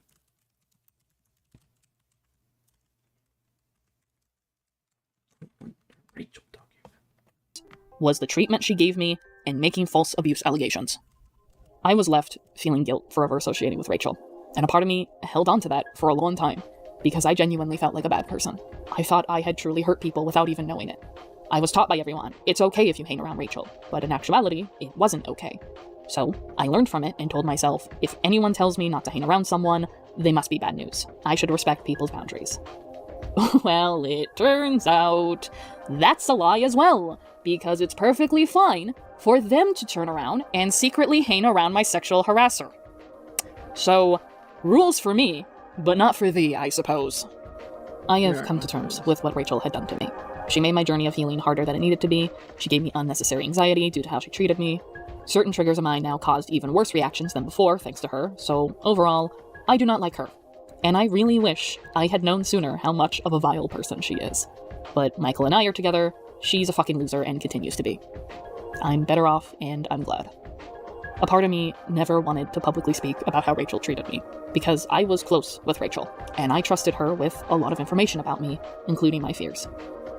Rachel had easy blackmail on me, that blackmail being intimate details about my life that I wouldn't want people knowing about.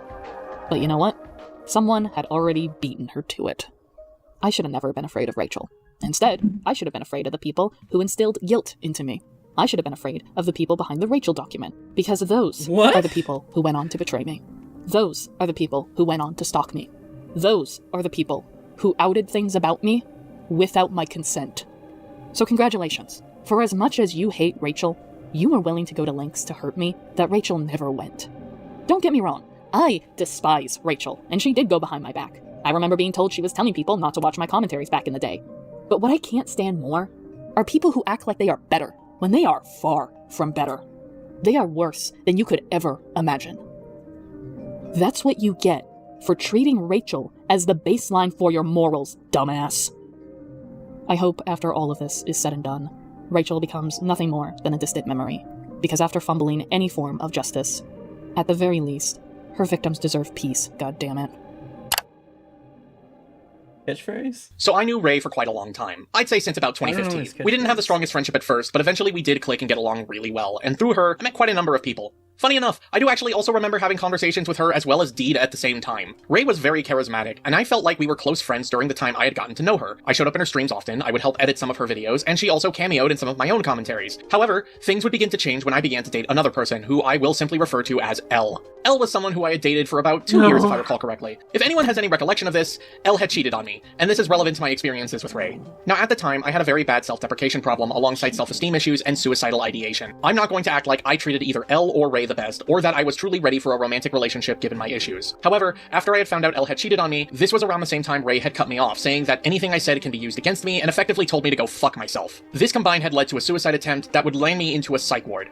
After getting out of there, I began to make steps to change myself, including doing better about my self-esteem, and had gotten back onto Twitter. Admittedly, I was antagonistic. I began to prod and poke at Ray and her trauma, and this is something I regret doing. It was childish and insensitive, and it certainly did not win over any former friends I had onto my side. In particular, I remember being quite the asshole to Digital Ty, to which I'd like to extend a public apology to. Regardless, my prodding had provoked a response out of Ray, who proceeded to call me abusive, causing many close friends of mine to cut me off. Hello, I'm here to chime in regards to the abuse allegations that Rachel made upon Michael. This is something I only ever told Michael and one other individual, but I've decided, fuck it, I'm going to say this, just so people really know that this was not a out-of-the-blue decision Rachel did. Half a year prior to her coming out publicly about the allegations, she had told me privately in DMs that Michael is abusive. I don't know if she ever planned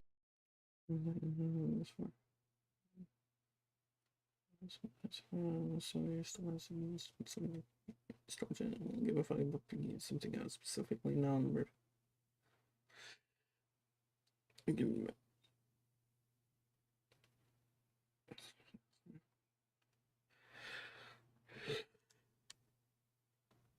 And on coming out publicly, but regardless, she had decided that Michael was an abuser for a while. And no, I didn't necessarily go along with that narrative. Even back then, I was skeptical about it. She just started yapping, and I went, okay, yikes, I guess. The only reason why I never said anything publicly is because I didn't want people to think I was defending Michael merely due to us dating. However, this conversation happened long before Michael and I dated, so it doesn't matter. So there you go, some insight regarding those allegations. It was in a short amount of time that I would respond with a document explaining my recent experiences with Ray alongside what had happened between me and Elle, as Ray had brought her up as a means of proving, quote-unquote, my abuse. I had also apologized for making this a public spectacle in said document. Ray, in response, proceeded to back down from calling me an abuser, which had gone to show how little she actually believed in her own argument when she couldn't maintain it, even though I had still argued that she was, in fact, very much hurtful to me. I want to clarify that of all the people that I know Ray had affected, I feel I was the least hurt by her. Not because I'm some tough guy, but because I feel Ray had done the least damaging stuff to me compared to others, and even then, she still attempted to ruin my reputation online by accusing me of being an abuser. I know, you see the irony in this right now, I know. I was not made aware of her pedophilia, her abuse towards Strawberry Kiwi whilst they were living together, or her sexual assault against Sappy Shark and Autumn Kohai. As far as I— What?! By accusing me of being an abuser. I know, you see the irony in this right now, I know. I was not made aware of her pedophilia, her abuse towards Strawberry Kiwi whilst they were living together, or her sexual assault against Sappy Shark and Autumn Kohai.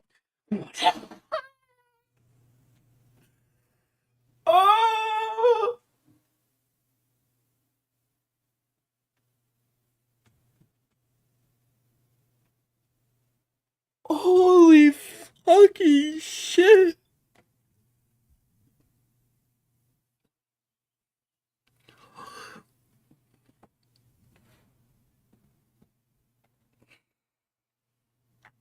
Holy fucking shit.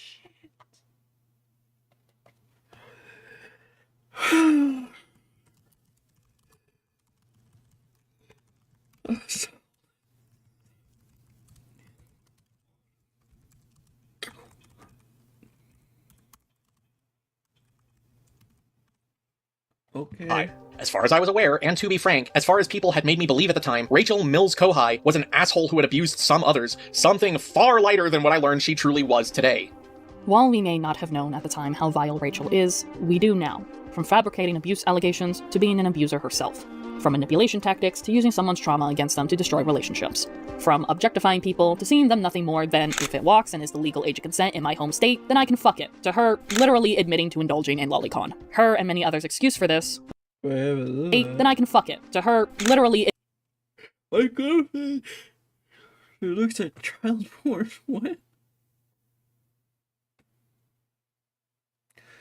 Censor inspired in case I don't want any details from here. And that's stuff, you know, I'm mentally there. Do not click. It's my bad having sister. I know. Actually, there shouldn't get grossed out and closed it. If I was not classic, if the stuff depicted involves anything I hadn't watched. Yeah. That's why this was.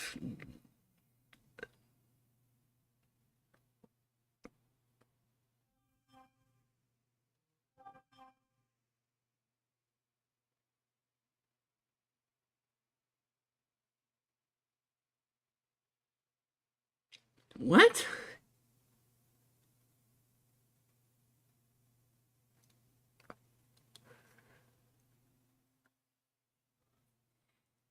She really fucked up.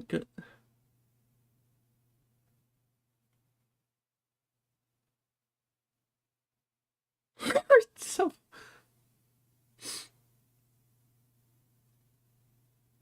Okay.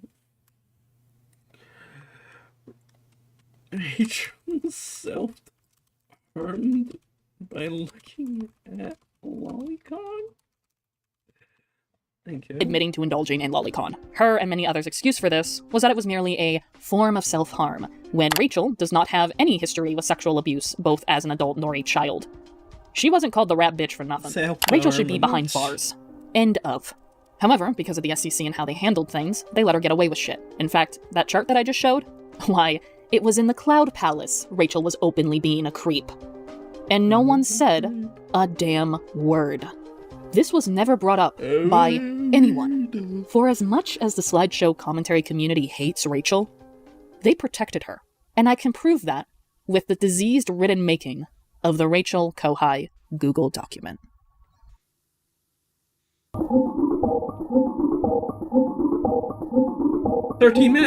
In 2021, a thread was made in the Cloud Palace titled The Rat Doc. I know this because I was in the Cloud Palace during the making of this document. Truthfully, I didn't engage much. At most, my contribution was the author asking for my consent to copy and paste my testimony regarding Rachel, given the false allegations she placed on me, and I said sure. However, knowing the disaster that is this document, a part of me wishes I had looked a little more closely on the making of this document while it was being made. Reason being is because I encouraged Deed to speak to said author about her experience with Rachel as a means of her getting closure. Little did I know this sole individual would be the bane of our existence for the next 4 years. I don't wish to describe my contribution to the document's creation yet. Rather, I want to spend time on how majorly the author of this document fucked up. While yes, many people contributed to the making of this document, seeing as there was a thread created for it in the Cloud Palace, there is only one sole individual who took the reins, who wanted to essentially be given the award of taking the rat down, when in actuality, they gave Rachel everything they needed to get away with the pain and damage she has done. So let's go over everything that is wrong with this document. In no particular order, here is everything wrong with this document. The document mocked Rachel's victims and did guilt by association. It denounced the George grooming allegations. Fuck, hold on.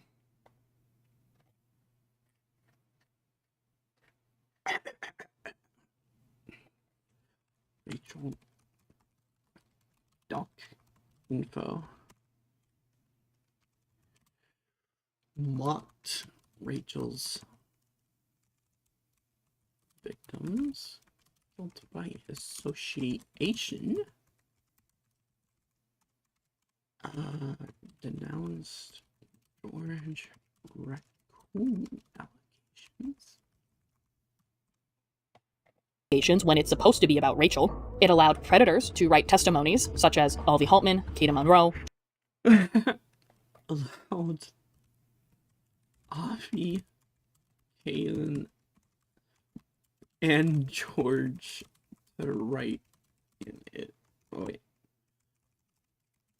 Testimonies. George Raccoon, etc. It added a testimony that wasn't even given consent by said person. Testimony that person didn't consent to telling. Okay. It altered testimonies without consent. Altered testimony behind people's back. It outed and revoked the anonymity of anonymous testimonies. Outed? Okay. Outed the anonymous testimony. It was not open and honest about the Keyblade stuff, even after the update. It allowed false accusations to be placed within the document. And finally, it had testimonies that were a nothing burger or were over petty internet drama. Alright, it's not honest about Keyblade. What's allegations in the context? Petty, stupid bullshit inserted. For the last one, examples I was given were Mr. A's and Kirby Star Warriors testimonies, and yeah. Is their name Mr. For the last A one, examples I was given were Mr. A's and Kirby Star Warriors.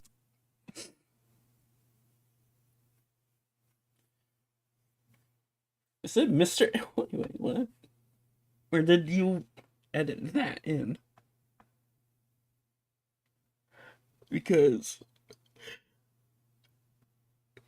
imagine if their name's just Mr. Over A. petty internet drama. For the last one, examples I was given were Mr. A's and Kirby Star Warriors testimonies, and yeah, these don't need to be here. Here's something that the author of the document doesn't realize. Quantity does not equal quality. Just because you have many testimonies doesn't mean it's going to make you look better. It doesn't mean the more testimonies, the more people are willing to believe Rachel is a terrible person. Rather, it is consistency. If there is a shown pattern of Rachel's behavior, that is enough for people to get the idea that Rachel might be this type of individual. But when you actively choose to include drama with, oh, I don't know, grooming allegations, This makes the document come off as insincere.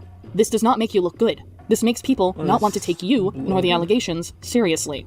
You know what else makes people not want to take a document filled with serious allegations seriously? When you spend time defending a literal child groomer. What in God's name made you think this was okay? I get it. Rachel was an individual who called George out, but she wasn't wrong. For as much as Vivian is a groomer herself, her calling out Susie for victim-blaming Leo in her stream is valid. Just because it is Rachel doesn't mean Rachel can't say things that are correct. Broken clocks and all. This tarnishes the validity of the allegations. I need you to understand that the author of this document let his personal opinions and morals come first. That they decide to spend time on a document that should be solely focused on Rachel not defending a man who literally admitted to the shit he did. This is bad. Oh, and I don't appreciate myself being lumped in with George, buddy. Thanks. Now, in regards to allowing predators to write testimonies, while it is absolutely possible for people who commit heinous crimes for they themselves to be victims of it, the problem with this is that the author knew. They knew what George had done. They knew what Avi had done. And when the allegations against Chris came out, they can feign ignorance all they want, but they spent months before they ever updated this document. In fact, they had to be called out for it in order for them to update said doc. That is not a good thing. Allowing predatory people to make testimonies when you are accusing Rachel of being a predator herself does not help your case. There are going to be some people who, when they see creeps like George, Chris, and Avi making testimonies, they're not going to give a shit. There are going to be people who are unsympathetic and go, why should I care what Rachel did to them? I'm not necessarily saying it's right, I'm just pointing out the unfortunate reality when it comes to cases like this. Speaking of those grooming allegations, let's talk about how the author did not vet for the ages of Rachel and the individual who falsely accused Rachel of grooming. That's right, false allegations are involved in this document. I'm going to give a huge shout out to Rin, as they are the person who brought this information to the public, but suffice to say, anonymous number 2 in the document is Yoon. Yoon implies that Rachel groomed them. However, Yoon is... Fuck. The false allegations in the doc. And on to in the doc is who? Anonymous number 2 in the document is Yoon. Yoon implies that Rachel groomed them. However, Yoon is 3 years older than Rachel. Yoon is essentially accusing Rachel of reverse grooming, something that does not exist. Now, this is something Rin didn't bring up in their video, so I'm going to say it. It is absolutely possible for someone younger than you to abuse, assault, or even sexually assault you, and so forth. In fact, while it is egregious Yoon accused Rachel of this, Rachel still sexually harassed Yoon, full stop. However, when it comes to grooming, it is not possible for someone to sexually groom an individual who is older than them. Reverse grooming is a term that is primarily used towards victims, where the actual perpetrator claims that the victim groomed them, when that is just not possible. It also doesn't help that Yoon has a history of falsely accusing people of grooming. He also implied Rin groomed them when Yoon is older than Rin. The fact that the author of this document did not even ask for the ages is negligent at best, fucking criminal, and even libel at worst. I want to make something clear though. Rachel does have grooming victims. Yoon is just not one of them, and all it takes is one false accusation. While in this case, it's more so mislabeling than outright false, it is still negligent, and all it takes is one fabricated allegation for everyone to be skeptical about everyone else's testimonies. It is negligent, it is damning, it is placing victims in a position where they look bad, and that is exactly what happened. Rachel didn't focus on the serious accusations, she focused on the shit that didn't matter. She focused on things that made it easy for people in her circle to stay on her side, and what did the SEC do? Essentially say that they deserve it, and that if they want to stay with Rachel, then she can have them. Cause that's totally how you treat victims of abuse! You tell them they deserve it! That's what you do! Now, where do I fit into all of this? Well, I was not a part of the thread in the Cloud Palace. However, it's like Michael said. He encouraged me to reach out to the author of this Google document, and so I did. Now, I am a private person. I gave this person my story with the understanding that the call wasn't being recorded, screenshots would only be shared between the two of us, and lastly, any details regarding my trauma and triggers were to be redacted, and I wished to remain anonymous. Remember this. I was sent the notes he wrote during the call, and aside from a few requests I made and having certain details being redacted, I approved what was written for the document. The only reason why I even wanted to tell my story is because I thought to myself, if it helped someone come out with their story with Rachel, then it was worth it. Something to take of note is that the author of this document was a stranger to me, and they still are. I had to give a stranger intimate details about my trauma, which involved severe sexual abuse that I'd gone through both in my childhood and in my early adult years, as Rachel had belittled that trauma of mine and even used it against me. In fact, the retelling that I gave you now, that was what I gave, except I had gone a little more into detail about my rape, my ex, and other trauma of mine. I have since regretted ever reaching out and having this Discord call. Because this person goes on to say and do very heinous things to me. They made me relive childhood trauma of mine. They did things that went against my consent. And it is beyond traumatizing. More traumatic than what Rachel had ever put me through. Good lord. But not only that, the author of the Rachel document went out of their way to alter my testimony without my consent, added false abuse allegations about me to this document when this was about Rachel, not me. But in doing so, they revoked my anonymity. The only reason I consented to sharing my story was if I remained an elder of mine. They did things that went against my consent, and it is beyond traumatizing. More traumatic than what Rachel had ever put me through. But not only that, the author of the Rachel document went out of their way to alter my testimony without my consent, added false abuse allegations about me to this doc, out of their way to alter my testimony without altered Deed's testimony without my consent, added false abuse allegation document, went out of their way to alter my testimony without my consent, added false abuse allegations about me to this document when this was about Rachel, not me. False abuse allegations against Deed. Holy shit. But in doing so, they revoked my anonymity. The only reason I consented to sharing my story was if I remained anonymous, and that was immediately revoked without my consent, without warning, for years. Since 2022, people had known that I was anonymous number 1 in the Rachel document. Both people who personally knew me and strangers easily pieced together that I was anonymous M. And to say I am beyond embarrassed and disgusted isn't truly putting into words the pain I felt when finding out. I beg you, do not seek after this document, because it is filled with altercations and lies. That is not my story. That is not my voice. It is malice. It is lies and mistrust under the guise of vigilantism made for the sole purpose of self-centered, fabricated justice. Please, let that document be buried.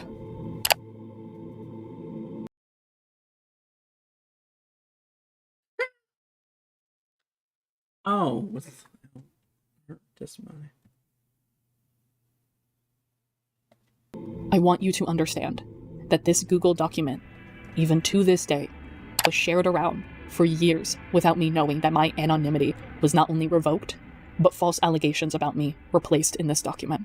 Before you even read any of the testimonies regarding Rachel, you now see this update painting me as racist, narcissistic, abusive, and overall, placing me on this pedestal right beside Rachel, as if we are one and the same. Yes, we will be going over that update, but there's still a lot more to discuss. And what better way than to segue into talking about the author themselves. Hey Musha, the bill for your actions just came due. And I want my money now, bitch. Musha is the author of the doc.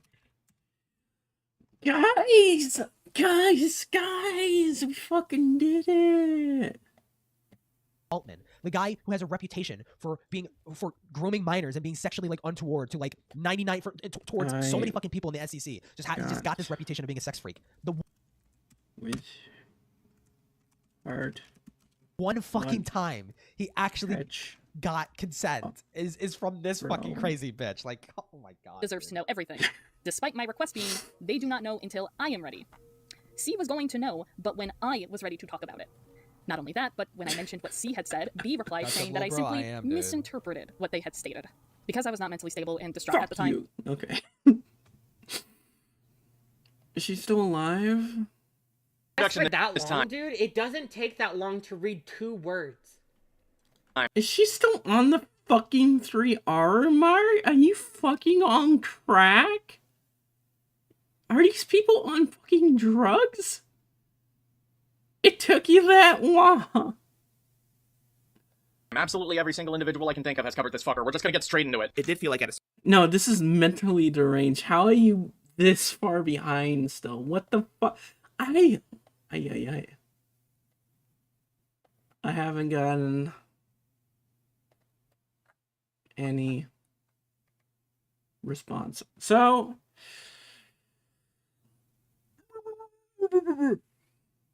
I guess it's done. I guess it's finito. Why does he like hanging out with fanboys? That's something you gotta ask him. Something you gotta ask him. Well, we did it. We got through it all. And it only took 4.5 fucking hours. And now we have to finish part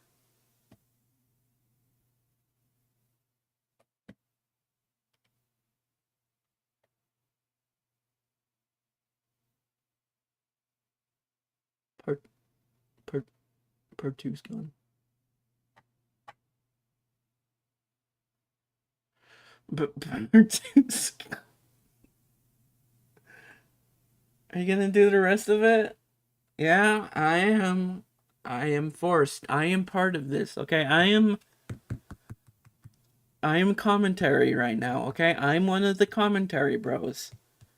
I am in on the situation. We are like Ace Space. We are like Gila. We are like Julie. We are warriors. Just kidding. Well, I just called her a bitch for archiving it because it's still up. Not this.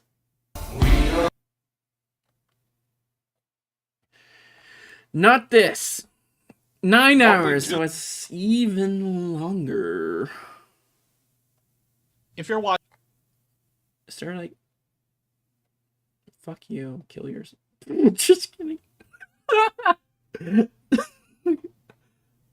Okay. Oh wait, I forgot. I didn't have it on the window, so you didn't see anything. Anyways, that's gonna be the end. Where's my... I need a duplicate of this that says goodbye. Hold on. How do I duplicate a copy paste? Call this getting ready. Rename this to getting ready. Actually, let me rename it to starting. We are Bunny Chan. Yeah, we are Bunny Chan. Exactly. Goodbye. All right. Stream over and go home.